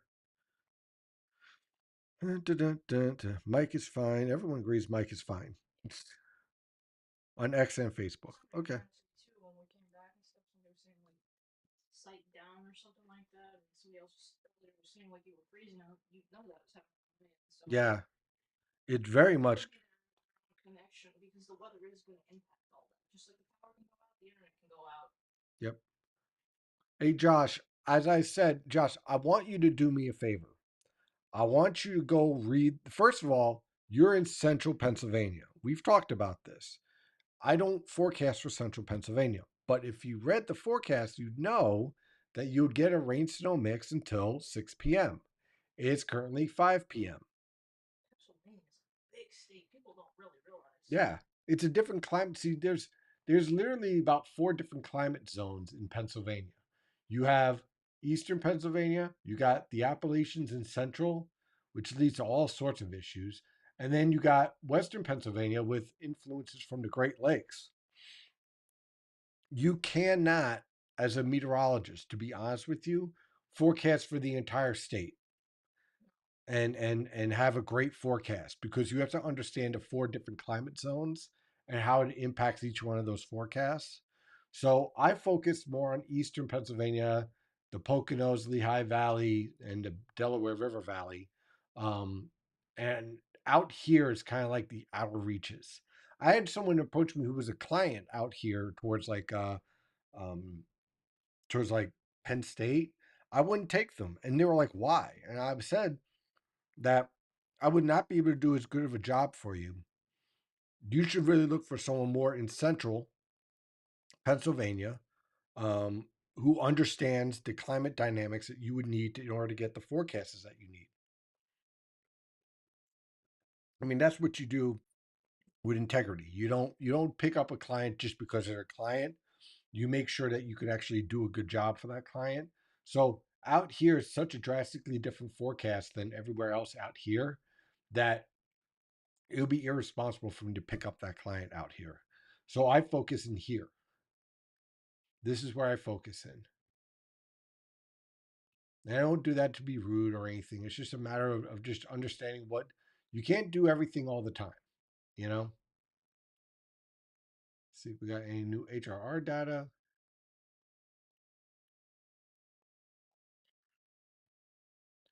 It's just starting to come in.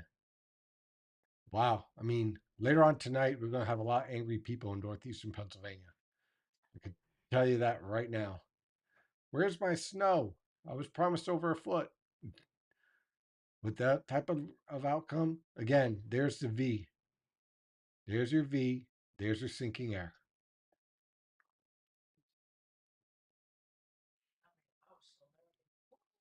Yeah, right? Let's see here. Audio fine has been all day for me too. Any chance of blackouts? High chance. There's a high chance of a power outage. Absolutely. Which storm in recent history would you compare today's storm to? Mm. In terms of difficulty of forecast, Boxer Day, and that's where I'll stop from there until I see the end of this storm. Bands of bands over southern New Jersey starting to intensify, going towards Philly. Snow intensity has picked up, very breezy. Snow starting to swirl around Union County. Not even in one intense band yet, just moderate ones. As the storm matures and becomes stronger, I take it we should see more heavy bands rotating from the shore into the coast and areas like Inland Union and Middlesex County. Yeah, as we go on through the evening. Yes. I grew up in Western PA, right on the Ohio line. It's a completely different climate. Yeah, totally. So you're dealing with a totally different type of forecast dynamics there. Finally, the Dirty Harry quote from Magnum Force: "A man has got to know his limitations." Absolutely. Boy, is that always true. Let's see what we have new on X. Woo, the observations are coming in. Wow.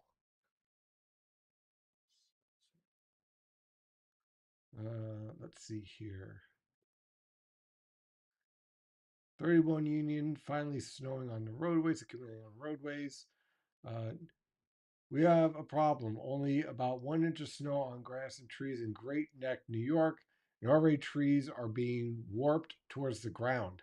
That's some heavy, wet snow. If we get over a foot, there could be catastrophic, widespread tree and power line damage. Oh, I agree. And I'm very concerned about the roofs as well. Very 2 feet of wet, heavy snow on roofs. It's not good. All right. The only good news here is that this snow is going to be melting pretty fast this week. In Belmar, currently at 5 p.m., we are at 32 degrees. Excuse me. YouTube. Let's see. Somebody asked what are the chances of power outages in eastern Monmouth County, and somebody else responded, Mhm. say that in New Jersey, if you sneeze the wrong way, the power goes out. Yeah, that's true. That's Yeah, exactly. Look, there's a high chance. You can see the winds really pick up. Now the gusts in Belmar is up to 40 miles per hour. Wow, that is impressive. if you breathe wrong, the power might go out. We're at freezing, and those winds are getting stronger. That is impressive stuff. First snowfall report in North Brunswick, New Jersey. They got 1.5 inches.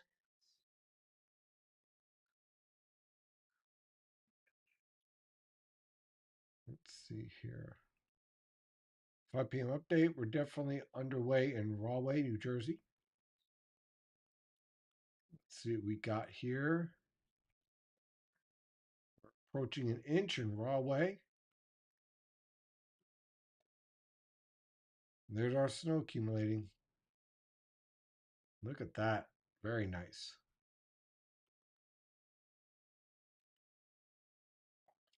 5 p.m. in Hoboken. No real accumulation. However, we've cleared the non-sticking on the sidewalks moment of the storm. You can feel it in the air. They will be picking up next 2 hours.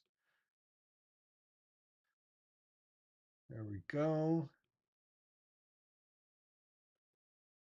And that's how Hoboken's looking right now.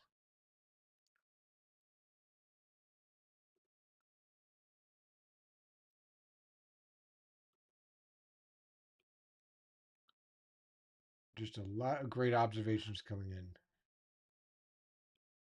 Snow sticking on the roads. Let's see, starting to stick in Bucks. I'm excited, but I don't want to lose power. Oh boy, that's gonna be rough.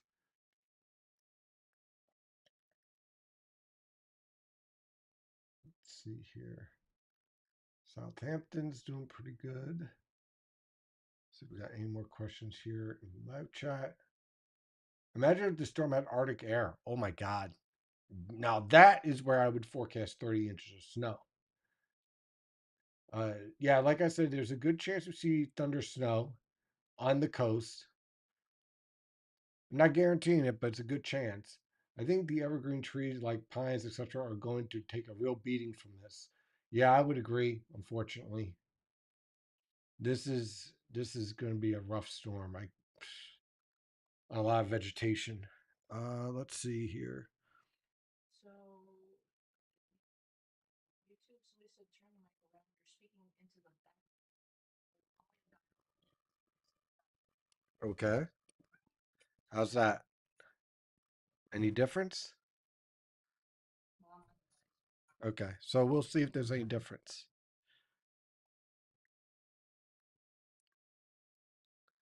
Let's see here. Reporting 1.3 inches and to National Weather Service here in the Philly Burbs, Northwest Chester. It's a little better. Yeah, it's better. It's better? Yay, it's better. Thank you. I've read directions.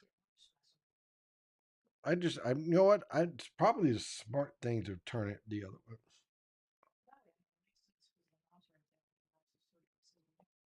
Yeah, duh. I thought the front end was this side. We have all the. I guess not. Yeah. Well, apparently I need to learn how to use the mics. Dun, dun, dun, dun. You things, and I'm like, why do I know these things? I don't use bikes. Like, What a fail. That's okay. Apparently, I mean, if we go see on everything on YouTube, it's definitely the overall theme is that it is getting worse by the minute.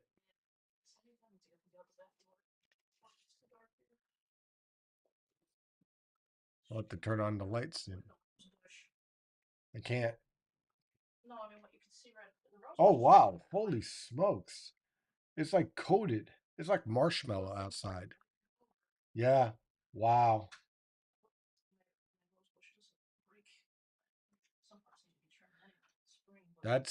Yeah, that looks like it's uh-oh. Yeah, that don't look good. Oh wow, look at the tree too. It's just coated. Uh-oh.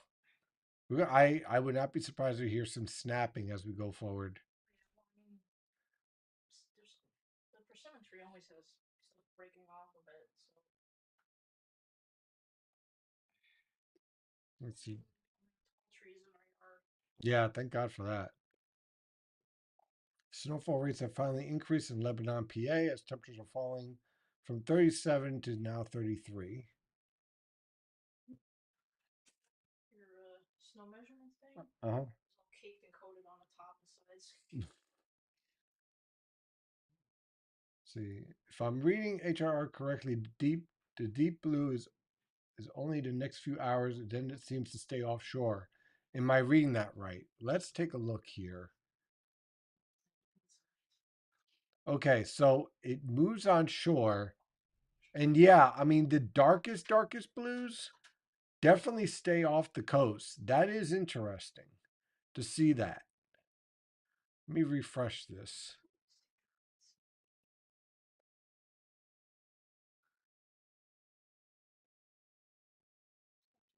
Look at that. I think that's a plane. Couldn't tell, but it sounded like could also sound like it could be somebody like pushing a shovel. Now this is interesting. The HRR takes the heaviest band and basically keeps it off the coast. We still got pretty good bands though along the coast, but this stays over the coastal waters. And look how light the precipitation is here. But still some pretty good bands. I mean, it's no slouch though. Okay, so same dude keep eating. Oh, this is 6 to 8 inches from your mouth and speak into the side, not the top. Okay. I think I It's fine. You're definitely better sound than once before, but I think that we need to but bring most people are just kind of experiencing some technical issues on here and there, and there might be some it. others too, but It's most people possible. like I think that I definitely think that we need to bring in like an expert just to help with the setup of the studio. Yeah, I think we like I said, definitely these need are to. all things we can't do.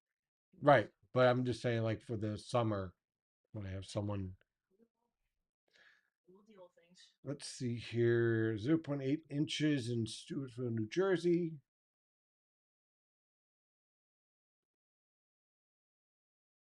Yeah, I guess it's a good position for your camera.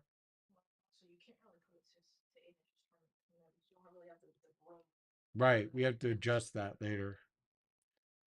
You talked about heavy bands weakening as they move inland. Do you see, based on current observations, this will be a problem for Team Nick? Look, let me put it to you this way, because I feel like I'm getting the same question. If you are in eastern New Jersey, if you are by New York City, in northeastern New Jersey, you will get heavy bands of snow. I don't know how better else I can explain it. So if you are uh if you can go to, if you can see New York City, you can go to New York City. If you are near New York City, you have a good shot of being in those heavy bands. If you are in the Hudson Highlands, if you're in, let's say, Sussex, if you're in um Hunterdon, then you're more likely to be more in those lighter bands I was talking about. But you're in Eastern Bergen, which is very close to New York City, relative.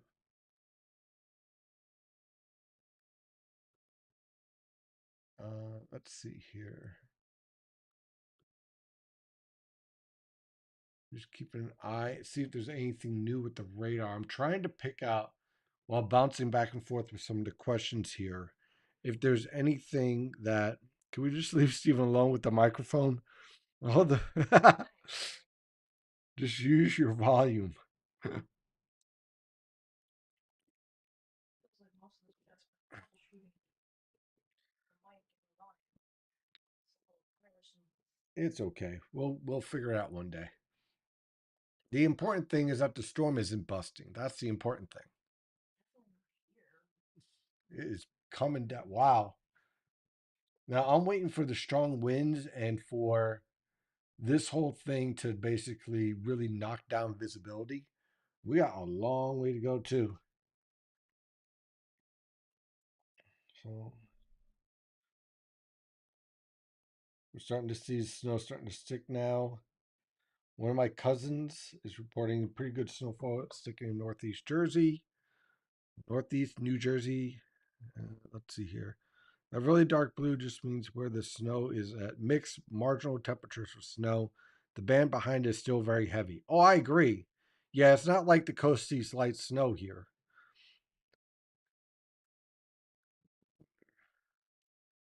Da, da, da.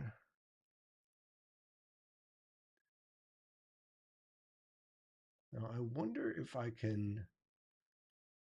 Let me see something here. I just want to see if I can zoom out on this. Oh, no wonder why. I got to refresh this radar. Okay, so what I want to do is do the composite. Good. All right, now you could see the influence of the substance here already taking shape. Look at the intense band here. That's basically pushing through ocean and approaching Monmouth now, and just about ready to push into JFK and New York City and Newark in the next couple of hours. You could just see band after band after band setting up off the coast and lifting northward right into the coastal plain. But notice as these bands lift northward, they weaken. Now, why are they weakening? Well, let's go into this sector here and we'll go here.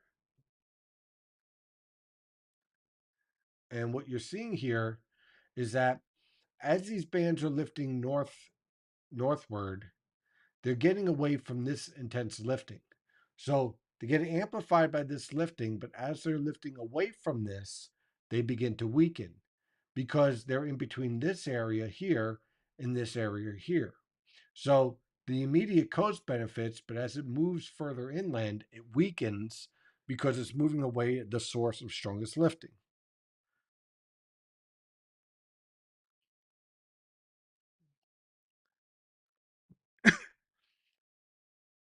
I called it. Someone's not going to be happy in northeastern Pennsylvania. I feel a sneeze coming. One second.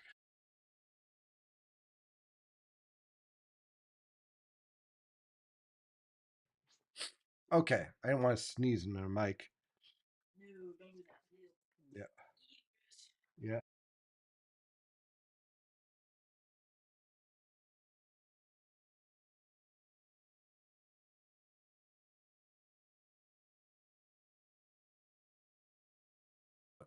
You know what it is? It's all this dry air messes with my sinuses big time. I don't know about you guys, but I'll get into these sneezing fits, and I'll just keep on sneezing for like next. Yeah. Exactly. Whew. Wow, we are up to 861 likes. See if we get to 1,000. Oh, wow. All right. Let's see here.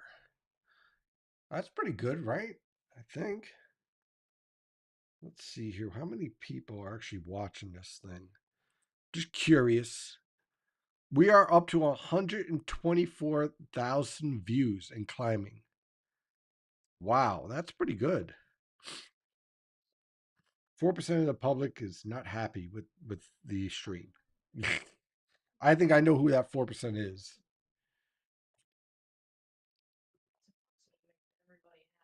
That is true. I'd say 96% is a pretty good rate. East Bradford, Chester County. Look at this. We're seeing the snow coming in.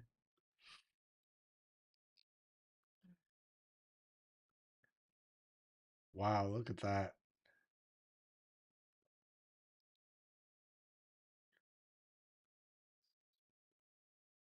And quick update before the sun goes down, storm has definitely kicked into next gear. Surfaces have started to accumulate in Queens. So let's take a look at Queens. And let's take a look at the. You can start to see the visibility starting to fall off. The snow really starting to pick up.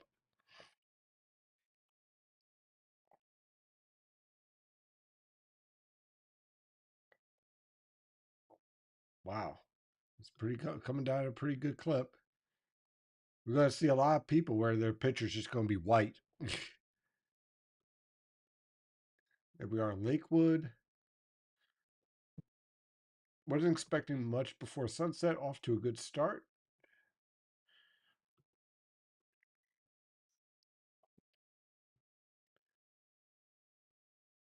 And Josh is still waiting. You know what it is, Josh? You've been you've been going on and on all winter about getting the most snow, and we told you that your expectations were too high, and now you've jinxed yourself. That's what happened. I think that because of his jinx, he has a warm dome sitting over his location that won't allow it to snow. That's the theory. I'm going to stick with it. That's what I'm going to go with. It's karma. Is that band off of Ocean City, Maryland, coming northwest? Yeah, eventually, yes. All right, we got snow. It's finally coming down, though currently light. That's in Rockland County. Do you think Nassau County stays under 20 inches? Oh, man, that's a tough one. Uh, okay, I would say north, yes. South, no. The closer you are to the South Shore, the better chance you have going over 20 inches. Tonight you will know it is snowing heavily when you can see the snow without lights. Well, that's true. Yeah, that is true. Steve, looking at the vertical velocity 700 millibars, at the same time, that is onshore while the heavy band is offshore at the same time. Can that be? I think that there will be heavy bands. I think that some of the, like, they made a good point about that being a transition zone. So perhaps that's the issue with the HRR in that it's picking up that mix. But I'm still convinced that the immediate coast is going to see very heavy snow. This is your World Series. Oh, yeah. 860 viewers on YouTube right now. First of all, thank you for everyone watching. Um, this is a dream come true. I mean, well, not the. I'm not saying the storm is a dream come true. Just like having this many viewers and just to trust my forecasting, I do appreciate it. Thank you. Um, Believe it or not, I am humbled by it, although some people might disagree. We're not going there, but thank you as always. I really appreciate it, and thank you for everyone sending in the observations. Absolutely love them. Let's see here. This is 287 north.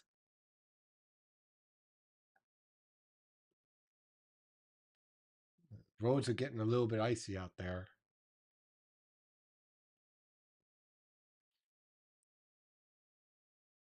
And let's see here, zero point 0.9 inches at 5:20 in Wisconsinville, Pennsylvania. Snow's falling lightly. And we really can't declare anything about the finality of the storm until we get to this evening. So, this evening, what we're going to be watching for is for these bands to get so heavy that, oh, hold it, let me refresh this. That these bands get so heavy that this starts to break up and get very light. That's how I know that the plan I have works out.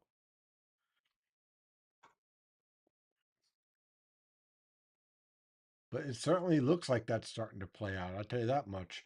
We should see moderate bands here really start to build in as well. Otherwise, that 6 to 12 might be struggling as well if that doesn't take place. But I think it will. Um, and, at the rate this is going, I could Freehold, could Eastern Monmouth see, close to a 2 feet snowfall? It's possible. It's certainly possible. Interesting times ahead, that is for sure. Pouring snow accumulating quite quickly on all surfaces now in Harlem. And let's see here. Putting into a winter wonderland in northeast Philly. Look at that. Look at the nature. This is how you just heavy wet snow just kind of coats everything like marshmallow. Approaching 5:30. See if we have any new obs. Let's see. Let's see.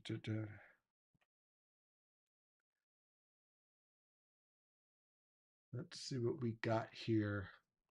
All right, so now we're seeing our temperatures really cascade and fall off. Over the interior, we're in the mid to upper 20s around the Poconos and Catskills, upper 20s to lower 30s in around the New York City metro, Philadelphia metro, lower to mid 30s.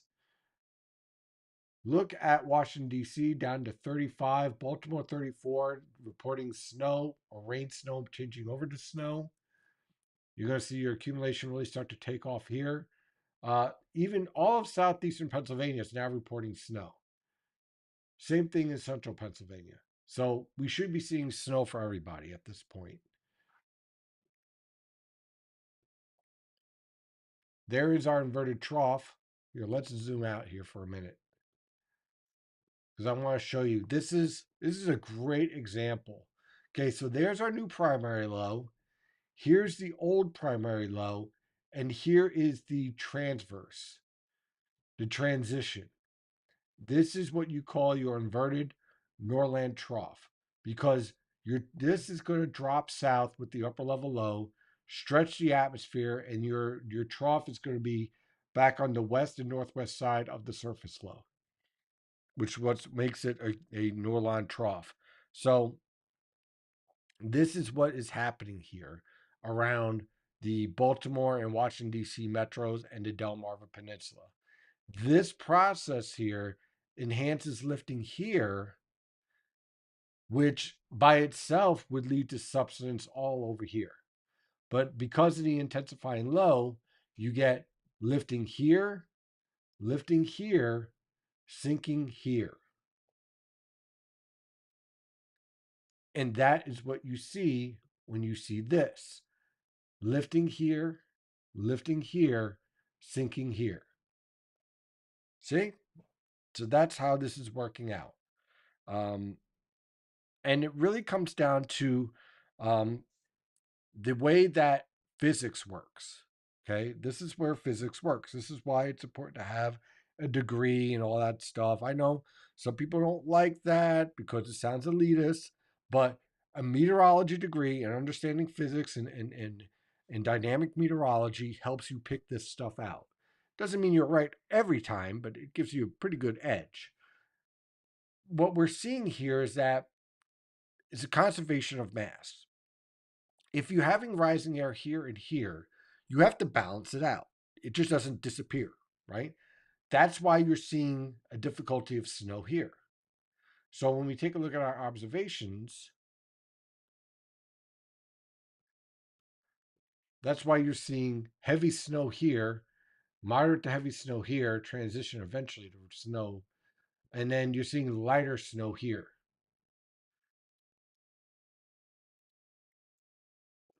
Fascinating stuff.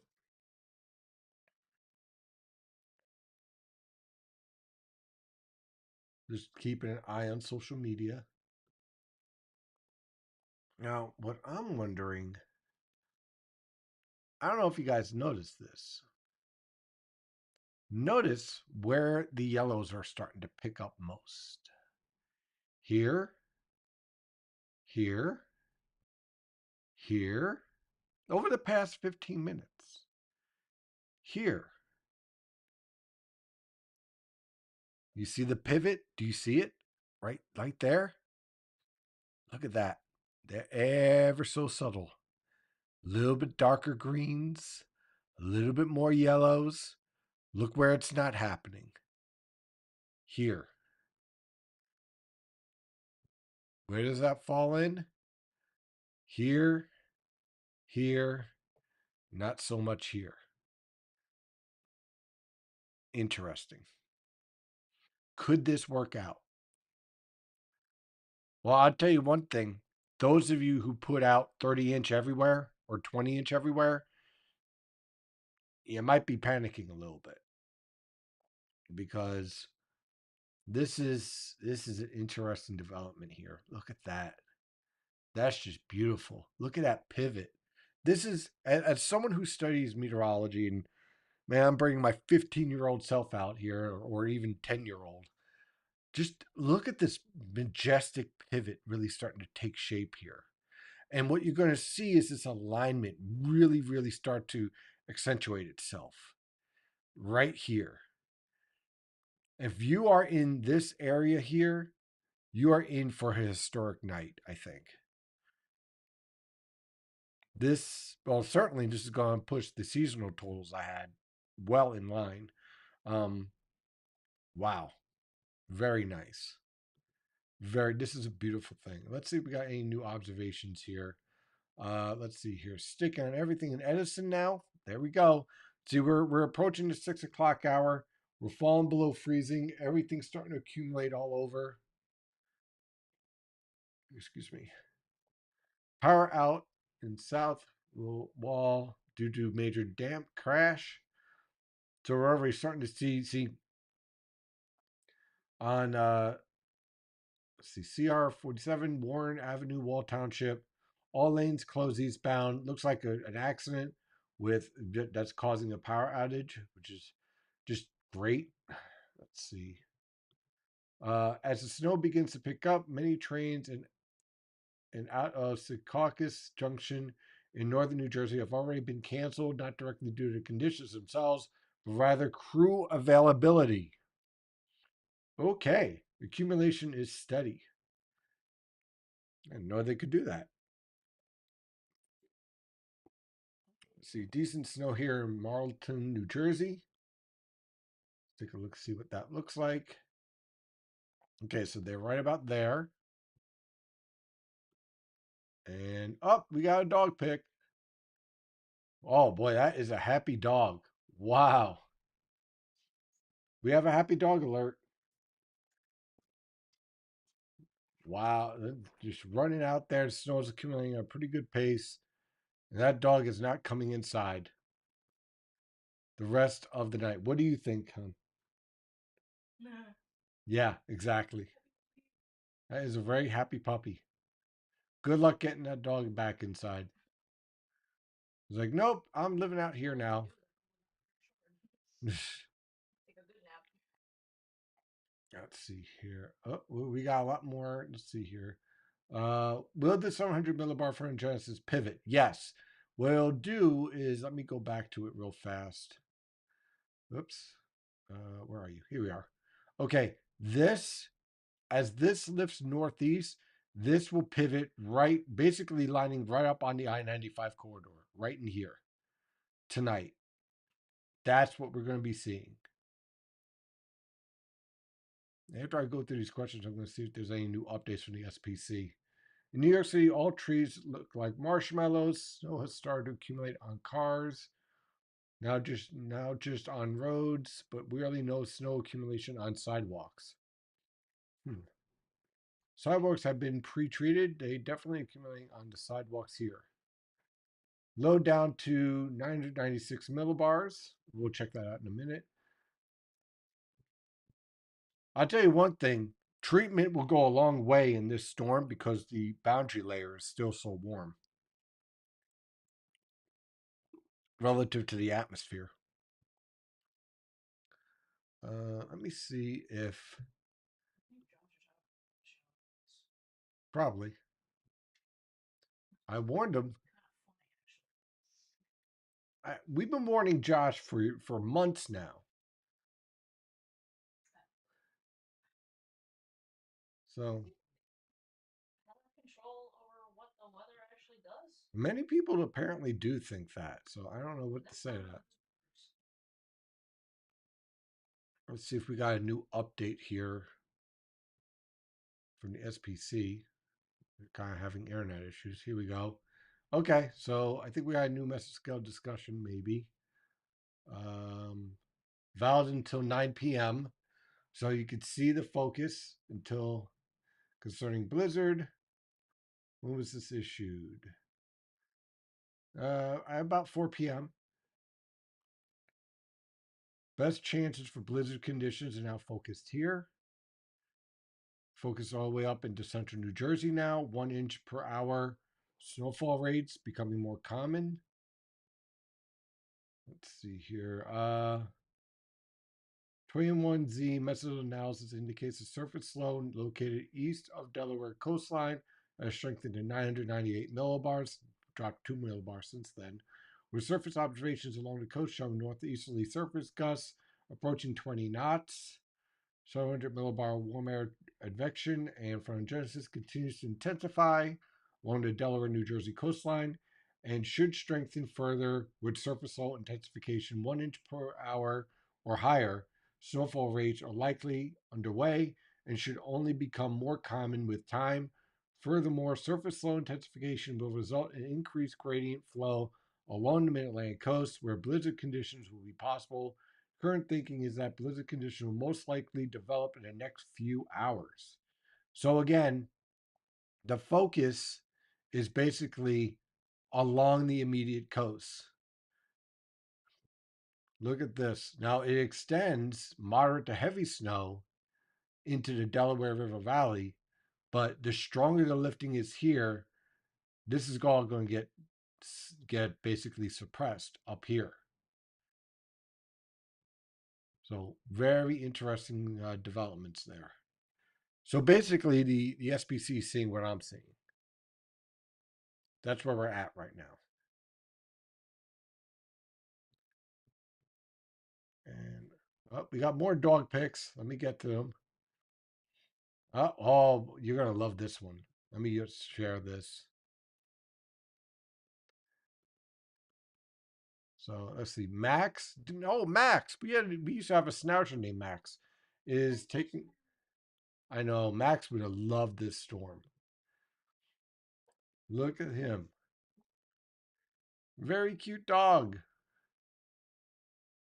Like, what is this stuff? I'm going back inside. That is a cute dog.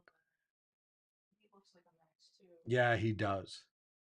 Roadway is now covered in Great Neck, New York. Well, that escalated pretty quickly.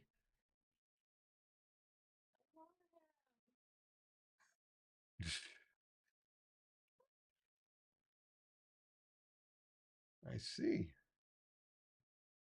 Look at that. Let's see here.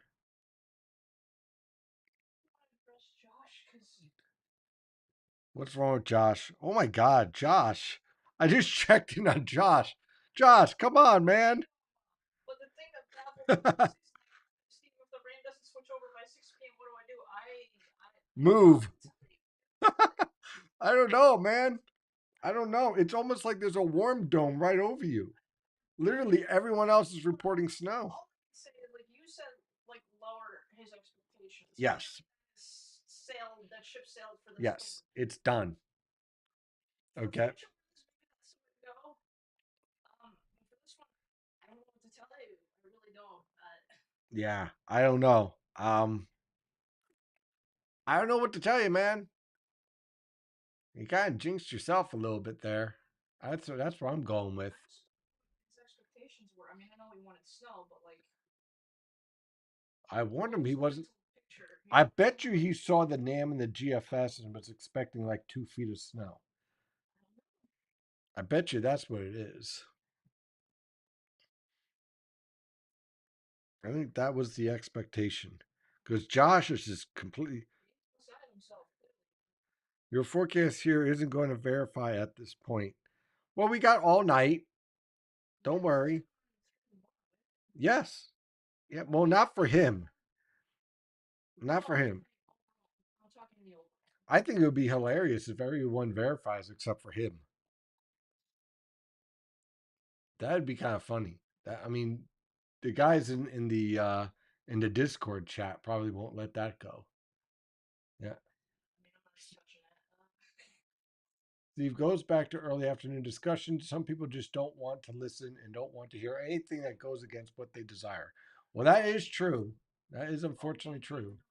We've been dealing with that for the past 2 weeks. Hi, Steve. Snow is really picking up in Rybrook, New York, close to an inch on cold surfaces. Yeah, no, what they're doing is taking something you said 3 weeks ago and trying to pass it off as something you said just recently. I saw that. That was kind of hilarious. I'm like, did someone screenshot that? Yeah, screenshot it and trying to pass it off like you just said. I'm like, I wonder if that's going to show up for like the next 3 years. The same person. Tell Josh I have a voodoo doll of Central Pennsylvania. Oh my God. Oh, tell Josh I have a voodoo doll of Central PA that I stick needles in to ensure that it gets little snow. Oh my God. Josh, you're becoming a legend. That's what happens when you go into. Man. Oh, man. Yeah, this is not going to be. This is going to be rough for him. But, hey, I warned him. I did warn him. Let's see here. At 4:20, starting to stick on streets. Temperature down to 33. So I'm just going through some of the observations here. 1 second. Let me just respond to this email. 1 minute. Client email. 1 second.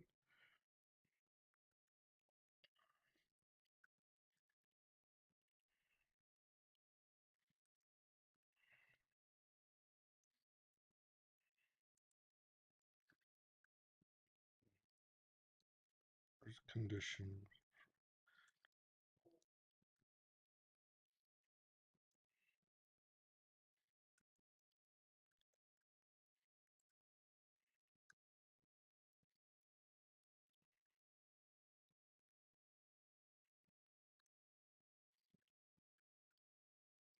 There we go.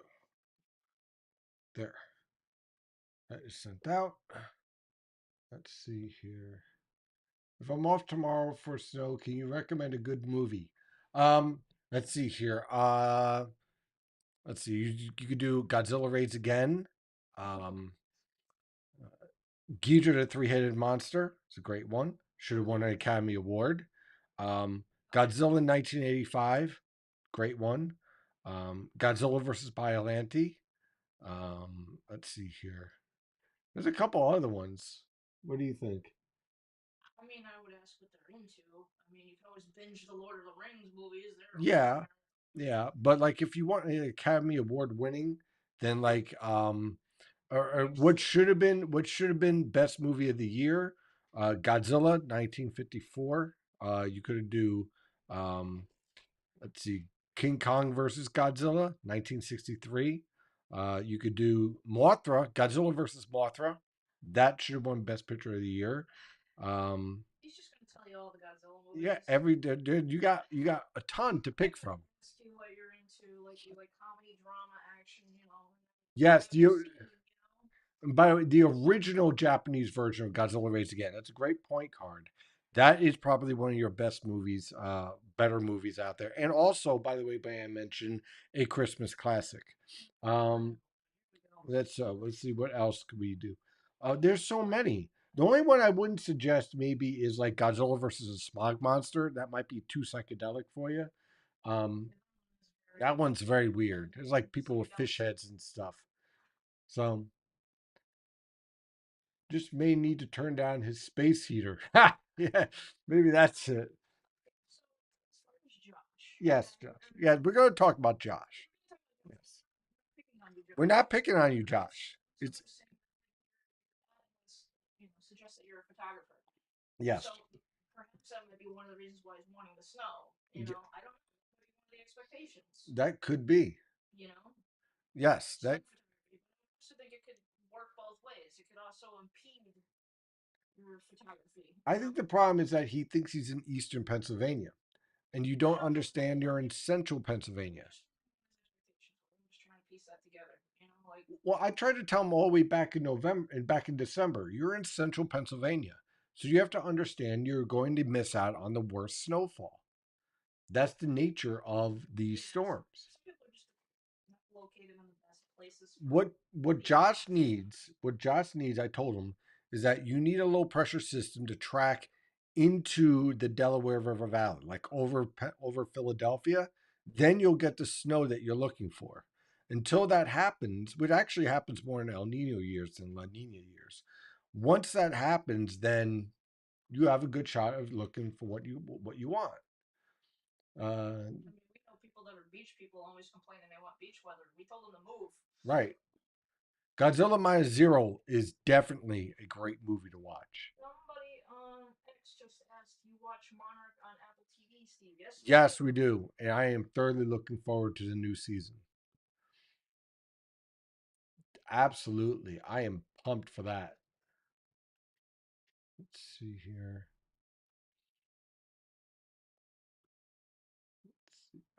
Here in Middletown, first pick around 2 p.m. 3:45 now. Wow, look at the difference here in how the snow is accumulated. I understand people asking for totals anywhere when it's still ongoing. What you mean what the current totals are? Somebody said New England totals question mark. That's all they said. See the map. Actually, premium members, the forecast goes up to Boston, but only for premium members. Yeah, that's impressive. Mezzo banding has a ride in Lumberton. Oh, hold it. Somebody phrased it as puking snow in Tinton Falls. Yeah, well, it's certainly doing that. There's our band. I mean, that's kind of what it's doing around here for us too. Yeah, I mean, it is like you can barely see it outside now. Yeah, it's getting too dark now. I did put Yeah. highlight Look at we have like reddish pink lights on and for the house. And it's like has this kind of like reddish glow outside, and you can see just this pancaking of snow. Very impressive. See the lights that much though, because it's pretty heavy up there. I actually took a look out the other window so you could see that was tacking onto where the lights are. Wow. Still raining for Josh. How could it be that his location is the only place that's raining? I don't know, but he's definitely not handling the wall, and that's when I'm like, I don't know what to tell you. I mean, I'm just curious. Wait a minute. Where in the heck? He must be here.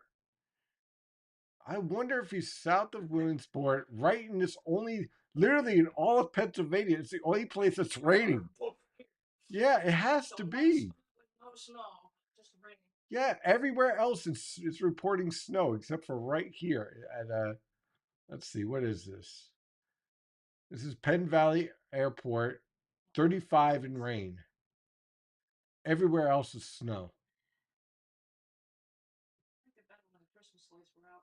Yeah, so why we shouldn't just never take down a Christmas stuff. Yeah, well, I mean, I can't do anything about the neighbors, but we could have kept Christmas stuff up all year. Lights in the yard, see? Yep. Oh, whoa, geez, I can barely see outside. Windows.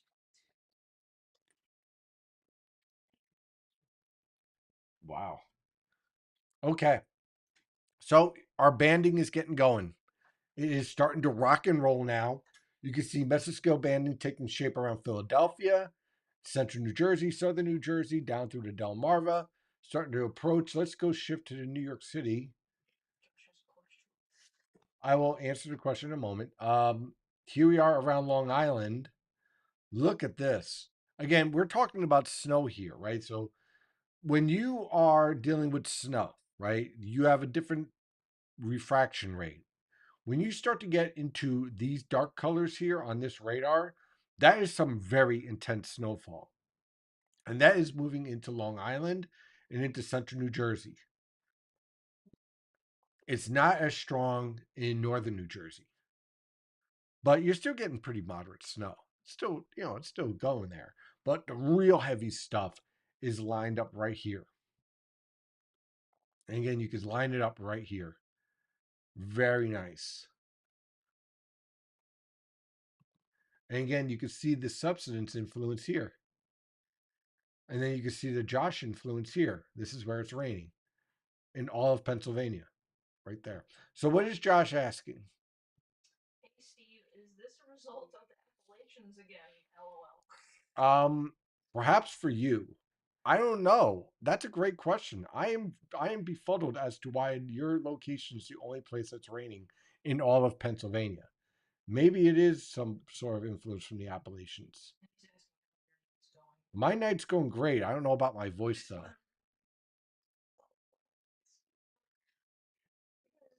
Look at Brooklyn. What's that? So this was that Uh-oh. video. So just Holy Jesus. Oh, jeez. Josh is crashing out. it could be worse. Like no, I got worried when he's like, "What do I do now?" I'm like, "We got another." Move. Just don't move to central New Jersey. I don't need your jinx here. Um, That's something I noticed. Anytime I Here's moved, Brooklyn. was where I was seemed to follow where I went to. That is true. I moved to Oklahoma. It snowed there. They didn't know what to do. Um, this is for Josh. It's a good observation. Central Pennsylvania is, this is specifically for Josh. Okay, so this is from Tomar Berg, who's a really good meteorologist, by the way. Central PA is a locally warmer corridor. Hard to see. This is again why I don't forecast for that region. This is a great insight. Part of that is due to lower elevation versus west and east. Part of that is central Pennsylvania is the center axis of the surface inverted trough, meaning there is no cold air advection yet, as is the case to, I guess, whatever they're observing. So there's your answer, Josh. It is the Appalachians, as I suspected, but there it's even more confirmation of that. So move, just not here. Yeah, I just want to point out, like, Yeah. for some people confused on the YouTube side, Josh is in the it's live chat, Right. and just checking to make sure Josh is okay. And also, he's in the Discord Yeah, and I'm just letting him know. not doing well. I'm just letting him know. Like we're just making sure somebody's okay. You Yeah, know. he's not having a good time right now. He was expecting 30 inches and he's getting rain. So look at this. Look at that's beautiful. Wow. Now that is a change from the past couple of hours. How heavy wet that snow is. Sun is now setting and the snow is still nicely falling in North Brunswick, New Jersey. Yeah. And in West Jackson, looks like we got a nice video. Let me share that. There's our snow falling. I'm guessing we're going to get less and less of these videos as the sun sets and it gets harder to see. That's why I took a peek outside while I can because it's almost completely Thank you for taking the bullet for us. He's been complaining about it nonstop for the past hour in our Discord. Oh, come on, Josh. Oh no. Oh my God. Uh, oh boy, I knew it. Listen, even if somebody can push a button, sometimes you're still check to make sure they're okay. You know? Yeah, yeah. Um, Temp staying right around 32.5. Still expecting temperature drops sufficiently for good accumulating snow. Yeah, but not like a lot. Like we're talking like 30, so maybe another 2 degrees. Somebody mentioned Godzilla -1. Yeah, it's a good one. That's a good. I cannot confirm this personally, but from two sources, currently partway travel ban being implemented shortly. That makes sense. You don't want people driving in a blizzard, especially if you're trying to do snow removal. Down to 29 degrees now, snow covering everything. Keyport, New Jersey, 31 degrees. Wind northeast 23 miles per hour, gusting to 32. Snow sticking on untreated blacktop now, 1.3 inches. Concerned about power with heavy wet snow. Yeah, we all are. 2.2 inches in Staten Island.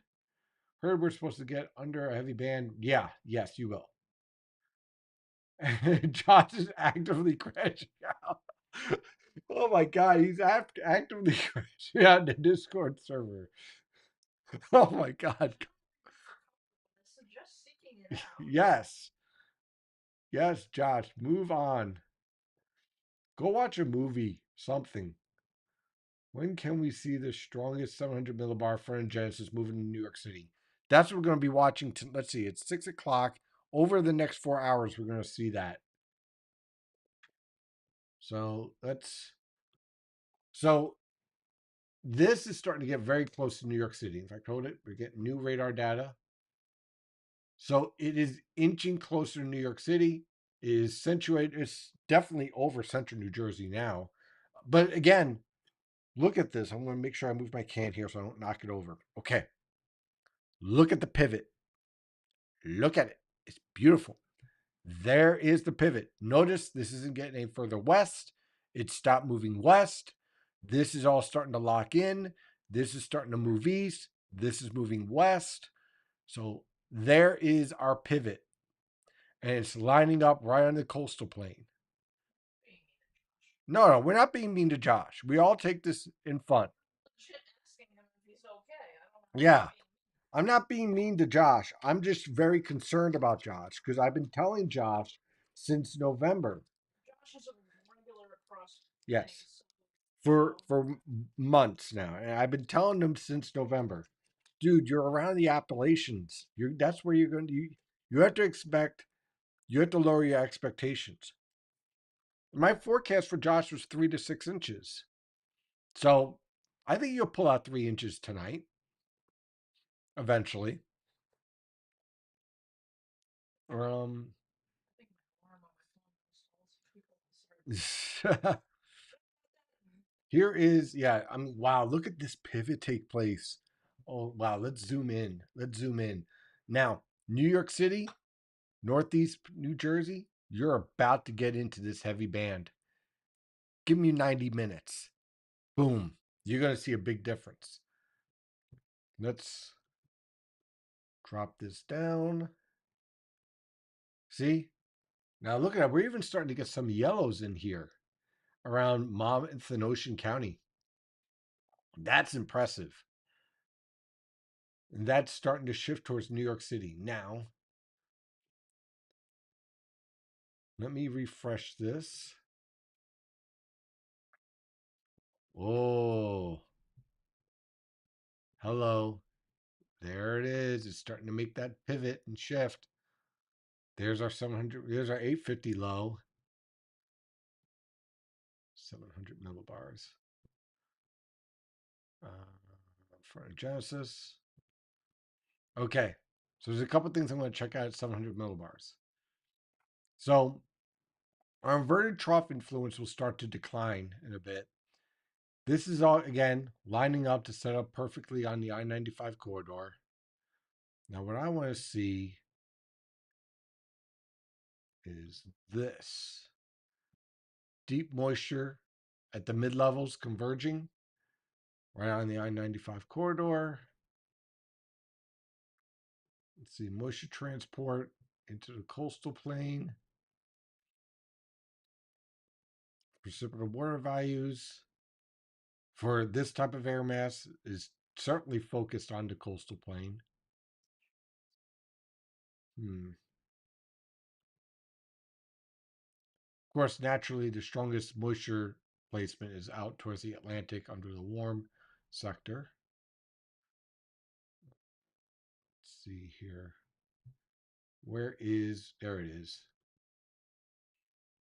Remember when we started, we talked about the development of deformation zone?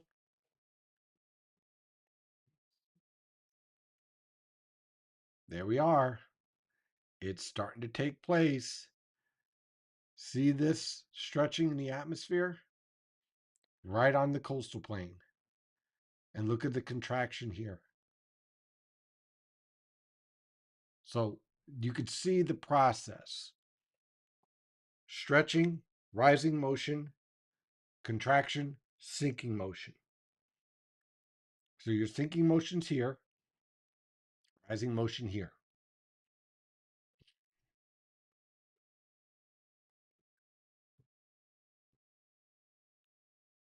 Even more so.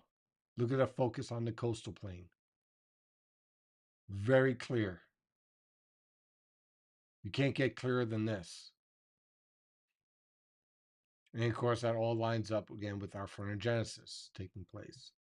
Wonder how our surface frontogenesis is looking. Yep, that's playing out nicely too.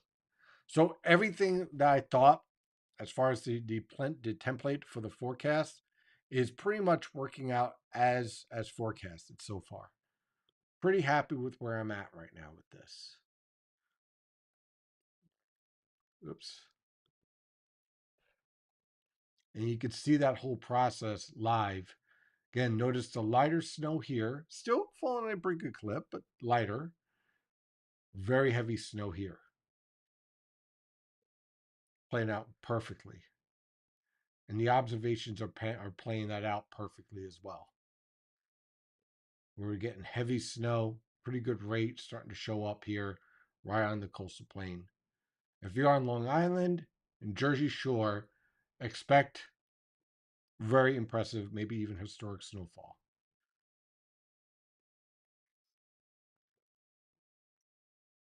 So that's where we're at right now.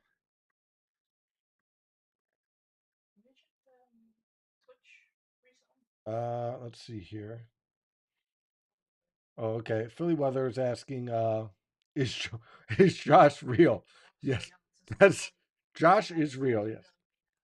Uh, those yellows you just saw have been there the entire event. That's what I was about to. Yeah, that's the focus of the lifting that we've been talking about. That's what we're seeing. Um,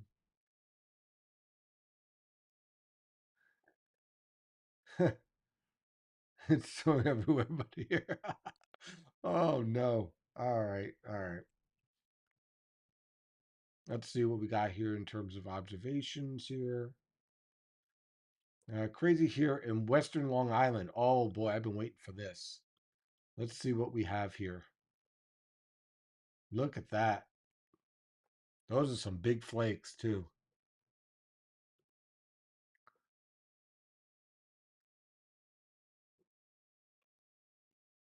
Let's see here.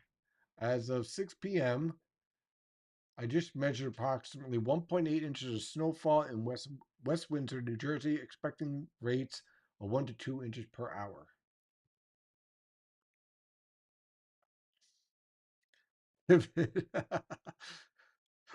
That's funny.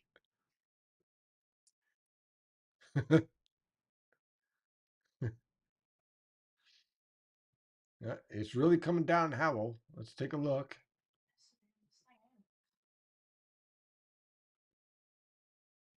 Look at Howell. You might have whammied yourself.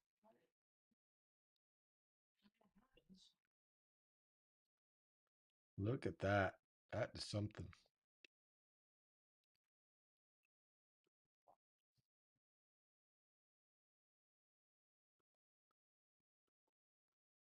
6 p.m. Columbus, New Jersey, 1 inch on the board. We talked about Josh enough. Let's see here. 15 minutes difference. Oh boy, this should be interesting. This is 15 minutes apart. So here it is. 15 minutes later. Boom. Look at that. That's what you call a change.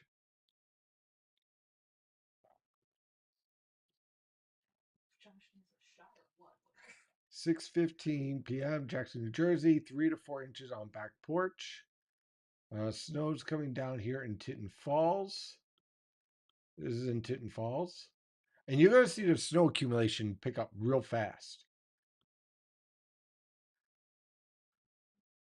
So let's see. We got a lot of observations here. Let's see here.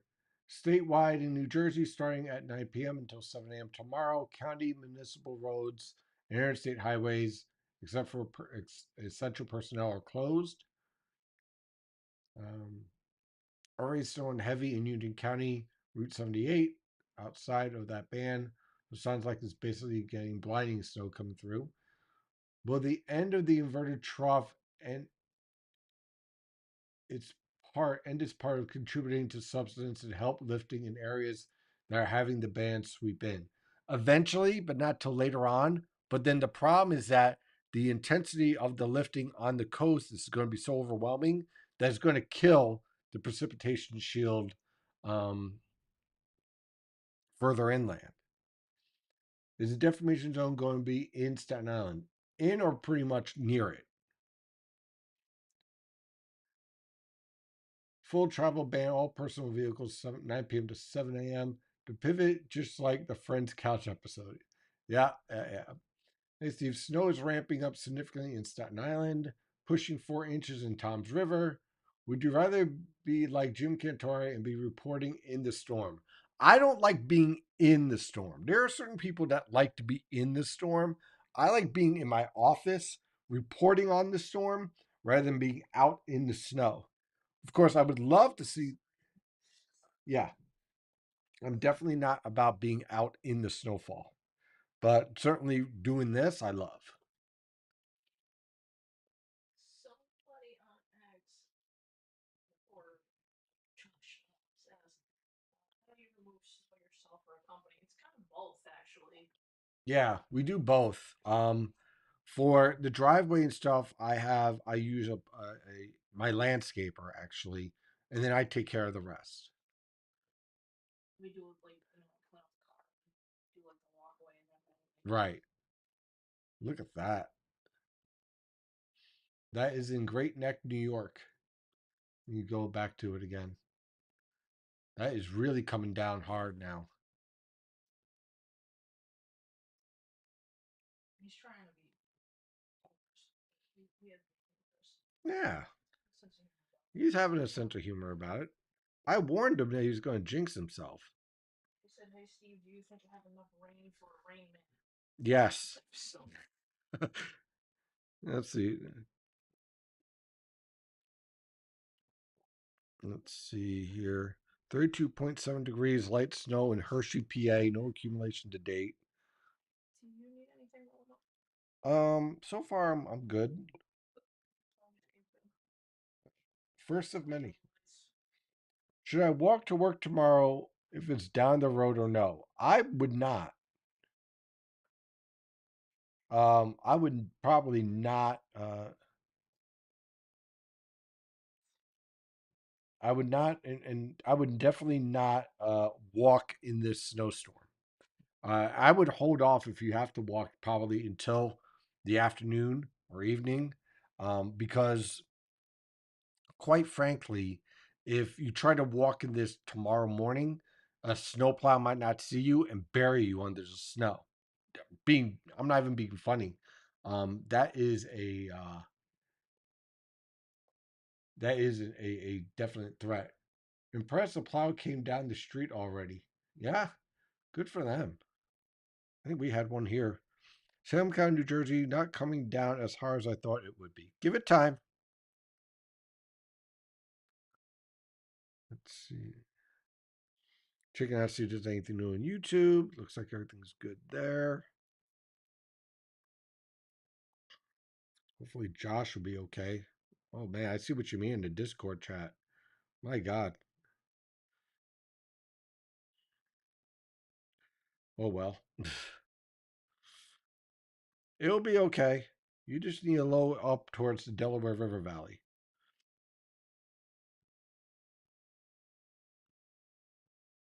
I'm gonna be coming back to this all night. Just watching this radar. It's just really something. Look, you can see more and more yellow starting to show up. You could just see the difference in terms of the intensification here. And it's really starting to take. And the thing is that the stronger this gets, the more you're going to start to see substance here in this zone right here. So we'll see how that plays out. But wow, it is something of just real beauty here of this just seeing this all evolve here. And let's see if we got new updates on our temp on our low. We move.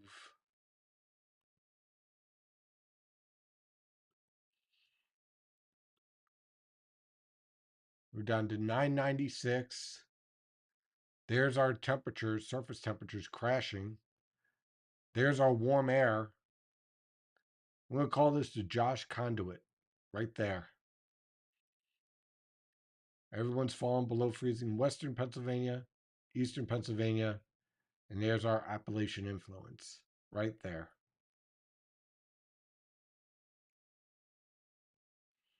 And in terms of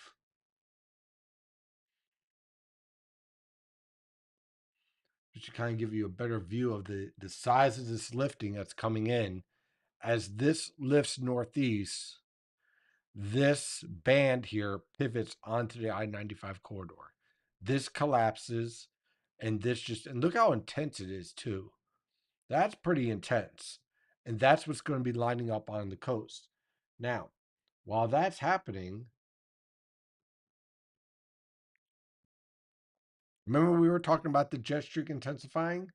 Look at this intensification now. Let's zoom in on that.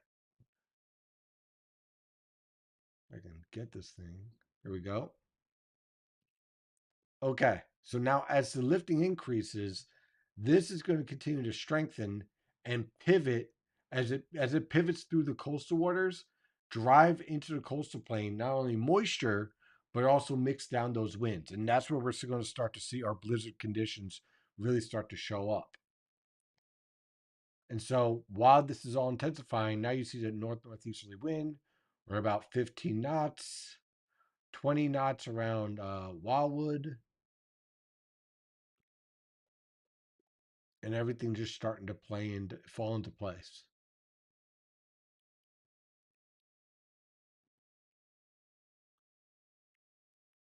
And we got a long way to go. We're just starting. This is 6 o'clock. We'll be here through midnight or until my voice goes.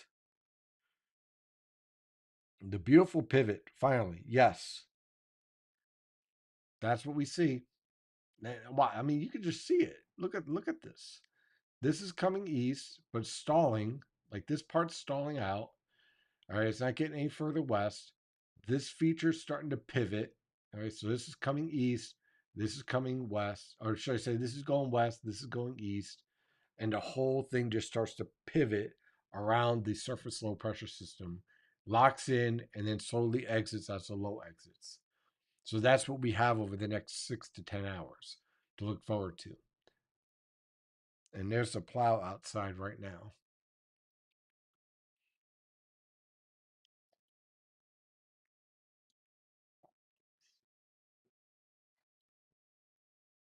Do you think South Brunswick is outside the heavy substance banding? Trying to figure out what that means. I think South Brunswick is going to be within the heavy snowfall. Put it that way. Any thoughts on late this week? Honestly, okay. So Just to touch on early March, I've been saying for the past couple of days now, actually going back to Tuesday, um, the next snow threat I think is going to be around March 1st, with the stretching of the polar vortex, increasing high latitude blocking. Um, we might be back here again on March 1st or 2nd. And if most of that snow falls at night, a lot of it's going to accumulate. But I don't know yet as far as details.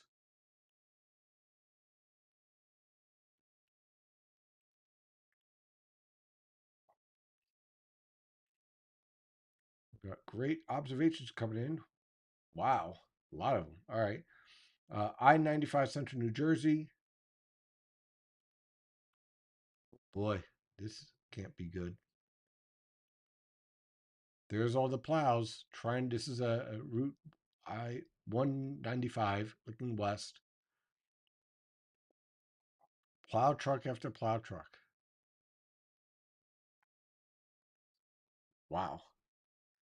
That is some impressive snowfall. And we're just getting started.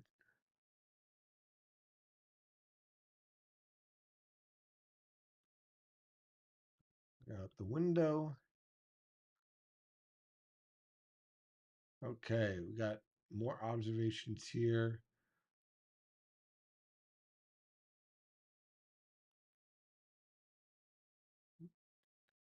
This is in Lutz, Pennsylvania.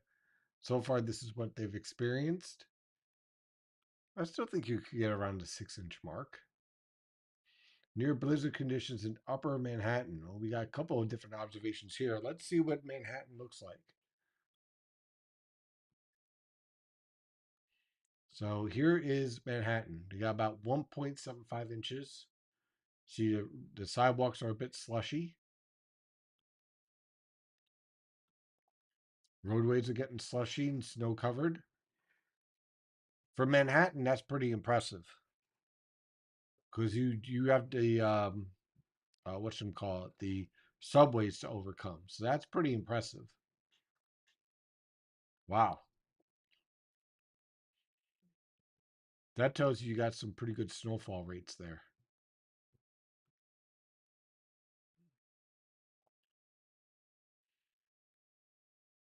Let's see what else do we got here.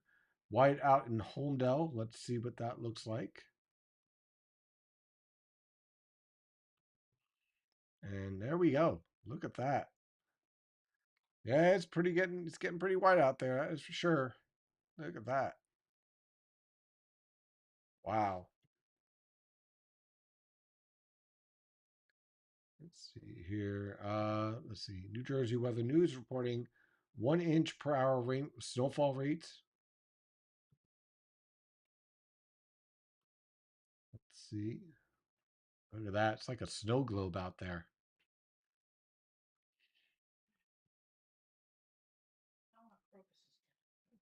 2.5 inches on the sidewalk, 3 inches on grass and Howell. Let's see here.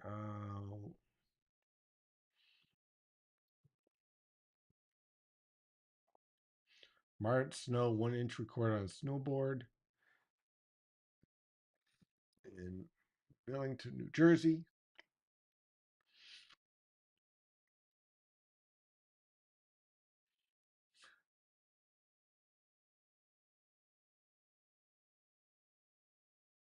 Let's see. Oh, we got more. There's from Thomas posted on Rumble. More snowfall. Okay, so I think I answered everything on the live chat here. Let's see, is there anything on YouTube? Snow is definitely getting heavier. Looks like Staten Island set up. Yep. Okay, Salem County, New Jersey, not coming down as hard as I thought it would be. Give it time. Trust me, give it time.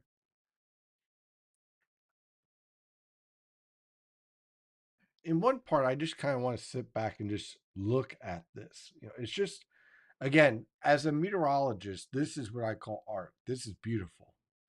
Now again, I don't wish this on anyone in terms of like the impacts it could have on travel, having to drive in this and stuff. But this is just some impressive, just an impressive storm. And give credit where credit's due. The GFS finally picked one up. It's about time. Good for the GFS. They finally picked up the storm. Now let's see. Let's see if we got any new mesoscale data here.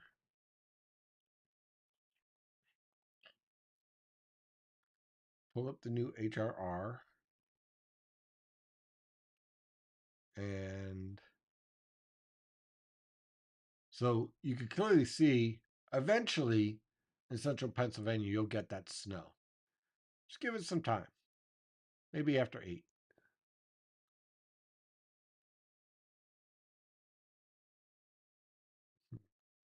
Some banging outside.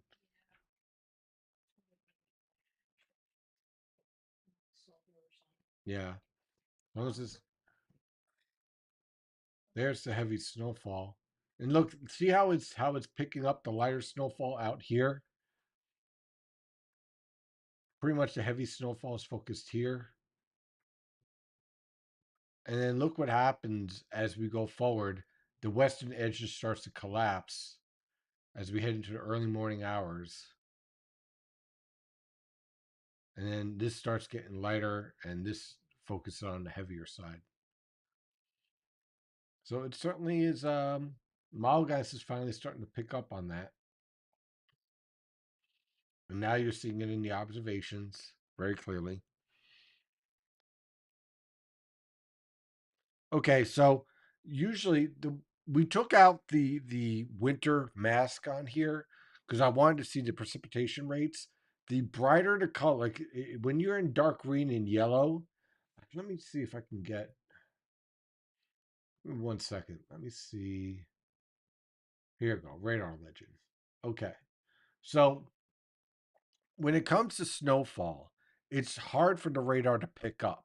So when you start getting up into the yellows, right, that's some very heavy precipitation falling. Okay. So that tells you you're dealing with very heavy snowfall. Whereas a raindrop is easier to pick up on the radar. So when you get really heavy rain, and like let's say your thunderstorms, you start getting into the oranges and reds. That means some really intense rainfall. Well, when it comes to snowfall, because of the nature of a snowflake and how it's refracted off of the radar beam, when you start getting dark greens and yellows, that's like snowfall rates over an inch per hour. You start talking about 2 inch per hour snowfall rates and so on. So that's some really impressive stuff.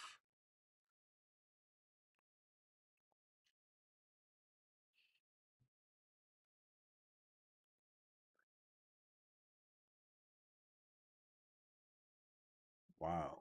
All right. We got even more observations. It's coming down very hard in Matawan, 2 inches.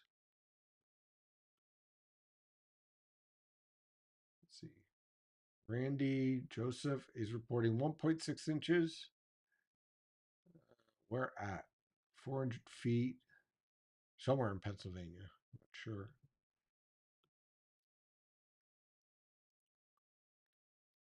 It's now snowing east of Lewisburg. See? There you go, Josh. I told you you'd see it sooner or later. South Ocean County, winds are whipping and the power keeps going in and out. Well, let's take a look at this video.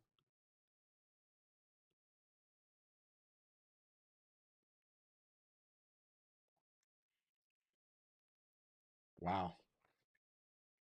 Look at that snow.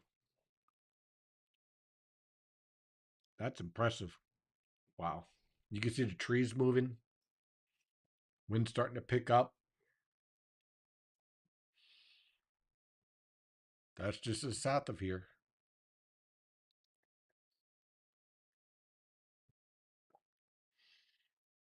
If the building on the other side of the parking lot can't be signed like back in 1996, it'll definitely be blizzard conditions. Snow is falling just like your snow animation when you did winter forecast. Ah, yeah, the one I used before we with the countdown.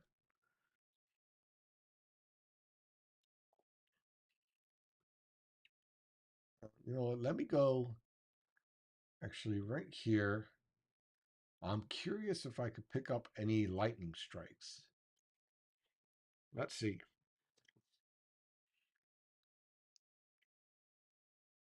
This might take a second to load, but it's well worth it.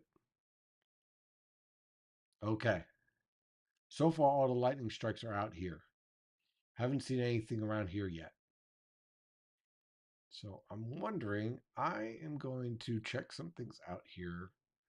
All right. So, first of all, mm, yeah, I want to look at this. And okay. So that means our 700 millibar low is here. Notice this sinking air is not lifting northeast, it's moving due east, right? So our storm is tracking more east northeast than north northeast, which was expected. It's not mean it's moving further east or anything of that nature. Okay. That means that all of the 700 millibar low, I'm going to explain why this is very important. Okay. Let me zoom in. Okay. You see how this is marching its way in? This is the dreaded dry slot that everyone's always worried about with storms. This is clearly going to be over the coastal waters. That means this whole region will be under steady precipitation. This also means this locks in another observation that your heaviest precipitation will be along and southeast of the I 95 corridor, right in here. This observation right here in the water vapor satellite picture, very, very important. If this was tracking on the Jersey Shore, then you would be focused here for your heaviest snowfall. If this was out here, then you would be focusing clipping Long Island and Jersey Shore. The fact this is over here sets up your heaviest snowfall right in here. So yes, that's including southwestern Connecticut, Long Island, right around the New York City metro, including Northeast New Jersey, Southern Hudson Valley, Central New Jersey, Southern New Jersey, and clipping the Philadelphia metro. That's a huge observation, locking in right there. That is what we're talking about. That is beautiful. And then we take a look at the infrared, and look where you're seeing your cold cloud tops really starting to blossom. Look at that. That's beautiful. You can see the wave action here. Wow. That is just amazing. Now, let's get on to the hunt of, will we see thunder snow? So, what I'm going to do is the best thing I can do in terms of finding skew T chart here. And let's go right around central southern New Jersey. Okay. You see this here? That's some pretty good instability. And then you have stability here and then more instability up here. I could definitely see the potential development of thundersnow, but let me go right into here. Let me see if,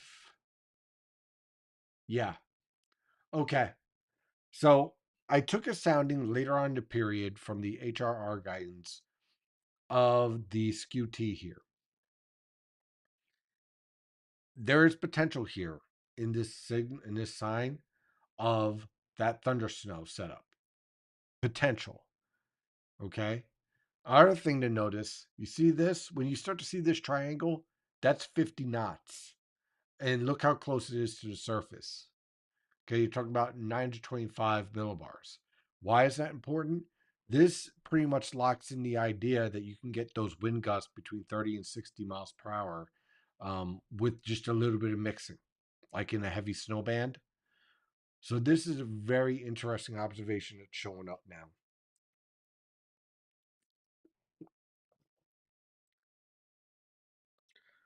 Uh,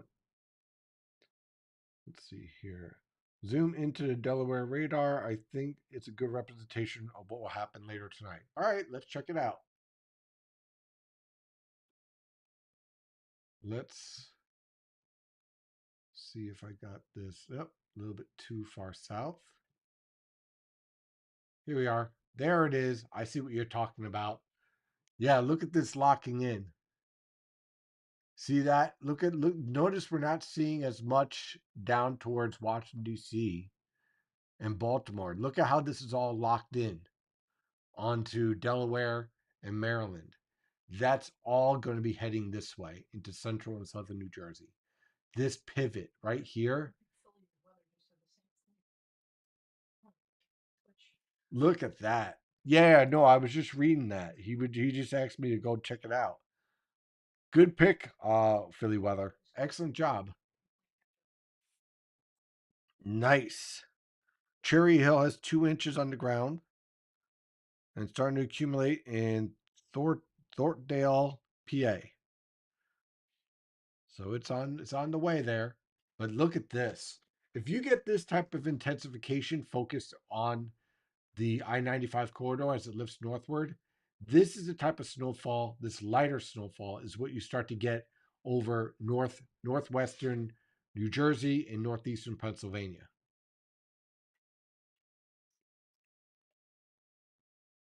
Nice pickup. Excellent job. And you're starting to see that alignment start to take shape here. Notice not as heavy up here, getting progressively heavier here. And again, when it comes to snowfall, when you're getting up into these levels here, that's some intense snowfall rates. And then let's head towards Long Island. And the same thing. Where are we seeing the focus? On the coastal plain, on Long Island. Where are we not seeing the focus? Not so much here. Perfectly playing out in the forecast. Now we just see whether or not how we get the snow accumulation. But my God, this cannot evolve better than what I thought in my brain of what's setting up here. And then we step back, and again, you see the whole. Let me refresh this again. There's our bar. So again, when you get into this level for snowfall, that's pretty heavy. Where are we seeing that focused? In here. Now, don't get me wrong. You guys in Northeast PA and Northwest New Jersey, you still get snow. Okay. But out here, this is where, man, it is going to pile up big time.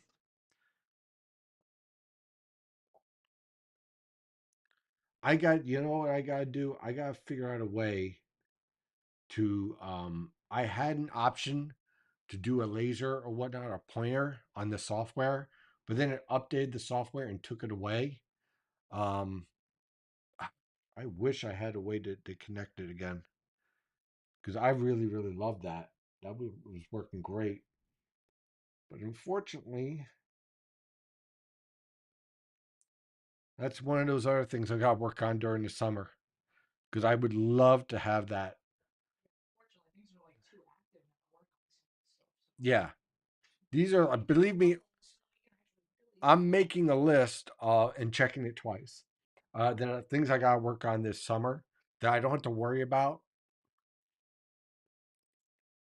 I mean, with an El Nino, I don't have to worry about hurricanes, that's for sure. Of course, now I probably jinx myself. Good job. Hey, honey, can I grab another can of the iced tea? I think I got one more in the fridge. Thank you. I will go back onto the coffee later,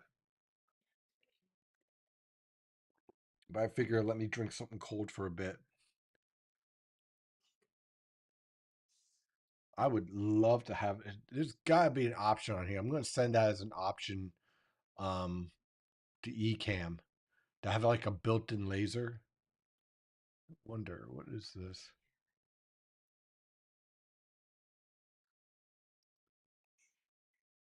I'll work on it, or I'll send a request or something. But ooh, wow, we're getting up to let's see here. We're up to right now. We have 7,361 people viewing. Oh look, I see. Last one. Yay! Last one. Yeah, last one.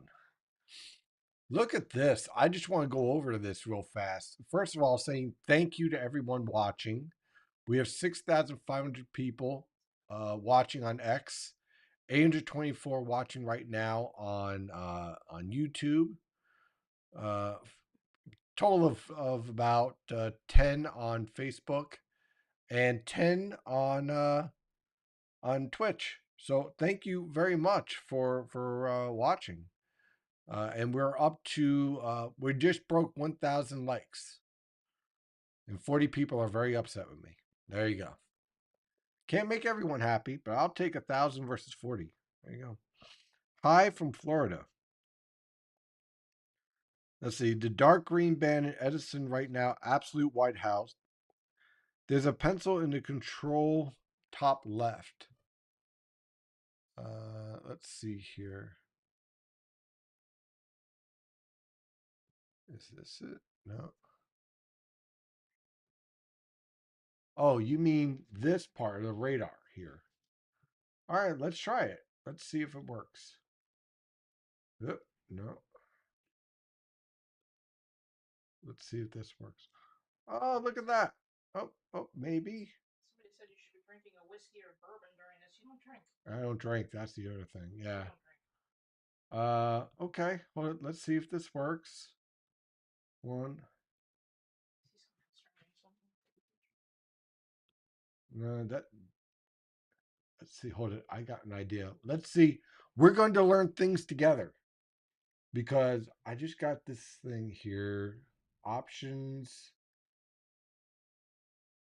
custom locations, custom lines, controls, overlay, maps. No, we don't want that. Why do I think there's a way to fix this? It is. Yeah, troubleshooting a lot of this while. Well, I am going, let's see here. Defaults. Yes, let's go take a look at default settings here. Okay. I am going to find a way. Legend, color scale. I don't want that. Miscellaneous. No, that isn't it. Lightning, custom lines. There's got to be a settings option. I know what you guys are talking about. Is with this thing right here. I think I've seen it before.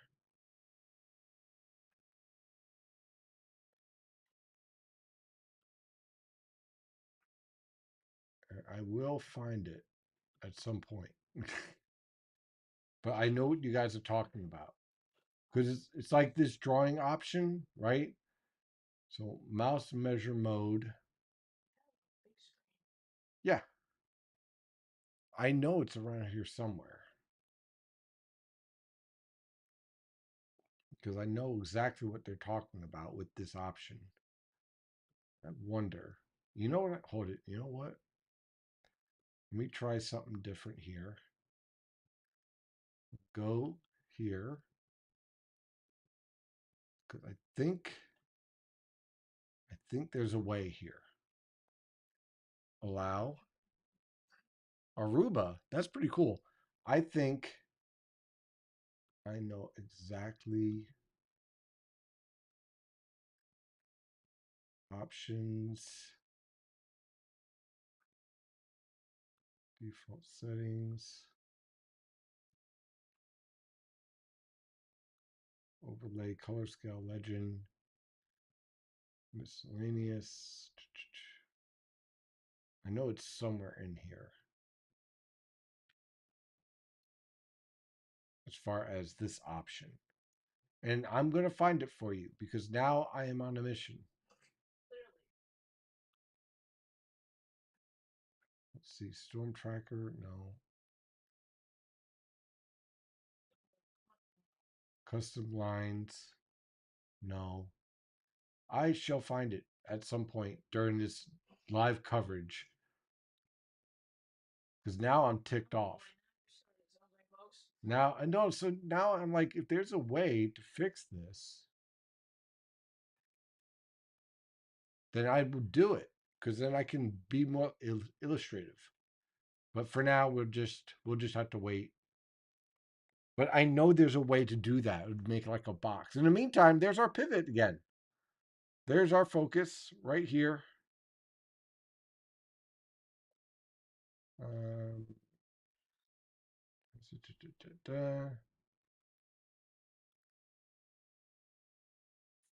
controls controls option, custom location, lightning setting, storm track setting, default setting. Where are you? Don't get so focused that you forget to chat. Yeah, I know. I know. Okay, refocusing. Let's see. Oh, and there we go. Or squirrel. Uh, let's see here. We have accumulating snow on the pavement in Stamford, Connecticut. Is the banding in Delaware going to go north? Yes, that's the idea. The heavy band we were talking about moving in New York City before, it looks like it's hitting Brooklyn and having trouble pushing northwest. It will until the low starts pushing northwest. With the cold waters, Long Island may not see thunderstorms this summer. No, they will. They will. It just won't be in March. It'll be more like in May. In the not too distant future, we'll be able to click on a map location and see a street level view live. That'd be pretty cool. Will the sinking air move west of northwest New Jersey later? Light to moderate snow at 28. It'll probably linger around there and northeastern Pennsylvania as we move on through the storm.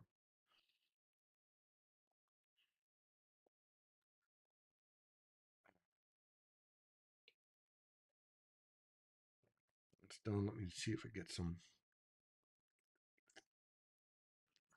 I'm going to check on the observations real fast.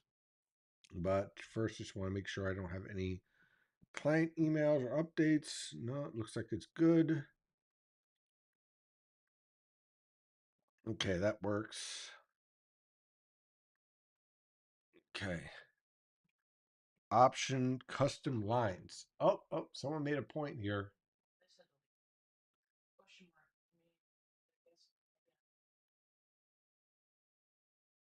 mark. Uh-huh. No. I know there's an option to turn this feature into something else. I just don't know what. But I'll figure it out one day.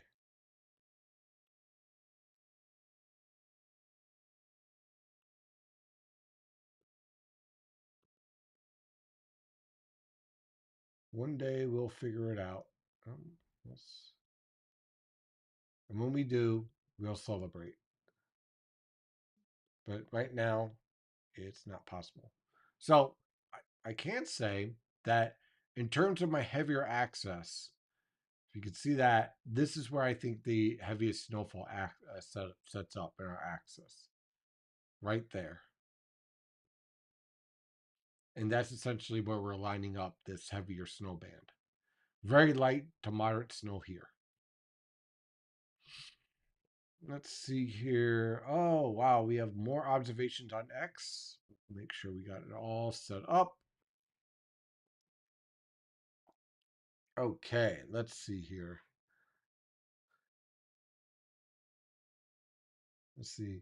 Remember when you were looking at the HRR with the heavier bands offshore? This might be pertinent. Let's see here. Yeah, I mean, I could definitely see the HRR being a little bit too low, but again, I kind of thought it would end up on the coast anyway. Let's see here. Northern Ocean.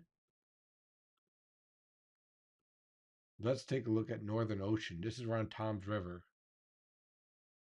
If it loads, there we go.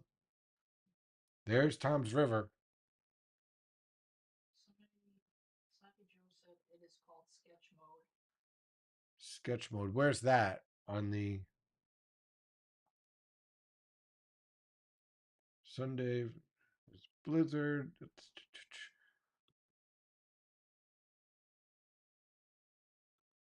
our Snowfall there. This is in Perth Amboy.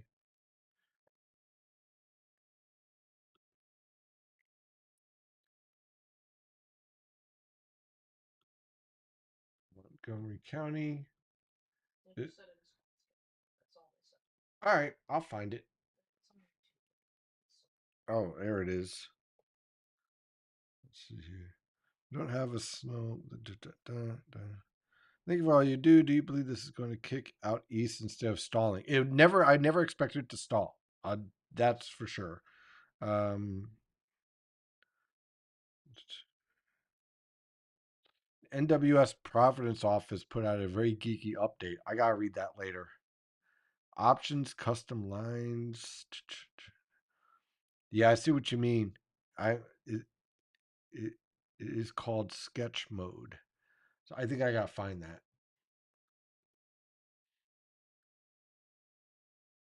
My screen porch is. Look at that. That's a screen porch. Look at that. You're not gonna see much out of that. Wow. I mean, right now we're really watching basically history here. If everything pans out overnight tonight. Let's see here. 2.2 inches in Norton, Montgomery County, PA. Lovely night out in New Tripoli, PA. Oh yeah, it looks beautiful. That's a good time to have a sky. Isn't this the perfect time to be a horse sleigh and all that stuff? No. No? Jingle bells? But you would be uncovered. You'd be like getting walked in snow. Yeah, but you're with the horse. Isn't that the whole point? You could chill in a stable with a horse. Yeah. 3 inches on the south shore of Staten Island thus far. It's falling, and let's see, around 2-3 inches at East Brunswick.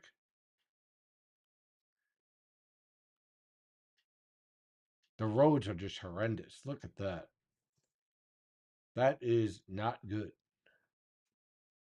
That's a parking lot. Yeah, that's no good. I'm starting to. I'll get there. So that's what I'm going through right now. Is X Joy Life. I'm in Marlboro, and the snow doesn't seem as dense at this point as it is. Give it, give it. It will. Let's see here in Belmar. We have winds up to now 26 miles per hour, gusting to 36. Yep. All right, I'll get there in a second. Melissa's reporting. Let's see here. I know. I know. I got bounced around all over the place. Let's see here. Um, Drinking whiskey. Yeah. Let's see. Should I evacuate Tom's River and head west? I don't think you have to evacuate. And Josh is still crashing out. Josh is joshing. Yep. So the suggestion was So how's the rest of Discord holding in there? probably not too well. Their overlay. Nope. No. No. No. And no. Somebody said Steve points out the streets are completely covered. Jeez. Something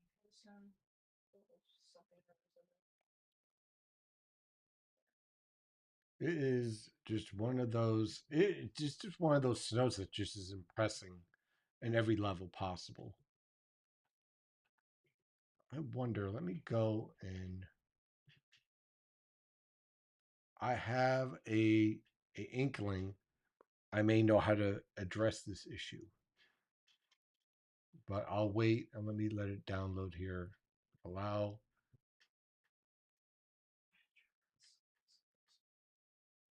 There we go. Okay, so this is their new radar setup. Let's see. And I bet you overlays. We'll put in the lightning, see if there's anything new there. Here's all our lightning strikes out here. In terms of the radar, we'll take out the winter mask. So we can see this. Here we go. Bingo. So here is, I bet you guys can see that now. This is where we're focusing in on our heavy snowfall. Right there. And then you have your sinking air here. So look, I've solved the problem. Let me clear that out. Let's see that. Slide that here. There's our heavy snowfall. So hopefully I can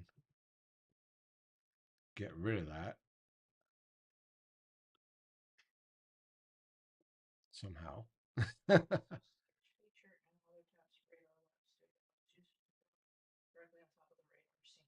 There it is. So now I just have to figure out how to clear that out. That's all. Unless, of course, I can just hit escape. Nope. All right. Well, that's the first start. We got that part. So there's where we're expecting that heavy snowfall on that pivot. So now you can see that play out pretty nicely. Now the next question is that there's that overlays. Now I just got to figure out how to get rid of this thing. There. Okay. So when I want to draw, no, that isn't it. We'll figure it out. No worries. But at least now we have an idea of where I'm focusing that heavier snowfall is basically right in that zone there.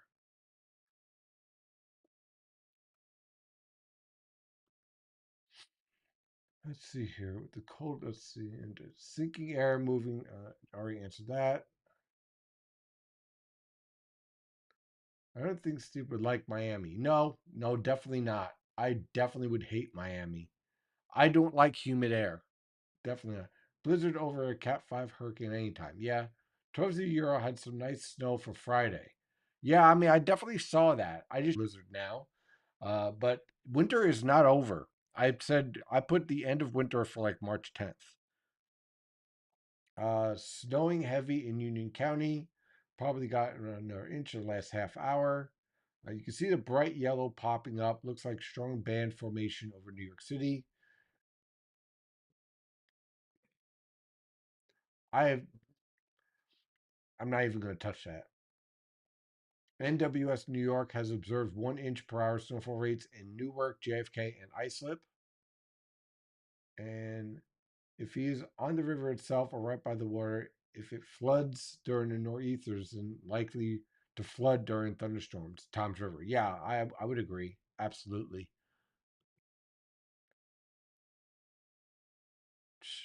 And meanwhile, we're just getting more and more observations. We're exceeding 3 inches already in Marlboro. Overlay overlays to custom lines. Click pencil. There we go. So we did it. We did it. Hit refresh. Well, we're getting there. Uh, Certainly have the lightning.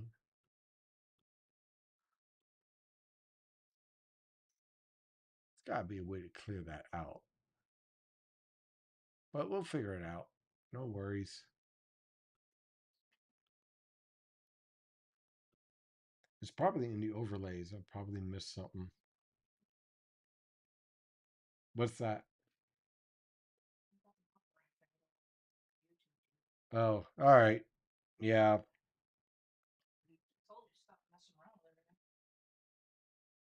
Well, YouTube might just be having an issue itself.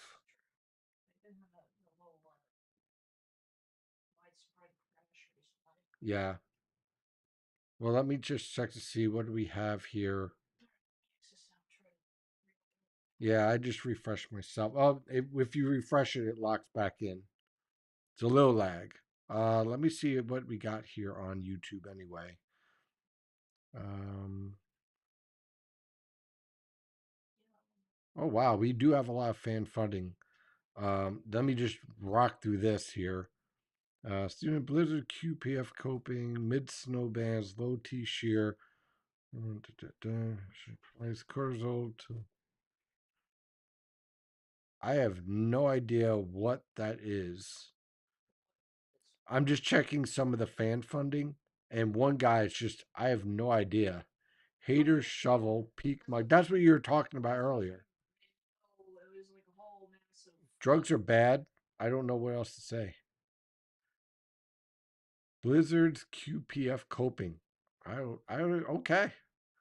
Hey, yeah. I hate hot and humid for a reason. I left Florida. Yeah, I don't blame you. I'm in Edison. This is going to get heavier overnight, or do you think it's about as heavy? No, it's going to get heavier. Absolutely. Has the pressure fallen like what was forecasted? So far, it has. What's that? Which, oh, I got. I right. I got it in top chat. Yeah, I mean live chat. There we go. I have it on live chat. Yeah. Um. Right. On what for YouTube? YouTube in the live chat. Go to the top. It's a I have all messages live chat. That's what I'm asking. Yeah. Um. Let me see. The pressure falls. Um. No, I understood what you were saying. That's what I was saying. Look, there we don't have any new observation. Oh, here we are. New observations. Let's see here. Let me shift the zone here, and let me go out to. Oh, okay, good. So this is down to. It's at 996. Over the next 6 hours, we're going to see this supposedly, according to the model guidance, really bomb out. I think YouTube's having some issues. Yeah. Oh, yeah. I see what you mean. It's kind of going through a bit. Yeah, that's straight YouTube. I'm not getting. Yeah, it still looks like all of them. Yeah, most likely. Uh, We could lose the internet. Like if we lose power, yeah, we got a generator, but that ain't gonna fix the internet. that's true. Well, it looks like we're still good as far as the bit rate here. That's good. So at least on here, we'll see. Yeah. It looks like it's getting a little bit. Yeah. Let me see what it looks like on X.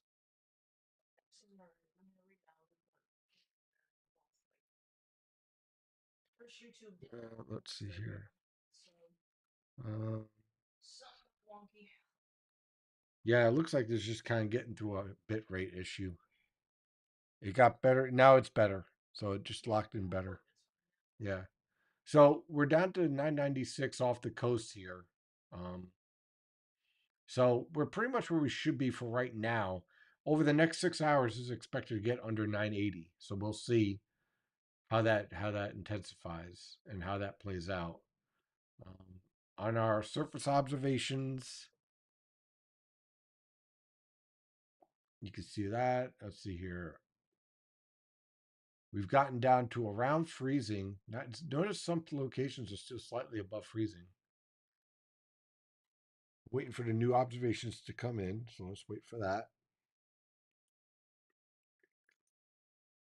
There we are. Okay, so we still haven't fallen to freezing on the immediate Jersey Shore.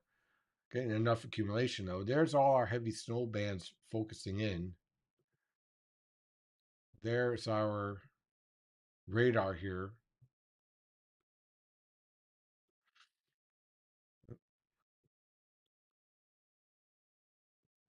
Oh, there it is. I figured out how to get rid of it.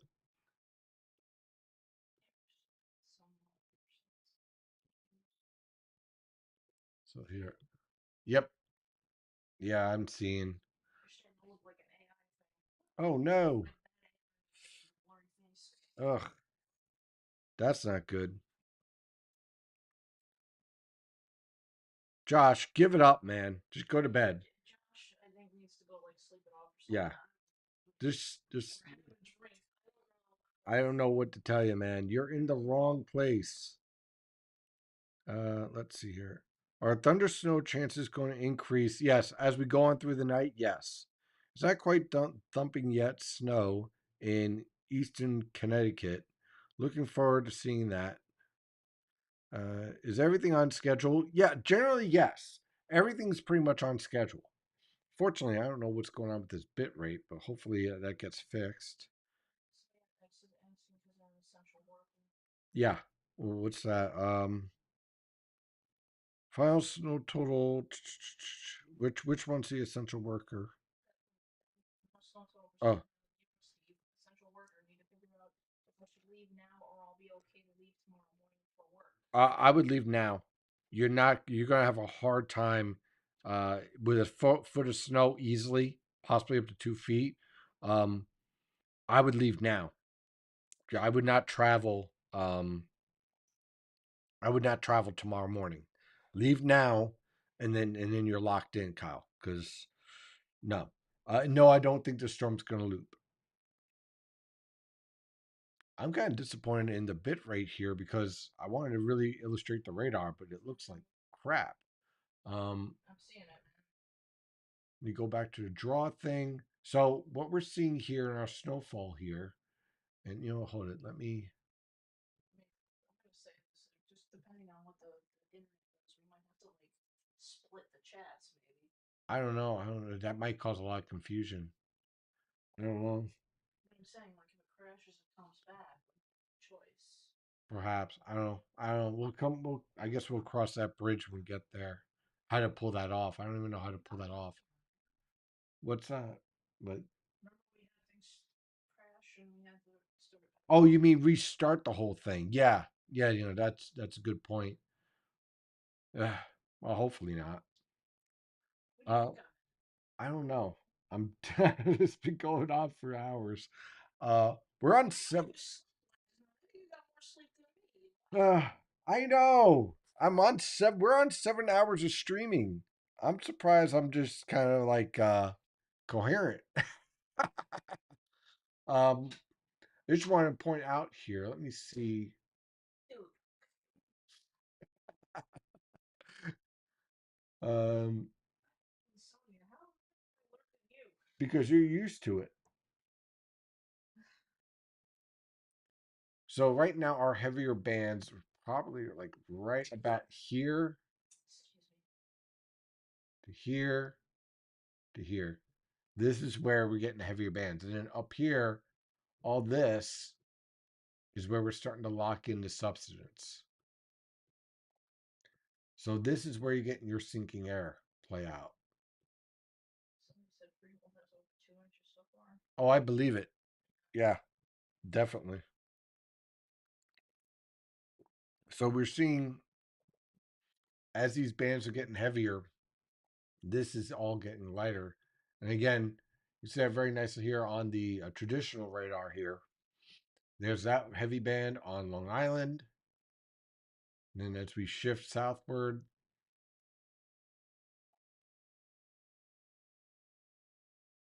look at that light up. Even more so, not so much here, intense here. And then as we shift further south towards Delaware, bless you, Ugh.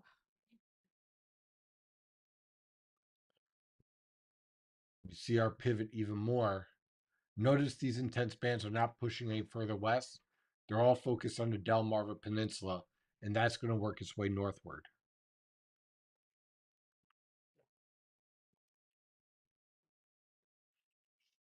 Welcome, cells. Uh, and let me see what's going on YouTube here. I'm starting to get a little scared, Steve. Stream quality is blurry. Yeah, I know. We're trying to figure out what's causing that. Some places could see 3, 4 feet of snow. I don't think you'll see 3, 4 feet of snow. No. I'm not sure what's causing the blurriness. As far as the internet here, it's fine. Let me see. Oops, that's not what I wanted to see. I want to go here, and I just want to see the stream rate if I could see that. Yeah, the streaming as far as the bit rate is fine on my end. So I'm not sure what's causing the lag and stuff here. But I have to believe maybe it might be that this might be crashing out a little bit. I mean, we've gone for 7 hours. So that might be the issue. There's a chance um, that I might have to reset the streaming.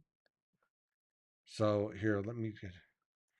There is a chance I might have to reset the streaming to a part two like last time.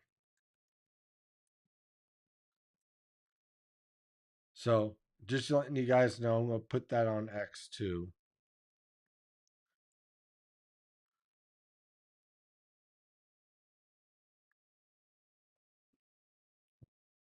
Let me reset this. That's not what I wanted. So I'm just letting everyone know there's a chance. It looks like it reset. I don't know. 4 feet of snow in New Jersey. It's not happening. Those are old models that I thought were bogus to begin with. So that's not happening. Understand, in order to pull that off, you have to have like 4 or 5 inch per hour snowfall rates now at this point. So yeah. Yeah, it's not the camera isn't the issue.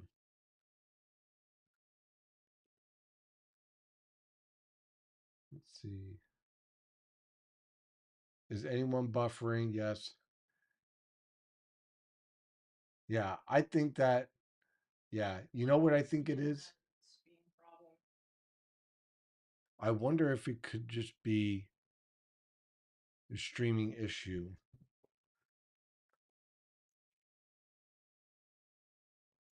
I think we may have to set up part two here. So you know what I'm going to do? It's 7:15, 7 hours. Yeah, yeah. So this is what we're going to do. Um, we're going to take a 15-minute break, and we're going to set up part two. So we're going to take a 15-minute break and set up part two of the live coverage. That should fix the buffering issue. Oh, okay, let's spell that right.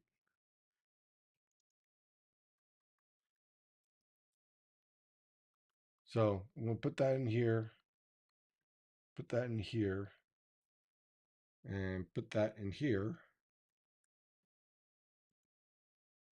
And put that in here. And we'll do part two. So that's what we're going to do. We're going to reset. Okay. And we'll come back at 7:30. Look for part two of this streaming. And we'll be right back. And that should fix any of these buffering issues. Okay. So